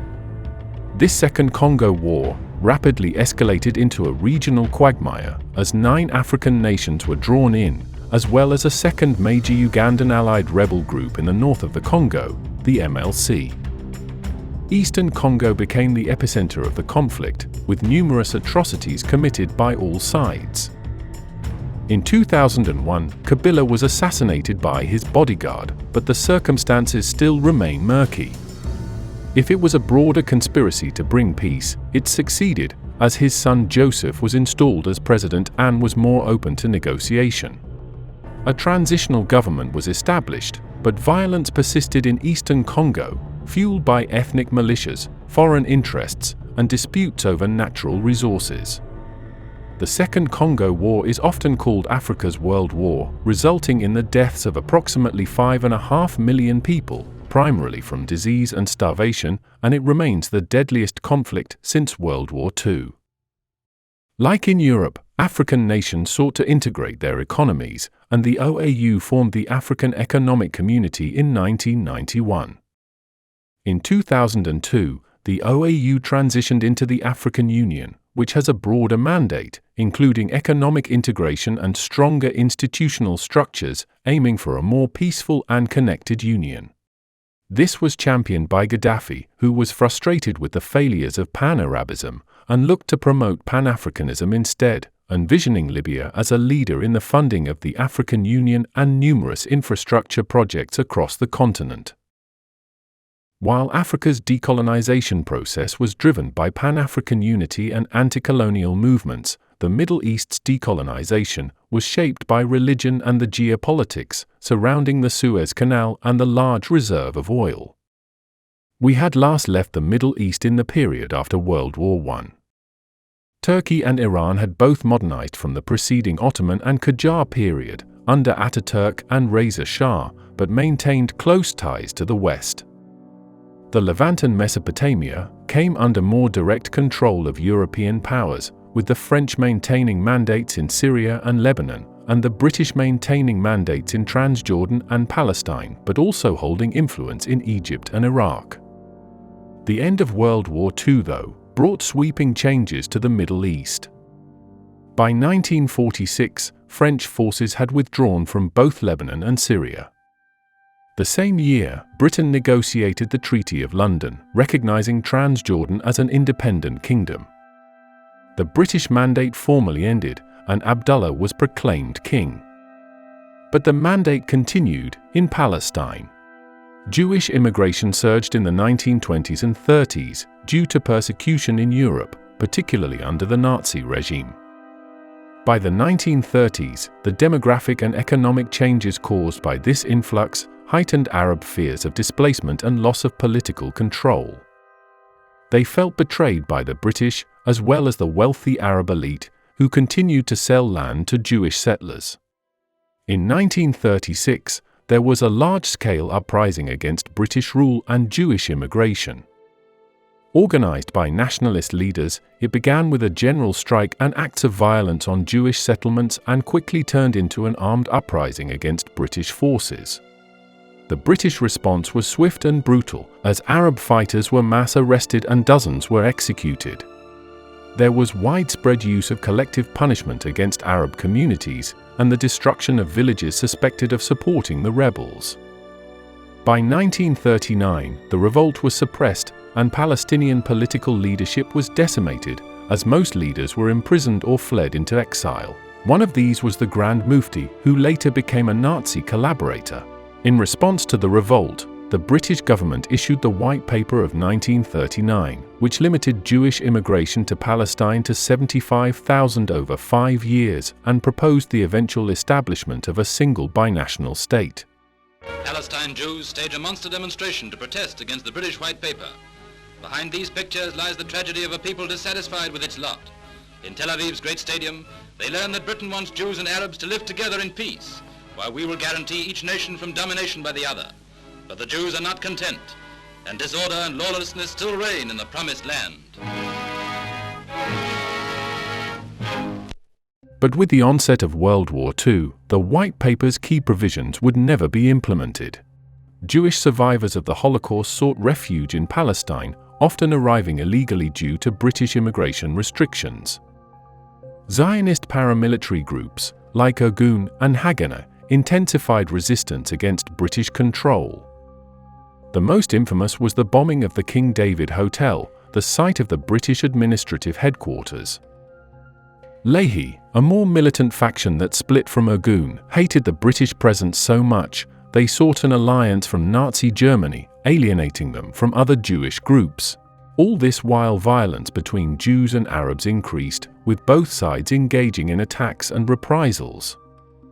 The British found it increasingly difficult to manage the escalating conflict and referred the Palestine question to the United Nations, which proposed dividing the region into 3: a Jewish state, an Arab state, and an internationally controlled Jerusalem. This partition plan was roughly based on the locations of existing Arab or Jewish-owned land and villages. This UN partition plan was adopted as Resolution 181 in 1947. Jews accepted the plan, viewing it as a step toward statehood. As this was at a time when all their neighbors had achieved independence, the Arabs rejected it, opposing the division of Palestine and the establishment of a Jewish state. The result was civil war, as Jewish and Arab communities clashed as hundreds were killed. In March, in preparation for the establishment of their new Jewish state, paramilitary troops undertook Plan Dalit, a swift targeting and capture of territory that destroyed or depopulated over 500 Arab villages. The British withdrew their forces on May 14, 1948, and at the stroke of midnight, the Jewish leadership, led by David Ben-Gurion, declared the establishment of the State of Israel as the British mandate ended. The day after Israel's declaration, the neighboring Arab states, Egypt, Jordan, Syria, Iraq, and Lebanon invaded, initiating the 1948 Arab-Israeli War. Egypt was a leading member of the Arab League, established in 1945 to promote Arab unity. Farouk sought to assert Egypt's leadership in the Arab world, especially in competition with other Arab leaders like King Abdullah I of Jordan, whose Arab Legion, led by British-trained forces, was seen as a rival to Egyptian influence in Palestine. But the Arab forces lacked a unified command, acting independently. The most capable, Jordan's Arab Legion, focused on securing the west bank of the Jordan River and East Jerusalem. Egyptian forces attacked from the south, aiming to advance toward Tel Aviv, while Syrian and Iraqi forces attacked from the north and east, respectively. But in contrast, the Jewish forces centralized the Haganah paramilitary group, along with members of Irgun and Leahy, into the Israeli Defense Force, or IDF. This helped with their logistics and supply chains. Soon after the start of the war, Israel acquired critical weapons and supplies from Czechoslovakia, including rifles, machine guns, and fighter planes, funded by donations from Jewish communities worldwide. This arms deal significantly enhanced Israel's military capabilities during the war. After their initial setback, Israel regrouped and launched counteroffensives, bolstered by foreign aid and mobilization of Jewish immigrants and local populations. The war resulted in an Israeli victory, and Israel expanded its territory beyond the borders proposed by the UN partition plan. The Gaza Strip came under Egyptian administration, while the West Bank, including East Jerusalem, was annexed by Jordan. The war solidified the establishment of Israel as a sovereign state, recognized by many countries, including the United States and the Soviet Union. approximately 700 to 750,000 Palestinian Arabs, around half their population, fled or were expelled from their villages during the war, becoming refugees in neighboring Arab countries or territories. Although they were given citizenship in Jordan, refugees were unable to return home, and the right of return became a central demand for Palestinians. After an armistice, Israel focused on nation building, absorbing Jewish immigrants from Europe and North Africa and other areas of the Middle East. But in Egypt, the war's failure, combined with King Farouk's corruption and ties with Britain, further eroded his popularity. Egypt's military officers became frustrated by his poor leadership and formed a nationalist and reform-minded group in the Free Officers Movement. On July 23, 1952, the Free Officers launched a military coup, seizing key government buildings, media outlets, and military installations. King Farouk was forced to abdicate and went into exile in Italy. In 1953, Egypt was officially declared a republic, abolishing the monarchy and aristocracy. Mohammed Naguib became the first president, but the real power behind the scenes was a man named Gamal Abdel Nasser. By 1954, Nasser sidelined Naguib and became the de facto leader, formally assuming the presidency in 1956. He quickly emerged as a charismatic leader in the Arab world, championing Arab nationalism and Pan-Arabism. Pan-Arabism is the idea of unifying Arab nations based on shared language, culture, and history. He sought to end Western imperialism in the Arab world and opposed Israel in the support of Palestinian liberation. With the monarchy abolished, it became time to get rid of the British. Though Egypt was independent, the Western power had kept a presence in Egypt and retained control of the valuable Suez Canal. ووافقت الحكومة على القانون الآتي قرار من رئيس الجمهورية بتأميم الشركة العالمية لقناة السويس البحرية. In 1956, Nasser nationalized the canal to assert Egypt's sovereignty and fund development projects, like the Aswan Dam. This action led to the Suez Crisis, as the British and French launched a military intervention to protect their economic interests. Nasser was vilified in the French and British press. They were aided by Israel, but the US, under President Eisenhower, opposed the intervention. Eisenhower pressured Britain, France, and Israel to withdraw by threatening economic sanctions and withholding oil supplies. As Israel had advanced into the Sinai, their withdrawal was compensated with access to the Straits of Tiran in Egyptian waters. But it was the Egyptian president who came out as the biggest victor. Nasser emerged as a hero of Arab nationalism, having successfully nationalized the canal and stood up to Western powers. Now more than ever, Nasser had the power to achieve his goals of uniting the Arab world. At this time, Syria had an unstable parliamentary democracy with a multi-party system. One of these was the Ba'ath Party, co-founded by Michel Aflaq. Syria's political instability and fear of a communist coup led Ba'ath leaders to seek union with Egypt, as they shared the vision of establishing a unified secular Arab socialist state. Talks began, and in 1958, after a referendum, both states formed a political union to become the United Arab Republic, with Nasser as its president. Nasser implemented centralization policies, merging the military, economic, and administrative systems. Many Syrians resented Egyptian dominance in the Union. After Nasser's nationalizing of a number of industries, a military coup overthrew the Syrian government and ended the UAR in 1961, marking a significant blow to Nasser's pan-Arab ambitions. The Ba'athist Party took full control of Syria in 1963 in another coup, but did not revive the UAR. Nasser had planned to unite other countries like Jordan, Iraq, and Saudi Arabia, but these were monarchies, and Iraq and Saudi Arabia were especially wary of having to spread their oil wealth across the Arab world. Domestically, Nasser's Egypt had always been focused on nationalism, not Islam. Nasser cracked down on the Muslim Brotherhood, a powerful Islamist movement, after they opposed his secular policies and allegedly attempted to assassinate him in 1954. They would then operate and spread their ideas behind the scenes, but Nasser would make sure to discredit their ideology. In this speech, Nasser tells of an earlier meeting with their leader, who urged him to make the veil mandatory for all women.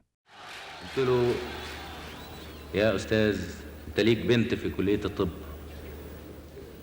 مش لابسة طرحة ولا حاجة ما لبستهاش طرحة ليه؟ إذا كنت أنت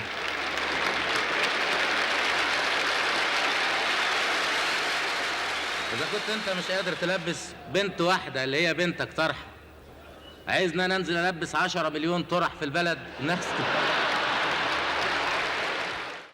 Alongside Arab nationalism, the Palestinian cause became central to Nasser. With his support, the Palestine Liberation Organization was established during the Arab League Summit in Cairo in 1964. Their goals were clear: to organize Palestinian resistance against Israel.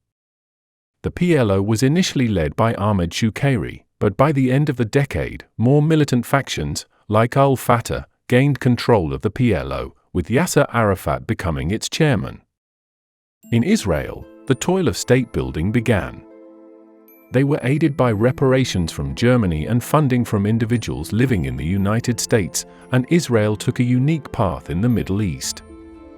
But though the most obvious divisions were between Jew and the surrounding Arab states, there were divisions among Israeli Jews themselves. Many who immigrated during earlier aliyahs were socialist, while others were quite religious. Some were from European background, some were from regions in the Middle East. Alongside them were many Christian residents and the Muslim Palestinians who still remained. To organize this diversity, the Israelis developed a parliamentary government, called the Knesset, based on the European parliamentary system. Throughout the 1950s and 60s, Israel and Arab states engaged in frequent clashes along the borders with Syria and Jordan. Clashes over water resources, like Israel's diversion of the Jordan River and Syria's counter-efforts, escalated tensions. But in May 1967, the Soviet Union falsely warned Egypt of an imminent Israeli attack on Syria. In response, Nasser moved Egyptian forces into the Sinai and blocked Israeli shipping through the Straits of Tiran, closing Israel's access to the Red Sea. Jordan and Syria soon joined Egypt in a military pact, creating a united front, while Iraq and other Arab countries pledged support. For Israel, this became an existential threat. On June 5, Israel launched a surprise airstrike against Egypt's Air Force, destroying over 300 Egyptian aircraft on the ground. By the end of the first day, Israel had achieved air superiority. Israeli forces then broke Nasser's blockade and advanced rapidly into the Sinai, overwhelming Egyptian troops. By June 8, Israeli forces reached the Suez Canal, capturing the entire Sinai Peninsula. In the east, Jordan began shelling Israeli cities, including West Jerusalem and Tel Aviv, but Israel responded by capturing the West Bank and East Jerusalem, including the Old City and its holy sites. On June 9 to the 10th, in the north, Israel launched an assault on the Golan Heights, a strategically important highland controlled by Syria. Despite difficult terrain and fierce Syrian resistance, Israeli forces captured the plateau. In just 6 days, Israel had tripled their territory and firmly established themselves as the dominant military power in the region.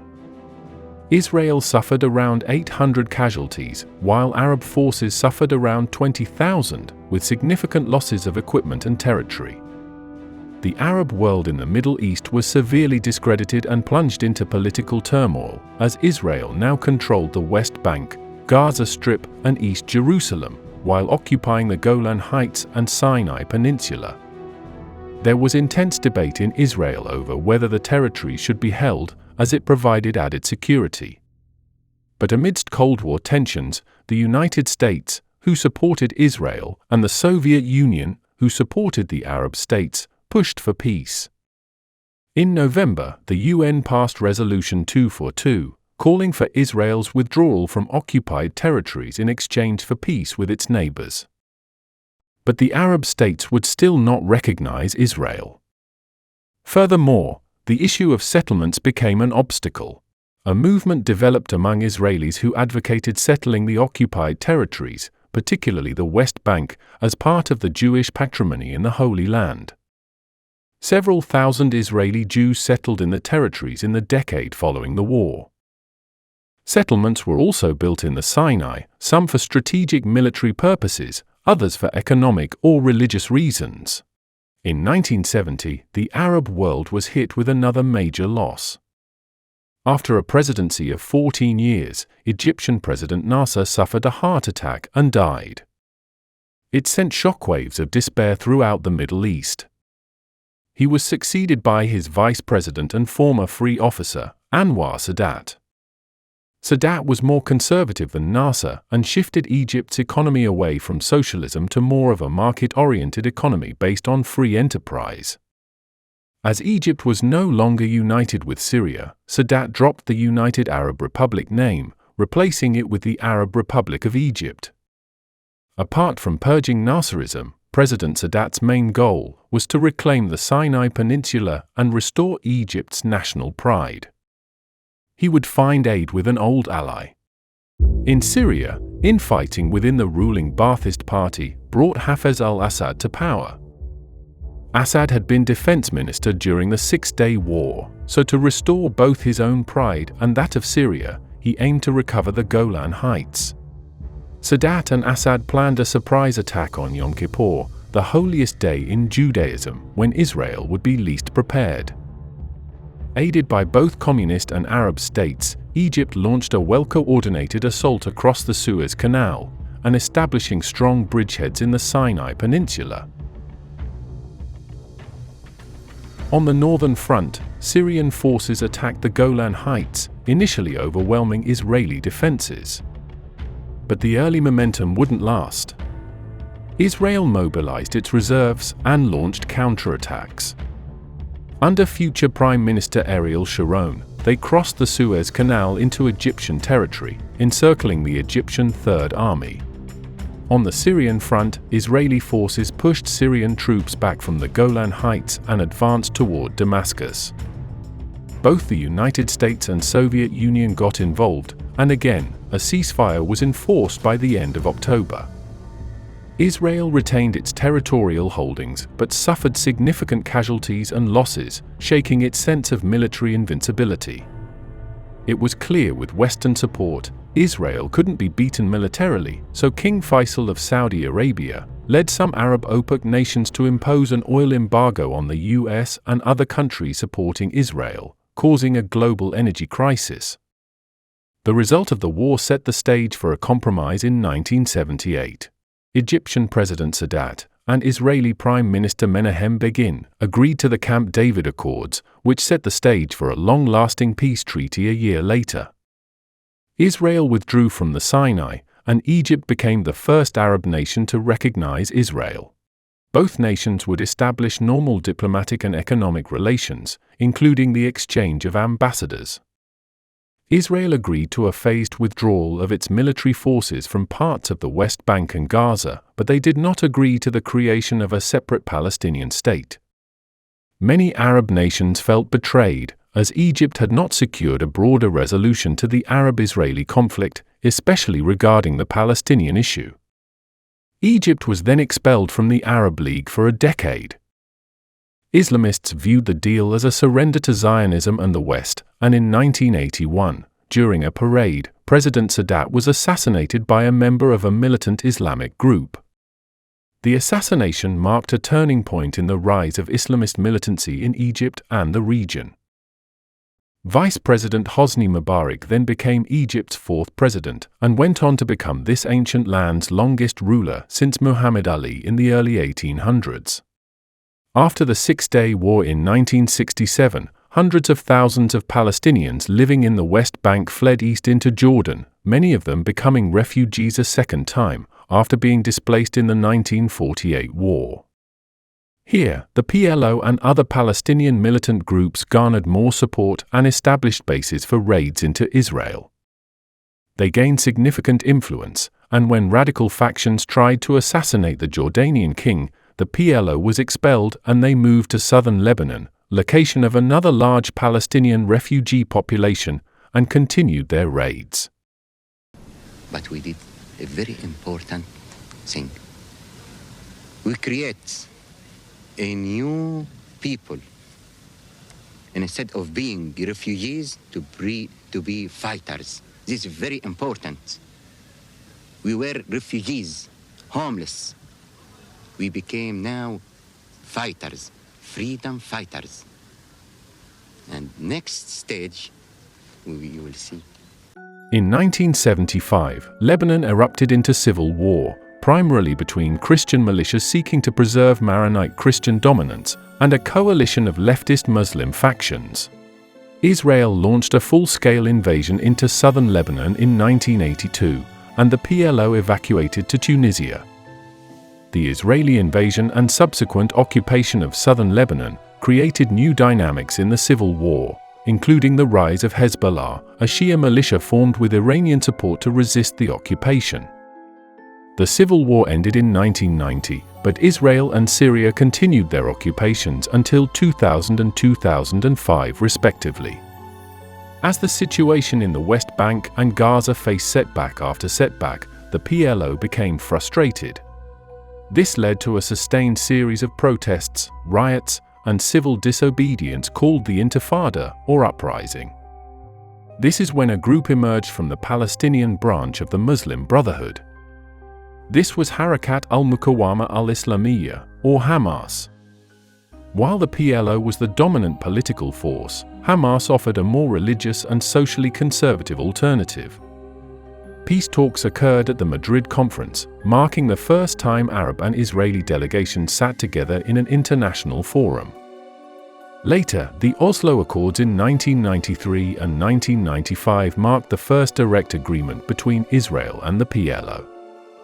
This gave Palestinians limited self-governance and administrative control in parts of the West Bank and Gaza under the Palestinian Authority, and was seen as a step toward a two-state solution. But many issues were deferred to future negotiations. Extremist groups on both sides opposed the accords. Hamas rejected the recognition of Israel, while right-wing factions in Israel viewed territorial concessions as dangerous.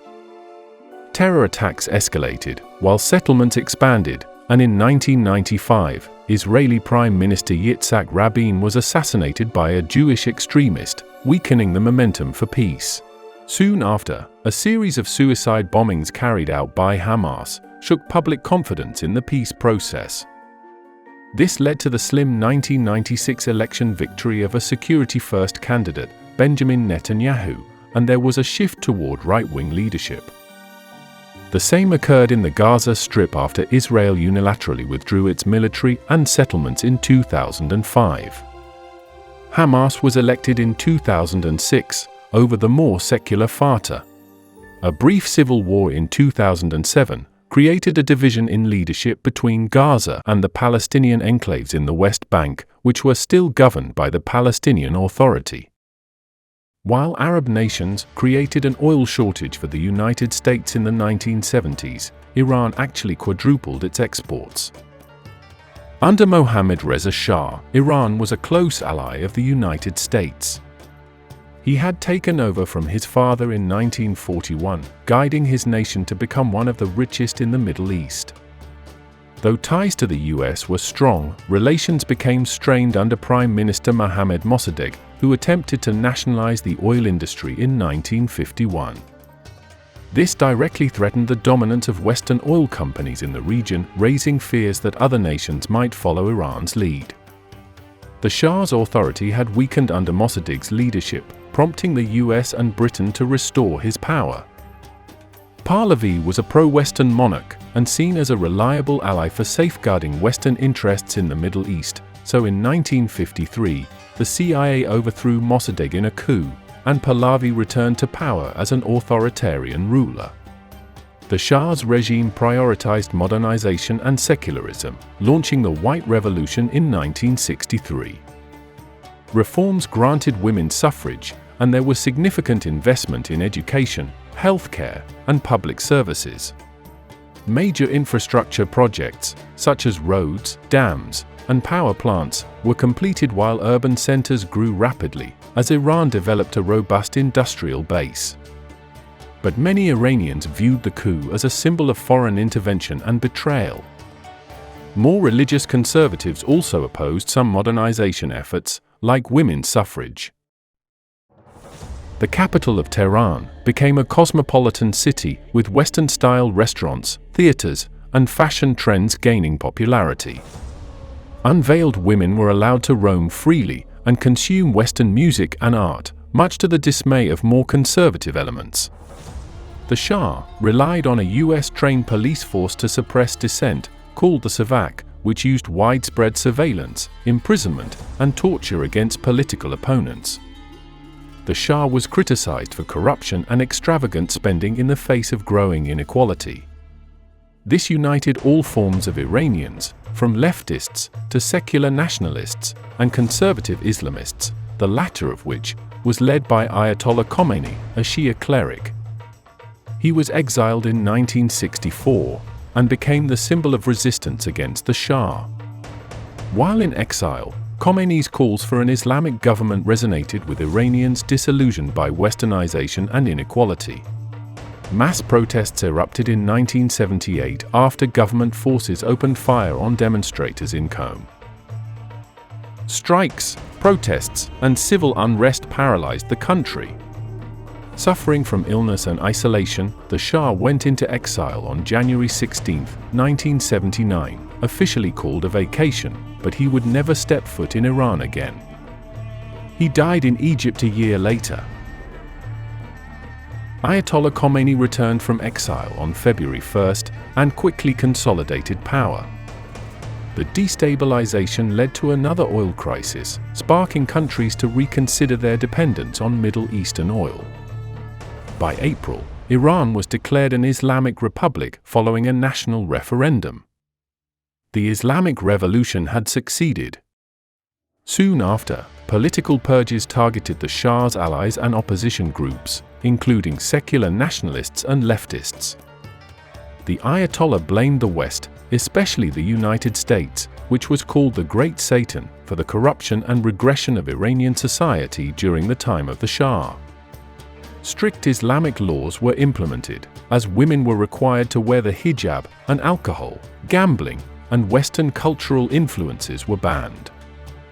On November 4, Iranian students stormed the U.S. Embassy in Tehran, taking 52 American diplomats and citizens hostage for 444 days. This crisis severed U.S.-Iran relations and led to long-lasting hostility between the two nations that still continues. But Iran had enemies, not an ocean away, but right at their borders. The Soviet Union, known as the Lesser Satan, invaded Afghanistan in December 1979, just months after the Iranian Revolution. Iran strongly opposed the invasion, as it viewed Soviet intervention as a threat to its own borders and a challenge to Muslim-majority Afghanistan. The Islamic government supported the Mujahideen against the Soviets, further straining Soviet-Iranian relations. But to the west was the nation of Iraq. Iraq overthrew its monarchy in 1958, but rule was marked by instability. Like Syria, Iraq had a Ba'athist party of its own. In 1968, the party came to power in the 17th of July Revolution, led by Ahmed Hassan al-Bakr and Saddam Hussein. By the late 1970s, Saddam Hussein consolidated power, becoming Iraq's president by the end of the decade. Over time, Iraqi Baathism shifted more toward Saddam's personal dictatorial and nationalist goals, viewing Assad in Syria as his main rival, and seeking to position Iraq as the dominant power in the Persian Gulf. Iraq's population included a Shia Arab majority, but its leadership was dominated by Sunni Arabs. Saddam worried that Khomeini's Islamic regime might incite Iraq's Shia population to revolt, as Khomeini called to export the Islamic Revolution. Iraq also had a large Kurdish population, which had long-standing tensions with Baghdad, and Iran supported Kurdish insurgents as a proxy against Iraq. After Iran's revolution, Saddam saw the opportunity to take advantage of the instability, and on September 22, 1980, Iraq launched a surprise invasion, targeting the oil-rich province of Khuzestan.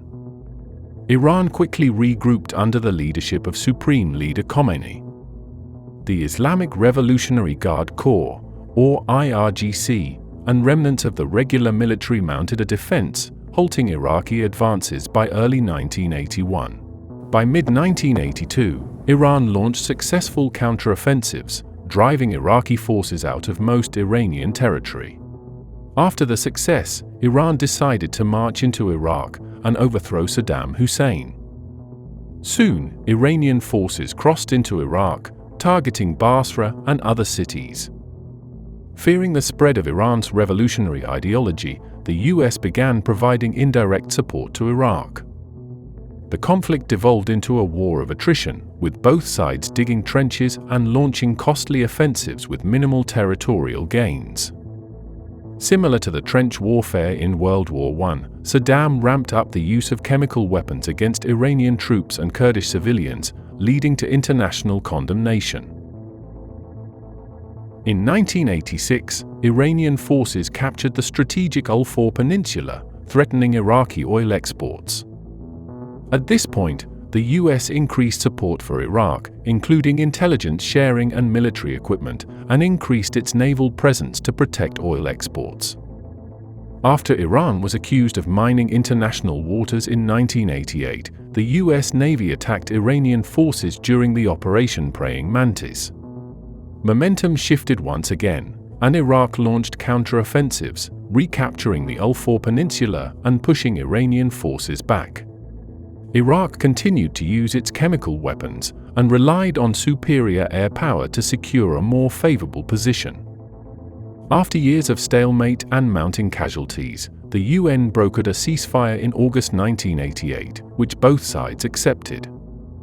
Both countries were exhausted after 8 years of conflict, which cost over 500,000 lives, including civilians.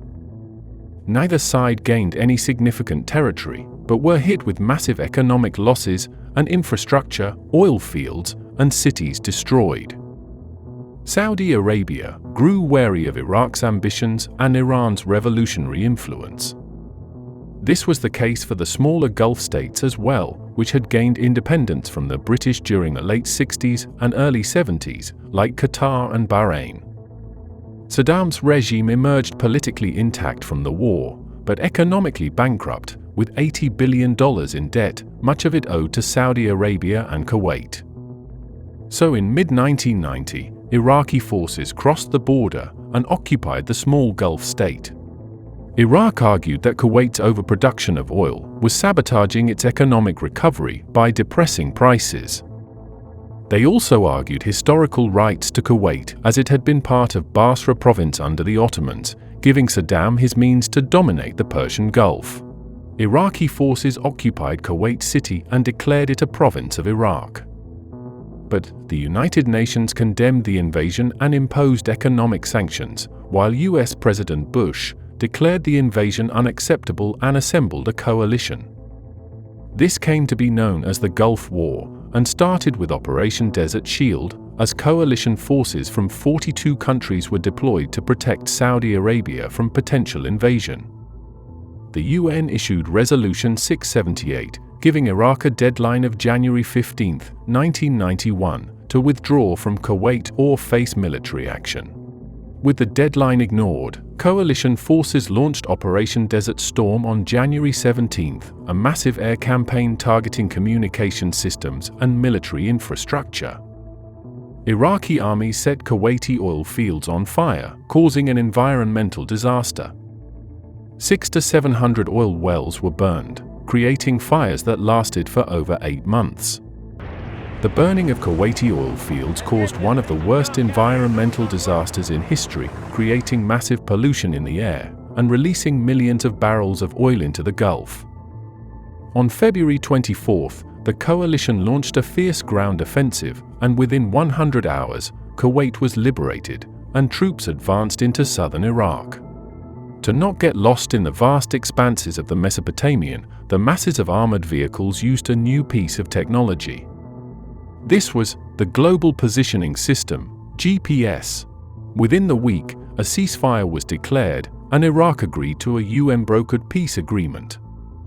The terms kept Saddam Hussein in power, but he was required to disarm all WMDs, or weapons of mass destruction, agree to regular inspections by the UN, and pay reparations to Kuwait. The US maintained a large presence in the Gulf, establishing bases in Saudi Arabia and surrounding areas. Their presence in the kingdom angered many Muslims, including certain jihadists. Shia and Kurdish uprisings attempted to overthrow Saddam, but the regime brutally suppressed them. The United States provided little direct support, fearing the consequences of a fragmented Iraq, but Saddam's regime remained a focus of US foreign policy throughout the 1990s. Ironically, the dictator's downfall was triggered by an event not even of his own doing. The Taliban had emerged in Afghanistan in the early 1990s, following the withdrawal of Soviet forces and the collapse of the pro-Soviet government. The Islamic State of Afghanistan was established in 1992, but was plagued by infighting among the Mujahideen factions, leading to a civil war. The Taliban were primarily religious students, many educated in Pakistani madrasas, who sought to end the chaos of the civil war and establish their own Islamic state. Saudi Arabia, along with other Gulf states, funded madrasas that taught a hardline Wahhabi version of Islam, which influenced the Taliban's ideology. They presented themselves as a purer, less corrupt alternative to the warlords and Mujahideen factions, who were perceived as corrupt and divisive. The militant organization quickly gained territory, and by 1996, the Taliban controlled Kabul and most of the country, establishing the Islamic Emirate of Afghanistan. The Taliban provided sanctuary for a wealthy Saudi Arabian, Osama bin Laden, that had joined the Afghan resistance in the 1980s.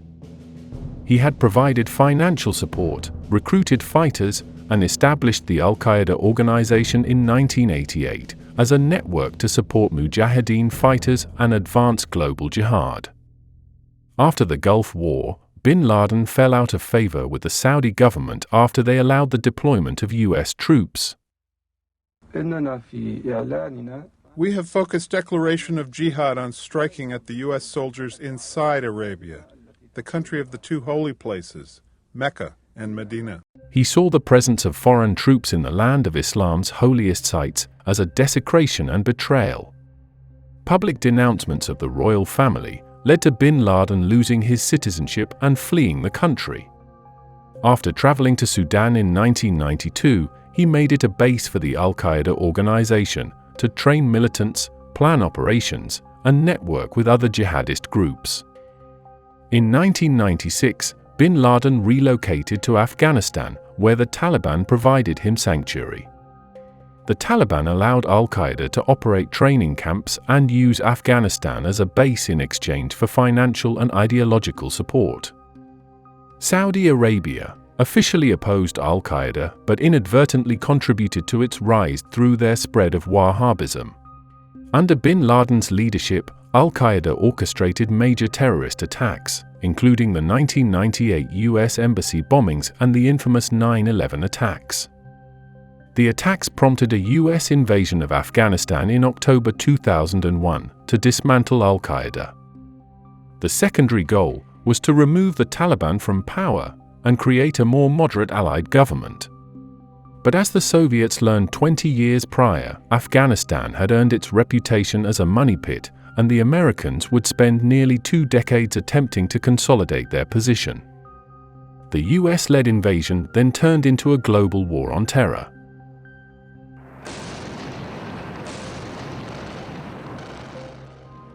In March 2003, US-led forces launched an invasion of Iraq, and Saddam Hussein and the Ba'athist regime was removed from power permanently, unleashing a wave of instability, sectarian violence, and the rise of groups like ISIS.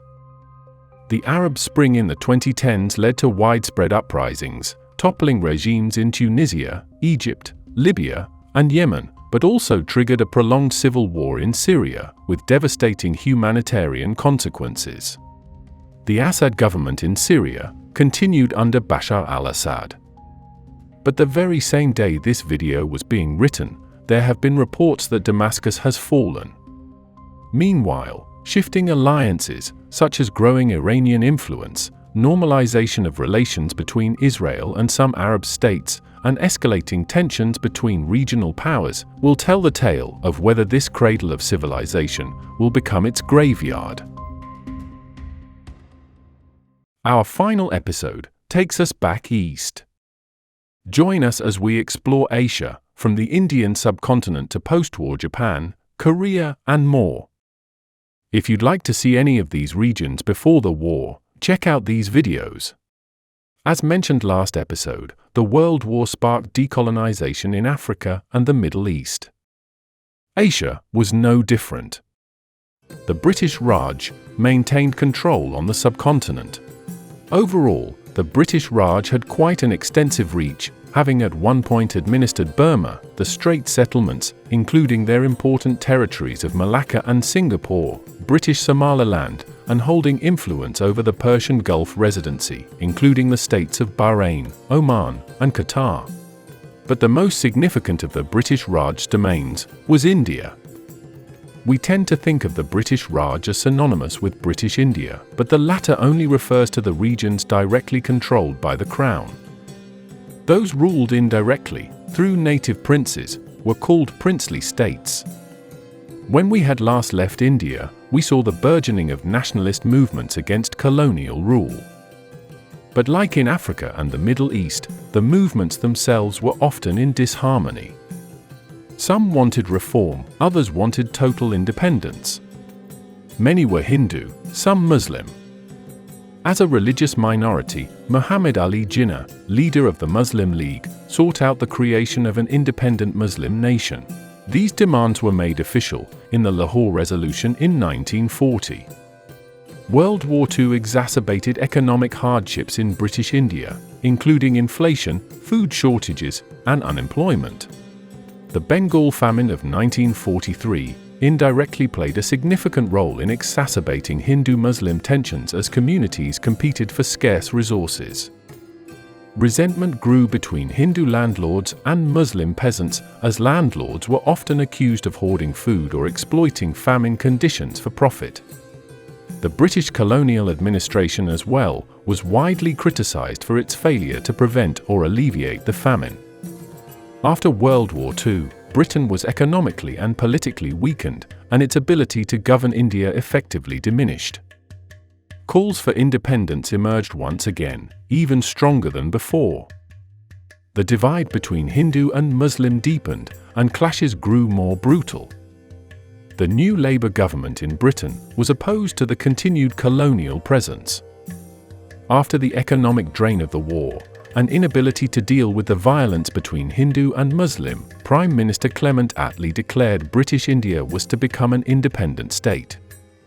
The Cabinet Mission Plan of 1946 proposed a federal structure with autonomy for provinces and safeguards for minority rights. Initially, it was accepted by both the Indian National Congress and the Muslim League, but disagreements over the implementation led to the plan's failure.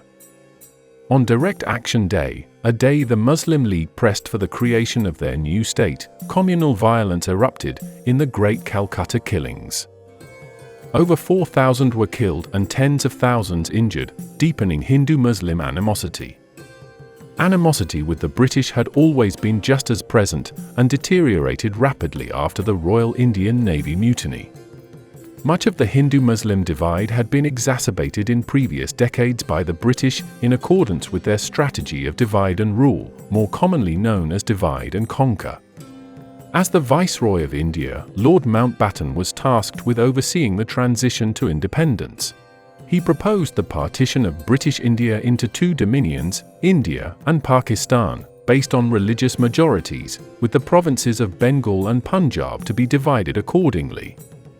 While leaders like the INC's Nehru accepted partition as a pragmatic solution to communal tensions, some, including Mahatma Gandhi, opposed it on the grounds of national unity. The British decision to partition India, announced in June 1947, triggered fears of displacement and minority persecution in both Hindu-majority and Muslim-majority areas. The process of dividing the provinces of Punjab and Bengal, which had mixed populations, created intense competition for territorial control. These regions would experience severe communal violence. On August 15th at midnight, the partition was officially triggered. What followed was unprecedented chaos, mass killings, sexual violence, and destruction of property, with estimates of 1 to 2 million deaths. Partition led to one of the largest mass migrations in history, with approximately 14 to 18 million people crossing borders, as large-scale efforts were made by each community to cleanse areas of the other religion. Trains carrying refugees were attacked, leaving carriages filled with dead bodies. Some princely states, like Kashmir, were in a precarious position, as it had a predominantly Muslim population, ruled over by a Hindu prince. Soon, war broke out over this region. With partition, the Dominion of Pakistan was created, meaning the land of the pure. It comprised two geographically and culturally separate regions, East and West Pakistan, with an Islamic identity framework. Under the INC, the Dominion of India was led by Prime Minister Nehru. They adopted a secular democratic framework, integrating diverse linguistic, cultural, and religious communities. But some states resisted integration, necessitating a mix of diplomacy and, in rare cases, military intervention, like in Hyderabad. Kashmir, under Maharaja Hari Singh, a Hindu, ruled over a majority Muslim population and attempted to remain independent. But in October 1947, Lashkar militias invaded, aiming to annex the majority Muslim Kashmir to Pakistan. In response, the Maharaja sought military assistance from his Hindu neighbors, legally binding Kashmir to India. When Pakistan began aiding the Muslim forces, full-scale war involving hundreds of millions of people, a catastrophe many had predicted with dread, seemed about to become a reality. Gandhi, the pacifist, couldn't even escape the violence. Mahatma Gandhi is dead.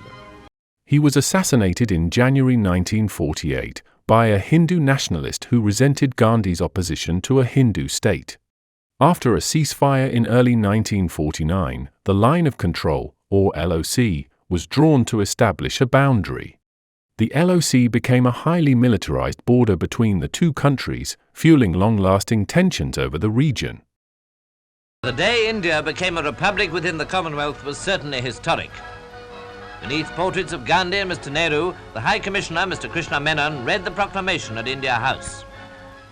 India, that is Bharat, shall be a sovereign democratic republic. On January 26, 1950, India adopted its constitution, declaring itself a sovereign, socialist, democratic republic. The constitution guaranteed protections for all Indians, whether Hindu, Muslim, or Sikh, and protected against discrimination based on race, sex, or caste.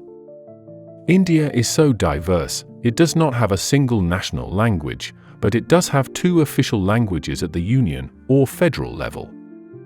Hindi was the most common, and English was common among elites, while 22 scheduled languages enjoyed official recognition. Nehru believed that socialism, with an emphasis on state-led industrialization, was the best way of ending the poverty and unemployment in his state. This was done through 5-year plans. The first focused on agricultural development and irrigation projects, but it remained a moderate success, as land reforms were resisted and there was not enough equipment or fertilizer for those working the land. But it laid the ground for subsequent plans focused on industrialization, with the establishment of steel plants, heavy machinery industries, and infrastructure projects like dams and highways. There remained a balance between state-owned enterprises and smaller private businesses. India remained unaligned during the Cold War, and Nehru was a co-founder of the non-aligned movement, seeking to provide guidance to other newly independent nations in Africa and Asia. Jawaharlal Nehru, chief minister of his country since India became independent in 1947, died at the age of 74. Neither on the political stage nor in moral stature was his leadership ever challenged. After Nehru's death in 1964, he was succeeded by Lal Bahadur Shastri, known for his simplicity, integrity, and dedication to public service. His Green Revolution promoted agricultural productivity to combat food shortages, introducing disease-resistant grains and rice, while the White Revolution boosted the production of milk. In 1965, Pakistan conducted a covert operation in Kashmir to entice an insurgency against India. But this led to another short but costly war in 1965, which produced the largest tank battle since the World War until that point, at the Battle of Chawinda. Shastri passed away on January 11, 1966, a day after the end of the war, under circumstances that remain subject to speculation. He would be remembered for the slogan, "Hail the soldier, hail the farmer," emphasizing the importance of both the military and agriculture.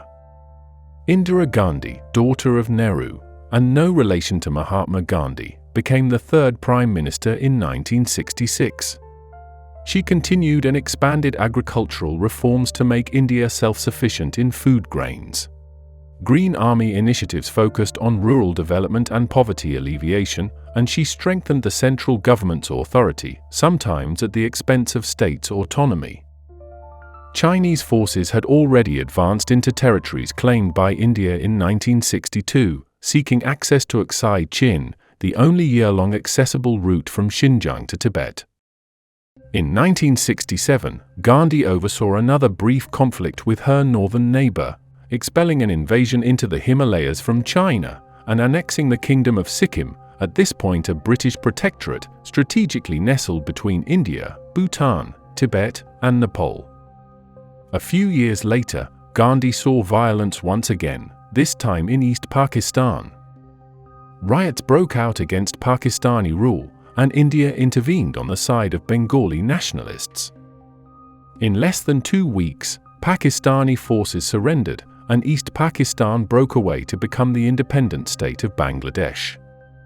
Under Gandhi's strong leadership, India became the most powerful nation on the subcontinent. But in 1975, she declared a state of emergency, citing internal disturbances.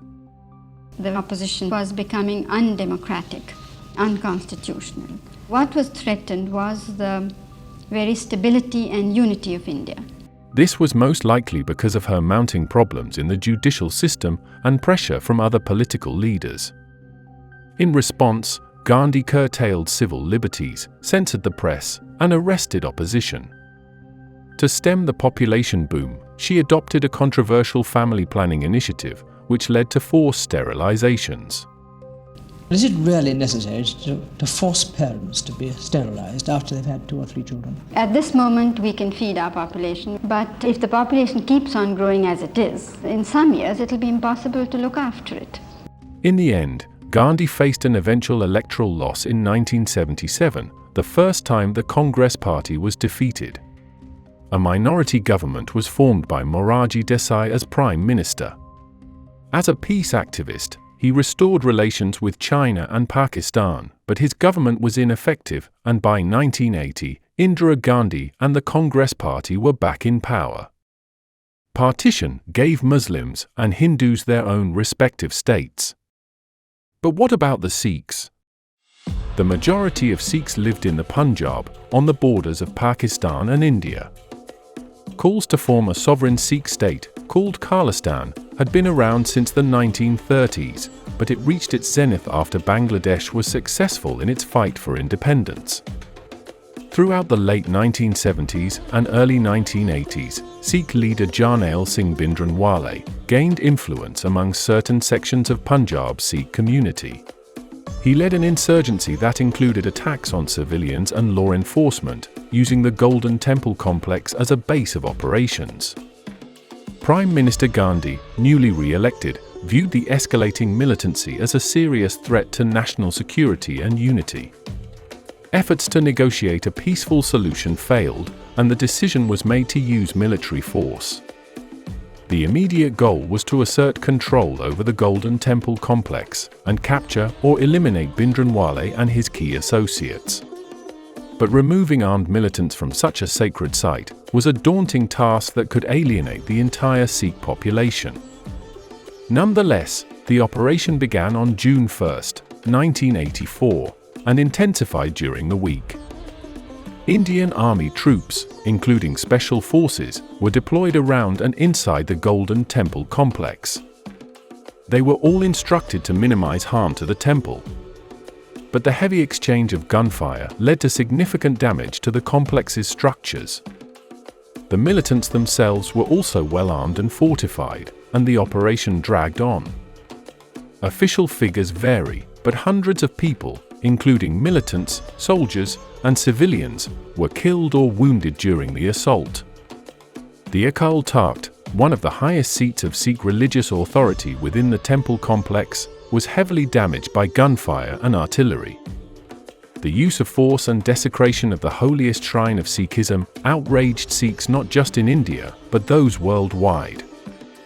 On October 31st, 2 of Gandhi's Sikh bodyguards assassinated her, allegedly in retaliation for the military operation. But in a never-ending circle of violence, her death sparked anti-Sikh riots, leading to the killing of thousands of Sikhs in Delhi and other parts of northern India.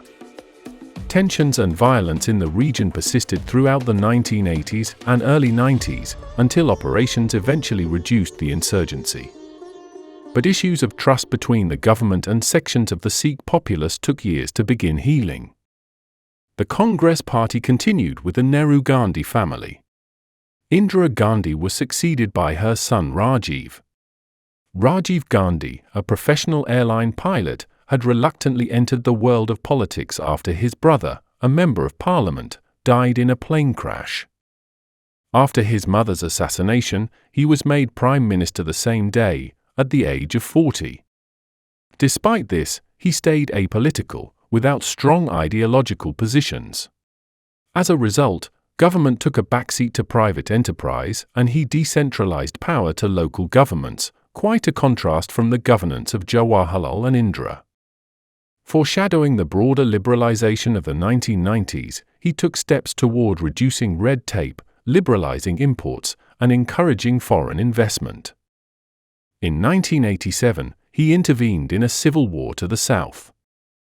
The Sri Lankan Civil War had been raging between the Sinhalese Sri Lankan government and the Tamil Tigers, rebels seeking to form a separate state, Tamil Eelam. After signing the Indo-Sri Lanka Accord, he deployed peacekeeping forces, a move that soon became controversial due to rising casualties and local opposition. The Boffa scandal of 1987, combined with growing dissent against economic and social policies, led to a significant drop in Congress's popularity. Gandhi's Congress lost its parliamentary majority in the 1989 elections, and during the 1991 election campaign, Rajiv Gandhi was assassinated by a suicide bomber associated with the Tamil Tigers. His death altered India's political landscape, as the nation's future was to be guided by the Nehru-Gandhi family, no longer. The Congress Party went into decline, and its secular, mixed economy policies gave way to a Hindu party focused on cultural nationalism and pro-market reforms. This was the BJP. A.B. Vajpayee became the first non-Congress prime minister to serve a full term, from 1998 to 2004, leading India into the new millennium. Since then, the Congress and BJP have alternated governments, experiencing corruption, but also rapid economic growth, particularly in the technology and service sectors, transforming India into one of the world's fastest-growing major economies. Economic inequality is still a major issue, though, and some see the country as two Indias, with a privileged minority of educated urban elites in the middle of hundreds of millions of poor rural peasants. But India's major current problems are environmental in nature, as land becomes more unusable and droughts more frequent. Unlike India, Pakistan was envisioned to be a secular state for Muslims, but underwent significant Islamization. At partition, Pakistan encompassed two large distinct territories, separated by thousands of miles. Check out this video to find out how the demographics of these regions became associated with Islam. East Pakistan contained the majority of the population. They were predominantly Bengali, living along the rich wet Ganges Delta, cultivating rice in what became the land of rivers. Despite East Pakistan having a larger population, political and administrative power was concentrated in West Pakistan's urban centers, notably in cities like Karachi, Lahore, and later Islamabad. This left the East feeling alienated. West Pakistan, centered around the West Punjab and Indus, often struggled with drought. It remains ethnically diverse, with Punjabis in the Punjab and Sindhis in the Sindh to the south. Pashtuns, with ties to the dominant population in Afghanistan, also lived along the borders, and the Baluch lived along the borders of Iran. Punjabis were, and continue to be, the largest ethnic group in West Pakistan. The emphasis on Urdu as the sole national language created linguistic and cultural tensions in East Pakistan, where the vast majority spoke Bengali. Led by Governor-General Muhammad Ali Jinnah, the new state had growing pains, facing a massive refugee crisis, administrative hurdles, and financial constraints. Pakistan operated as a dominion until its first constitution was adopted in 1956, establishing itself as an Islamic republic. Pakistan has experienced long periods of military rule, with the military staging coups in 1958, 1977, and 1999. Post-2001, Pakistan aligned with the US in the fight against terrorism, receiving aid but facing domestic backlash from both Islamist groups and secularists who saw the regime as too authoritarian.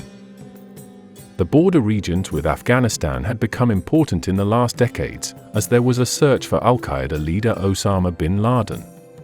Amid increasing calls for democracy, Benazir Bhutto, a secular former prime minister, returned to Pakistan to run in the 2008 elections, but was assassinated. Pressure against military rule reached a boiling point, and General Pervez Musharraf resigned as president. Bhutto's surviving husband, Asif Ali Zardari, became the new president, as Pakistan remains under civilian rule with a parliamentary democracy. Straddling the distant eastern reaches of the subcontinent, between South and Southeast Asia, was Burma. Much of Southeast Asia had been occupied by the Japanese and absorbed into their empire, but before that, had been European colonies. After the war, as in South Asia, the British Labour government promoted decolonization efforts. Burma gained full independence on January 4, 1948, becoming a parliamentary democracy and the next British colony in Asia to achieve sovereignty. Later in the year, just to the east, the Federation of Malaya was established, granting limited self-governance. Across Malaya stretches the jungle, bright with orchids, loud with the song of birds and the chatter of monkeys, and infested with communist guerrillas who terrorize the rubber estates hacked out of this wilderness. At the same time, a communist-led insurgency, known as the Malayan Emergency to the British, was suppressed. But it led to negotiations with non-communist Malay leaders, particularly Tunku Abdul Rahman, leading to independence in 1957. Continuing the decolonization trend, the United States granted independence to the Philippines, but still maintained political, economic, and military influence. The French colonial presence in Southeast Asia was concentrated in French Indochina, comprising Cambodia, Laos, and Vietnam. But the French were less supportive of decolonization, and after the Viet Minh declared independence, war broke out in 1946. You can watch it all in this video, with full colorized footage. This First Indochina War ended with the Geneva Accords in 1954, leading to the partition of Vietnam into the Communist North Vietnam and anti-Communist South Vietnam, and marked the end of French colonial rule. North Vietnam remained under Ho Chi Minh and the Communists, while the South also became authoritarian under pro-Western President Ngo Dinh Diem. Laos had gained full independence, reinstating its monarchy in 1953, though it faced internal struggles between royalists, right-wing factions, and the communist Pathet Lao. Following negotiations with France, Cambodia also declared independence as a monarchy under King Norodom Sihanouk. Like the French, the Dutch were also unwilling to withdraw from their primary possession. The Dutch East Indies, which comprised thousands of islands, including Java, Sumatra, and Borneo. After the Japanese occupation, nationalist leaders Sukarno and Mohammed Hatta declared Indonesia's independence on August 17, 1945. But the Dutch attempted to regain control, leading to a sporadic multi-year struggle, the Indonesian National Revolution. International pressure followed, including from the United States, who threatened to withhold Marshall Plan aid to the Netherlands. The Dutch promptly entered negotiations. By 1950, the nationalists had won their independence, with Sukarno as president of the new Republic of Indonesia. By the 1960s, many of these newly independent nations faced significant political challenges. The Union of Burma, primarily led by Prime Minister U Nu, was a parliamentary democracy focused on Buddhism and embraced elements of socialism.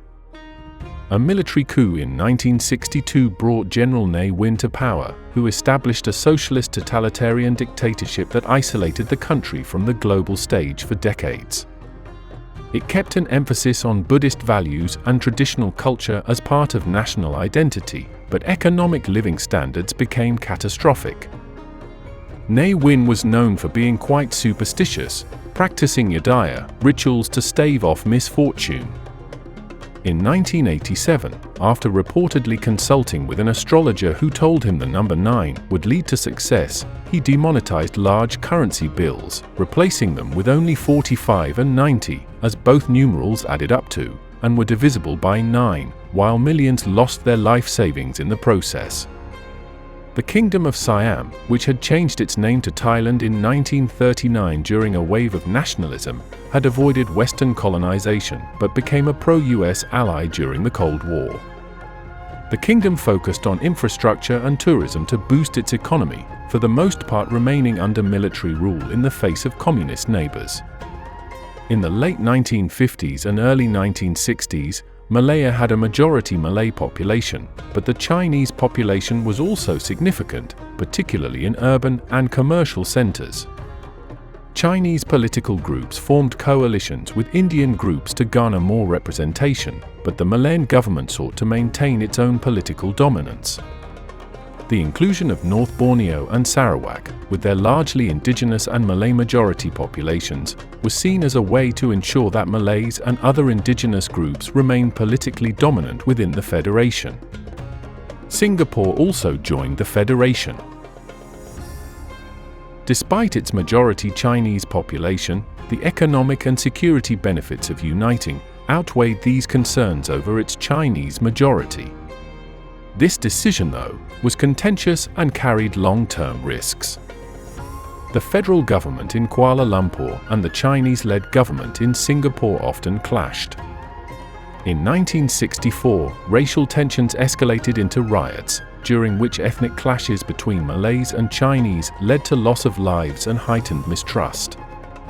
It was clear the Federation could not work long-term without changes or concessions. To resolve the growing tensions and safeguard Malay political dominance, Tunku Abdul Rahman and the Malaysian government decided to expel Singapore from the Federation in 1965, leading to its independence. Indonesia's political landscape was highly fragmented as well, with numerous parties representing different ideological, ethnic, and religious interests. But President Sukarno was instrumental in uniting Indonesians under a common national identity. He even risked war with Malaysia over aspirations of a greater Indonesia, arguing that the Malay Peninsula had historically been part of the old empires of Srivijaya or Majapahit. He strongly opposed the formation of Malaysia, viewing it as a neo-colonial project. especially since their borders now touched on the island of Borneo. The Konfrontasi, or confrontation, was Indonesia's campaign to prevent its formation, involving covert military and paramilitary incursions into Malaysian territories. The instability of the parliamentary system and regional rebellions convinced Sukarno to advocate for guided democracy, which had given Sukarno a more authoritarian system that concentrated power in his hands. In September 1965, a failed coup known as the 30th of September movement was allegedly led by the PKI, the Communist Party, notable for being the largest communist party in the world. But the military, under military officer Suharto's leadership, quickly moved to suppress the coup. In the aftermath, anti-communist purges took place, resulting in the mass killing of alleged communists and sympathizers, with estimates of deaths ranging from 500,000 to 1 million. Suharto gradually consolidated power, and by 1967, Sukarno was formally removed from office. This marked the beginning of the New Order era. Suharto established a highly centralized, authoritarian regime, with power concentrated in his hands. His regime relied on a system of military-backed control known as dwefungsi, or dual function, and corruption to maintain power. Guided democracy, which had been introduced by Sukarno, was replaced with the Pancasila, the 5 principles of Indonesian state philosophy, used by Suharto as a central ideological tool during his administration. Suharto shifted away from Sukarno's socialist policies, implementing a series of market-oriented economic reforms, attracting foreign investment from the United States and other Western countries. Indonesia's economy saw significant growth, especially in oil, gas, and mineral exports, with substantial investments in infrastructure, agriculture, and industry. During this period, Suharto's government was highly focused on national unity and suppressed various ethnic and religious movements that were seen as threats to this unity. After Portugal's wave of decolonization in 1975, Indonesia invaded their former colony of East Timor, leading to a decades-long conflict. The invasion led to widespread human rights abuses. Estimates suggest that up to 200,000 East Timorese, about a quarter of the population, died as a result of violence, famine, and forced labor during the occupation. The tiny Roman Catholic nation would finally gain independence in 2002. Suharto also faced several separatist movements, but these were suppressed with military force. His regime maintained strong ties with Western powers, especially the United States, who supported his anti-communist stance during the Cold War, and was seen as a reliable ally in the region. In 1997, an Asian financial crisis hit Indonesia hard, causing economic collapse, soaring inflation, unemployment, and widespread poverty. The rupiah, the national currency, plummeted in value, and many large businesses and banks collapsed. Amid mounting protests, political pressure, and a loss of support from the military and political allies, Suharto resigned on May 21, 1998, after over 3 decades in power. His resignation marked the beginning of Indonesia's transition to a more democratic system known as the Reformation era. Authorized and directed by the President of the United States to proclaim the independence of the Philippines as a separate and self-governing nation. The Philippines, now independent from the United States, maintained close ties and initially experienced a surge in economic growth. Once Ferdinand Marcos took power, he scrapped democracy in favor of martial law in 1973. Thousands of political opponents, activists, and journalists were arrested, tortured, or disappeared during the martial law period. I pray now and I ask you to pray with me, as I prayed 8 years ago, that we are doing the right thing by our people. For the end of martial law does not mean the end of our efforts, of our needed reforms. Marcos officially ended martial law in 1981, but continued to rule through authoritarian measures. A prominent opposition leader, Benigno Aquino Jr., or Ninoy, was assassinated upon return from exile in 1983.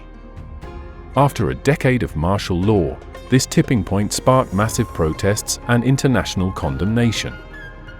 Marcos called a snap election in 1986, facing Corazon Cory Aquino, Ninoy Aquino's widow, as the opposition candidate. I hereby proclaim Ferdinand E. Marcos as the duly elected president. Widespread electoral fraud triggered the People Power Revolution, a peaceful uprising which forced Marcos to evacuate the country in February 1986, ending his 21-year rule. Aquino, the first female president of the Philippines, restored democratic governance by abolishing Marcos's authoritarian constitution and introducing a new one in 1987. But though Marcos was gone, his loyalists remained, and Aquino faced multiple coup attempts from disgruntled factions of the military, including the 1989 attempt, which nearly toppled her government. Despite these threats, Aquino retained support from the United States and the Filipino public. Marcos remains a controversial figure, while Aquino is remembered for her peaceful governance and commitment to democratic principles. After the fall of Saigon on April 30, 1975, the Vietnam War ended, and Vietnam was reunified as the Socialist Republic of Vietnam in 1976, with Hanoi as its capital. The communist government implemented collectivization of agriculture and nationalized industries in both the North and the newly integrated South. Policies aimed at eradicating capitalism in the South led to economic disruption, mass unemployment, and the forced relocation of millions to new economic zones. As hundreds of thousands fled persecution and poverty, they became refugees, the Vietnamese boat people, a crisis that lasted for 20 years. After the First Indochina War, Laos and Cambodia had won their independence alongside Vietnam. But these remained as monarchies and quickly fell into authoritarianism. During the Second Indochina War, more commonly known as the Vietnam War, the two countries became severely destabilized. Cambodia's monarchy was abolished in a coup and replaced with the US-aligned Khmer Republic. At the end of the war, when North Vietnam captured Saigon, in 1975, the communist Pathet Lao overthrew the monarchy and established the Lao People's Democratic Republic, or LPDR. Laos became heavily dependent on Vietnam for military and political support, aligning itself closely with Hanoi's policies. In Cambodia, the short-lived republic fell to the Khmer Rouge. Under Pol Pot, the communists seized Phnom Penh in 1975 and established democratic Kampuchea. The regime sought to create a radical agrarian communist society, forcing urban populations into rural communes and abolishing money, religion, and private property.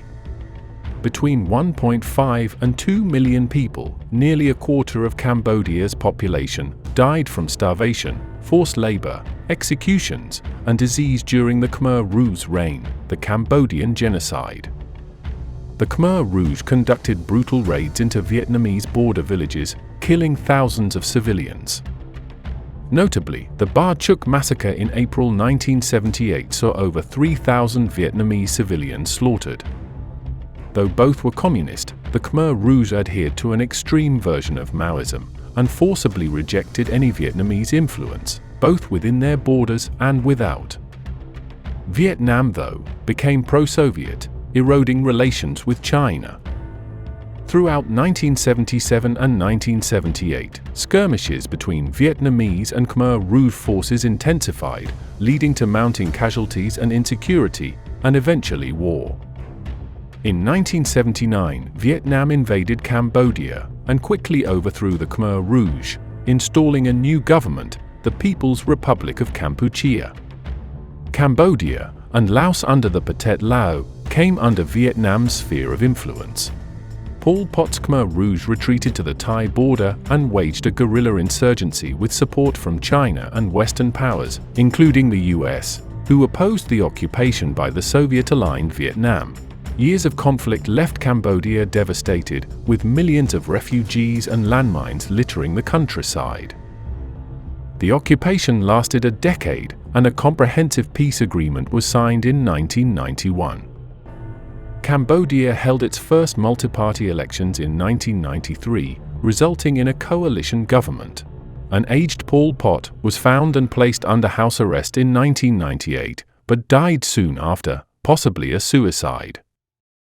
The Association of Southeast Asian Nations, or ASEAN, was formed in 1967 by Indonesia, Malaysia, the Philippines, Singapore, and Thailand to promote regional cooperation, economic growth, and to contain the spread of communism. By the 1990s, many ASEAN nations experienced rapid industrialization and economic expansion. Cambodia stabilized under Hun Sen's leadership, while Vietnam implemented economic reforms called Doi Moi, meaning renovation, transitioning to a socialist-oriented market economy. They joined ASEAN in 1996. The 1997 Asian financial crisis, emanating from Thailand, severely impacted several Asian economies, hitting South Korea and Indonesia the hardest. Compared to Africa and the Middle East, which we went over last episode, Southeast Asia has stabilized in recent decades and has integrated well into the global economic community. Time will tell whether the success continues. While Southeast Asia rebuilt its economies after the war, to the north, another rapid industrial boom reshaped the region. In 1945, the land of the rising sun turned into the land of rising flame and fury. The Second World War became a turning point, and Japan's vast empire was dissolved. Hirohito's domain was placed under the occupation of the Allied powers, led by the United States and directed by General Douglas MacArthur. The occupation aimed to demilitarize, democratize, and rebuild Japan. Under MacArthur, the Allied administration dismantled Japan's armed forces, and the production of military equipment was banned. In 1947, a new constitution replaced the old Meiji Constitution of 1890, establishing a parliamentary system and guaranteed civil liberties and universal suffrage. Land reforms reduced rural inequality and labor laws promoted workers' rights.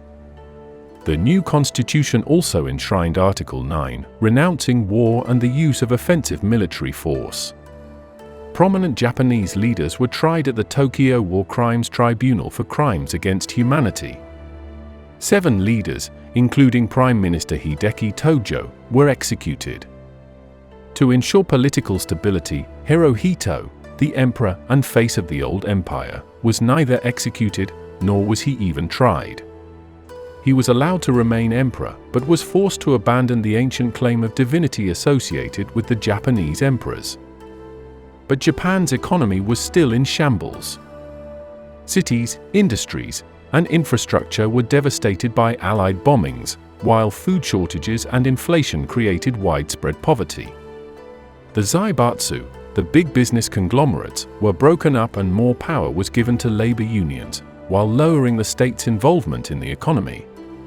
The zaibatsu were closely tied to Japan's militarism and directly profited off the war, so dismantling them was part of the effort to prevent future military aggression. Shares from Mitsubishi, Mitsui, and the other largest zaibatsu were confiscated and sold to the public. With the outbreak of the Cold War, the United States shifted focus from dismantling Japan's economic structure to rebuilding it as a bulwark against communism. Many former zaibatsu companies reorganized into keiretsu, which were loose networks of interrelated companies centered around a main bank instead of powerful families. The Allied occupation officially ended with the signing of the Treaty of San Francisco on September 8, 1951, which came into effect in 1952. It remains only for Japan to sign, and there is a hush as Mr. Yoshida brings the conference to a successful conclusion. If leniency has been shown, it is with the will of 48 nations in their search for peace and security. May the future justify their faith. Japan regained full sovereignty and entered into a security alliance with the United States. Given Japan's renunciation of war, the United States was allowed to maintain bases there. The Korean War, which we discussed here, greatly boosted Japan's economy as it became a key supplier of goods and logistics for the US military. Government played a central role in guiding economic development through industrial policy and targeted investments. Similar to the boom of the Meiji era, Japan entered another era of growth best described as miraculous. The Ministry of International Trade and Industry, or MITI, directed resources to strategic industries such as steel, electronics, and automobiles. High tariffs and state-sponsored incentives protected domestic industries. Japan focused on importing technology and improving it to produce high-quality goods for export. A strong work ethic was reciprocated with lifelong employment. By the 1960s, Japan became a global leader in many industries, exporting products like Sony Electronics, Toyota cars, and Nikon cameras. Japan's GDP grew at an average annual rate of 10% during the 1950s and 1960s, the Japanese economic miracle. By the 1970s, the once powerful nation had regained its prestige, becoming the second largest economy in the world after the United States, larger than both Britain and France combined. The average urban citizen lived a life similar to those in Europe and the United States. After the war, new political parties formed, as the old ones had been merged into an imperial association that was now dissolved. The Japan Socialist Party initially became the largest party, benefiting from widespread anti-war sentiment and discontent with the pre-war militarism that had taken hold. Conservatives were divided between the Liberal Party and the Democratic Party, which competed for dominance in the early post-war years. But in 1955, both parties merged to form the Liberal Democratic Party, or LDP, creating a powerful, unified conservative bloc. This brought the LDP into power, overseeing almost 30 years of prosperity.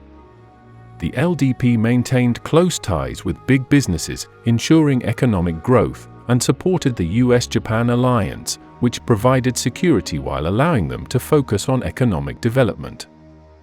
The rapid industrialization led to significant urban migration. Cities like Tokyo, Osaka, and Yokohama expanded overnight. An emphasis on education created a skilled and disciplined workforce, and Japan developed one of the highest literacy rates and academic achievement levels in the world. Social problems persisted, like the former ETA, now known as Burakumin, faced discrimination socially and economically. Many Burakumin faced difficulty accessing education, employment, and housing. The Ainu, an indigenous group from Hokkaido, have also long faced cultural and economic marginalization. Many Koreans, forcibly brought over during Japan's colonial rule over the old Chosun state, also faced discrimination, lacking official citizenship, and remained underrepresented in politics and public life. Some Japanese political groups have attempted to downplay or deny wartime atrocities, such as the Nanjing massacre and the issue of comfort women, those primarily from Korea and China, who were forced to work in military brothels. This has strained Japan's relations with its neighbors. In the 1980s, speculative investments in real estate and stocks fueled a massive asset bubble. At the peak of the bubble, some valuations were so high, they placed Tokyo as being worth more than the entirety of the United States. But by the end of the decade, the bubble burst dramatically. By the 1990s, Japan's economic miracle had fallen from grace. The burst triggered deflation, a banking crisis, and economic stagnation, with many banks saddled with non-performing loans and corporations unable to recover their losses. The surge in value of the yen crippled exports and caused companies to hold on to cash instead of invest. Without a robust domestic market, partially because of Japan's aging population and declining birth rates, the economy stalled. The culture of lifetime appointments to employees reduced a company's ability to downsize. To boost economic activity, the government launched numerous stimulus packages and funded large public works. but these measures contributed to a ballooning national debt, which became one of the highest in the world, at over 200% of GDP. Nowadays, the lost decade is sometimes referred to in the plural, as Japan's economy continues to stagnate. The decline of Japan allowed for the growing prominence of China, which had implemented Dengist economic reforms in 1978, transforming it into a global manufacturing hub by the 90s. But following Japan's miracle, there were others who sought the same economic success. These were the Asian Tigers, or Four Dragons. As Japan had to recover from World War II, South Korea had to recover from both the decades-long Japanese occupation and the ensuing Korean War. After the war, North Korea, under Kim Il-sung, initially experienced growth with a state-controlled economy. Here, the hammer and sickle are accompanied by a brush, symbolizing the unity of the working class, peasants, and intellectuals. Together, these symbols represent the three integral parts of their revolutionary movement, upholding the state ideology of Juche, or self-reliance. The collapse of the Soviet Union in 1991 led to a severe economic crisis, and combined with mismanagement and natural disasters, resulted in a dire famine, killing hundreds of thousands. Kim Jong-il took power in 1994 after his father's death, and introduced the military-first, or Songun policy, prioritizing the army over economic reforms. North Korea has been ruled by Kim Jong-un since 2011, but the country remains politically isolated, economically devastated, and reliant on China for food and energy. As North Korea entrenched itself in the communist world, South Korea maintained strong alliances with the United States, relying on their aid for reconstruction after the Korean War. President Syngman Rhee, South Korea's first leader, ruled with an authoritarian grip, focused on maintaining security against North Korea, which continued to be ruled by Kim Il-sung. South Korea remained one of the poorest countries in the world during this period, with limited industrialization and dependence on agriculture. Rhee's rule became increasingly corrupt and repressive, including electoral fraud, which sparked mass protests. This April Revolution forced Rhee to resign and flee into exile. After Rhee's resignation, South Korea established its first democratic government, the Second Republic. Led by Chang Myon as Prime Minister, South Korea was still unable to address the economic and social issues from the First Republic. In May 1961, General Park Chung-hee led a military coup, overthrowing the democratic government and establishing military rule. The single year of the Second Republic was the only time South Korea was run as a parliamentary democracy. Park Chung-hee initially ruled as a military dictator. In 1963, he issued a new constitution, transitioning to a civilian presidency, but maintained tight control over the government. Park implemented state-led industrialization and export-oriented economic policies, focusing on heavy industries like steel, shipbuilding, and electronics.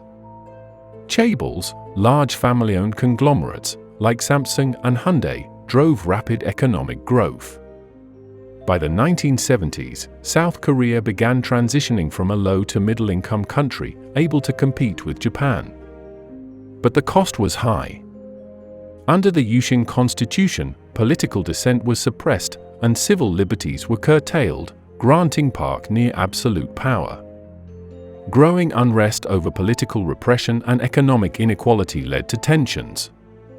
The culmination was Park's assassination by his intelligence chief. After Park's death, South Korea experienced political uncertainty, with short-lived leadership before yet another military coup. Following the coup by Chun Doo-hwan, protests erupted in Gwangju, demanding democratization. But the military brutally suppressed the uprising, with estimates from hundreds to thousands killed. Chun established authoritarian rule in 1980, suppressing dissent while continuing economic modernization. South Korea achieved significant progress, hosting international events like the 1988 Seoul Olympics, but public discontent over repression persisted. In June 1987, massive protests forced Chun to agree to constitutional amendments, leading to direct presidential elections. Reforms marked the return to civilian rule and the start of South Korea's Sixth Republic, establishing a more democratic system with direct presidential elections, a system which remains fragile, but still continues.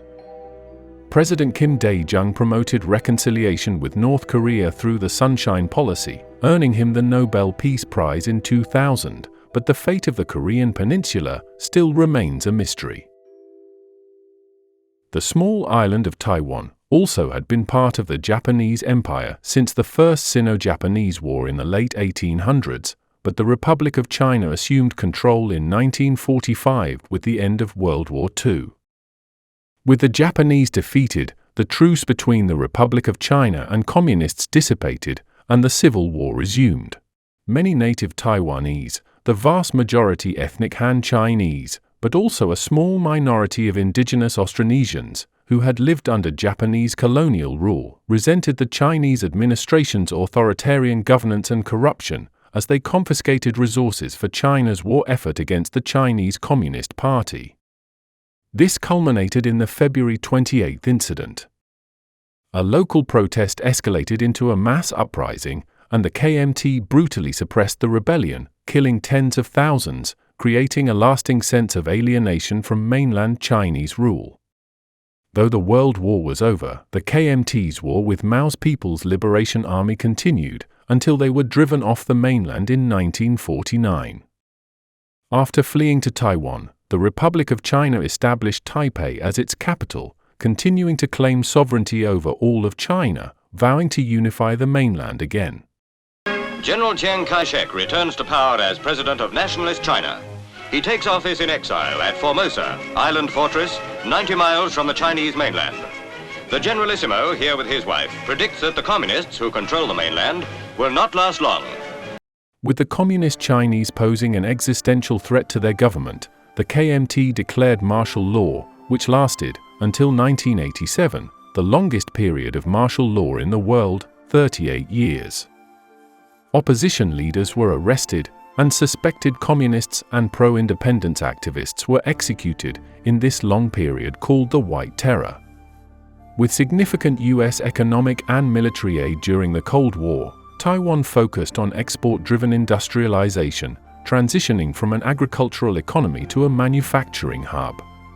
During the 60s and 70s, Taiwan experienced rapid economic growth, earning its place as one of Asia's tigers, alongside South Korea and two others we will get to later.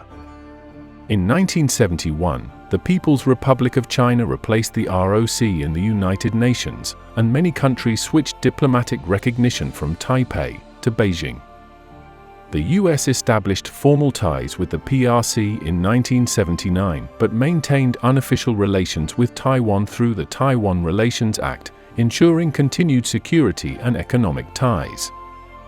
Ironically, Taiwan maintained more Chinese traditions than on the mainland. Many old Chinese treasures were evacuated to the island, and while the Great Leap Forward and Cultural Revolution reshaped the mainland, Taiwan became a refuge for traditional Chinese religions, including Confucianism, Taoism, and Chinese Buddhism. Temples, rituals, and festivals were maintained and even flourished, such as the Lunar New Year and Dragon Boat and Ghost festivals.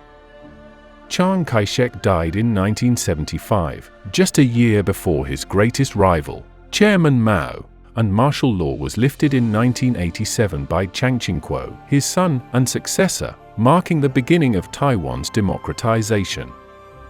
The Democratic Progressive Party, or DPP, was a center-left party founded in 1986, becoming the main opposition to the center-right KMT, advocating for democratic reforms and, later, independence.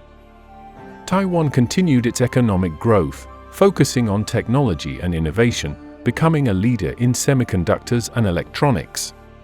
Education expanded, and living standards improved, with Taiwan ranking high in health, literacy, and quality of life. In 2000, Chen Shui-bian of the DPP was elected president, ending more than 50 years of KMT dominance. 台湾人民绝大多数的声音，大家认为台湾是一个主权独立的国家，中华民国也是一个主权独立的国家。我们不是中华人民共和国的一省，或者它的一部分。China viewed Chen's pro-independence stance as provocative, leading to military threats and strained relations. But despite these political tensions, economic ties between Taiwan and China grew significantly, with Taiwanese businesses investing heavily in China. Though the nationalists came back to power shortly, the DPP has had a resurgence in the recent decade. Relations with China have since deteriorated again under the DPP presidency as they seek full sovereignty. Taiwan faces increasing international isolation due to China's diplomatic efforts, but it has strengthened ties with key partners like the United States, Japan, and European states. Taiwan remains a global leader in semiconductors, with companies like TSMC critical to global supply chains. The economy has shifted toward high-tech industries, such as AI, biotech, and green energy. The Taiwan Strait has become a geopolitical flashpoint, with growing US-China tensions over Taiwan's status. What do you think the fate of this island will be? While Taiwan and South Korea initially developed under protection from the United States, the two smallest of the Asian tigers, Singapore and Hong Kong, had been British colonies. In 1965, Singapore was expelled from Malaysia and became an independent republic. It was underdeveloped, consisting mainly of marshlands and dense jungle. Facing limited resources, Singapore pursued an export-oriented economy, leveraging its strategic location as a trading hub. The government attracted foreign investment and emphasized rapid industrialization. I am calculating not in terms of the next election, that's no trouble, 68, no trouble. I am calculating in terms of the next generation, in terms of the next 100 years, in terms of eternity. And believe you me, the next 1,000 years, we will be here. The Centre-Right People's Action Party, under Lee Kuan Yew, established a dominant party state with strict control over political dissent and media. Policies focused on efficiency, as massive public housing projects, universal education, and the development of industries like electronics and petrochemicals, transformed Singapore into a high-income country. They excelled in finance, shipping, technology, and developed into a global financial center and hub for multinational corporations. As with the other tigers, Singapore adopted a more authoritarian and centralized style of governance, based on Confucian values of hierarchy and obedience.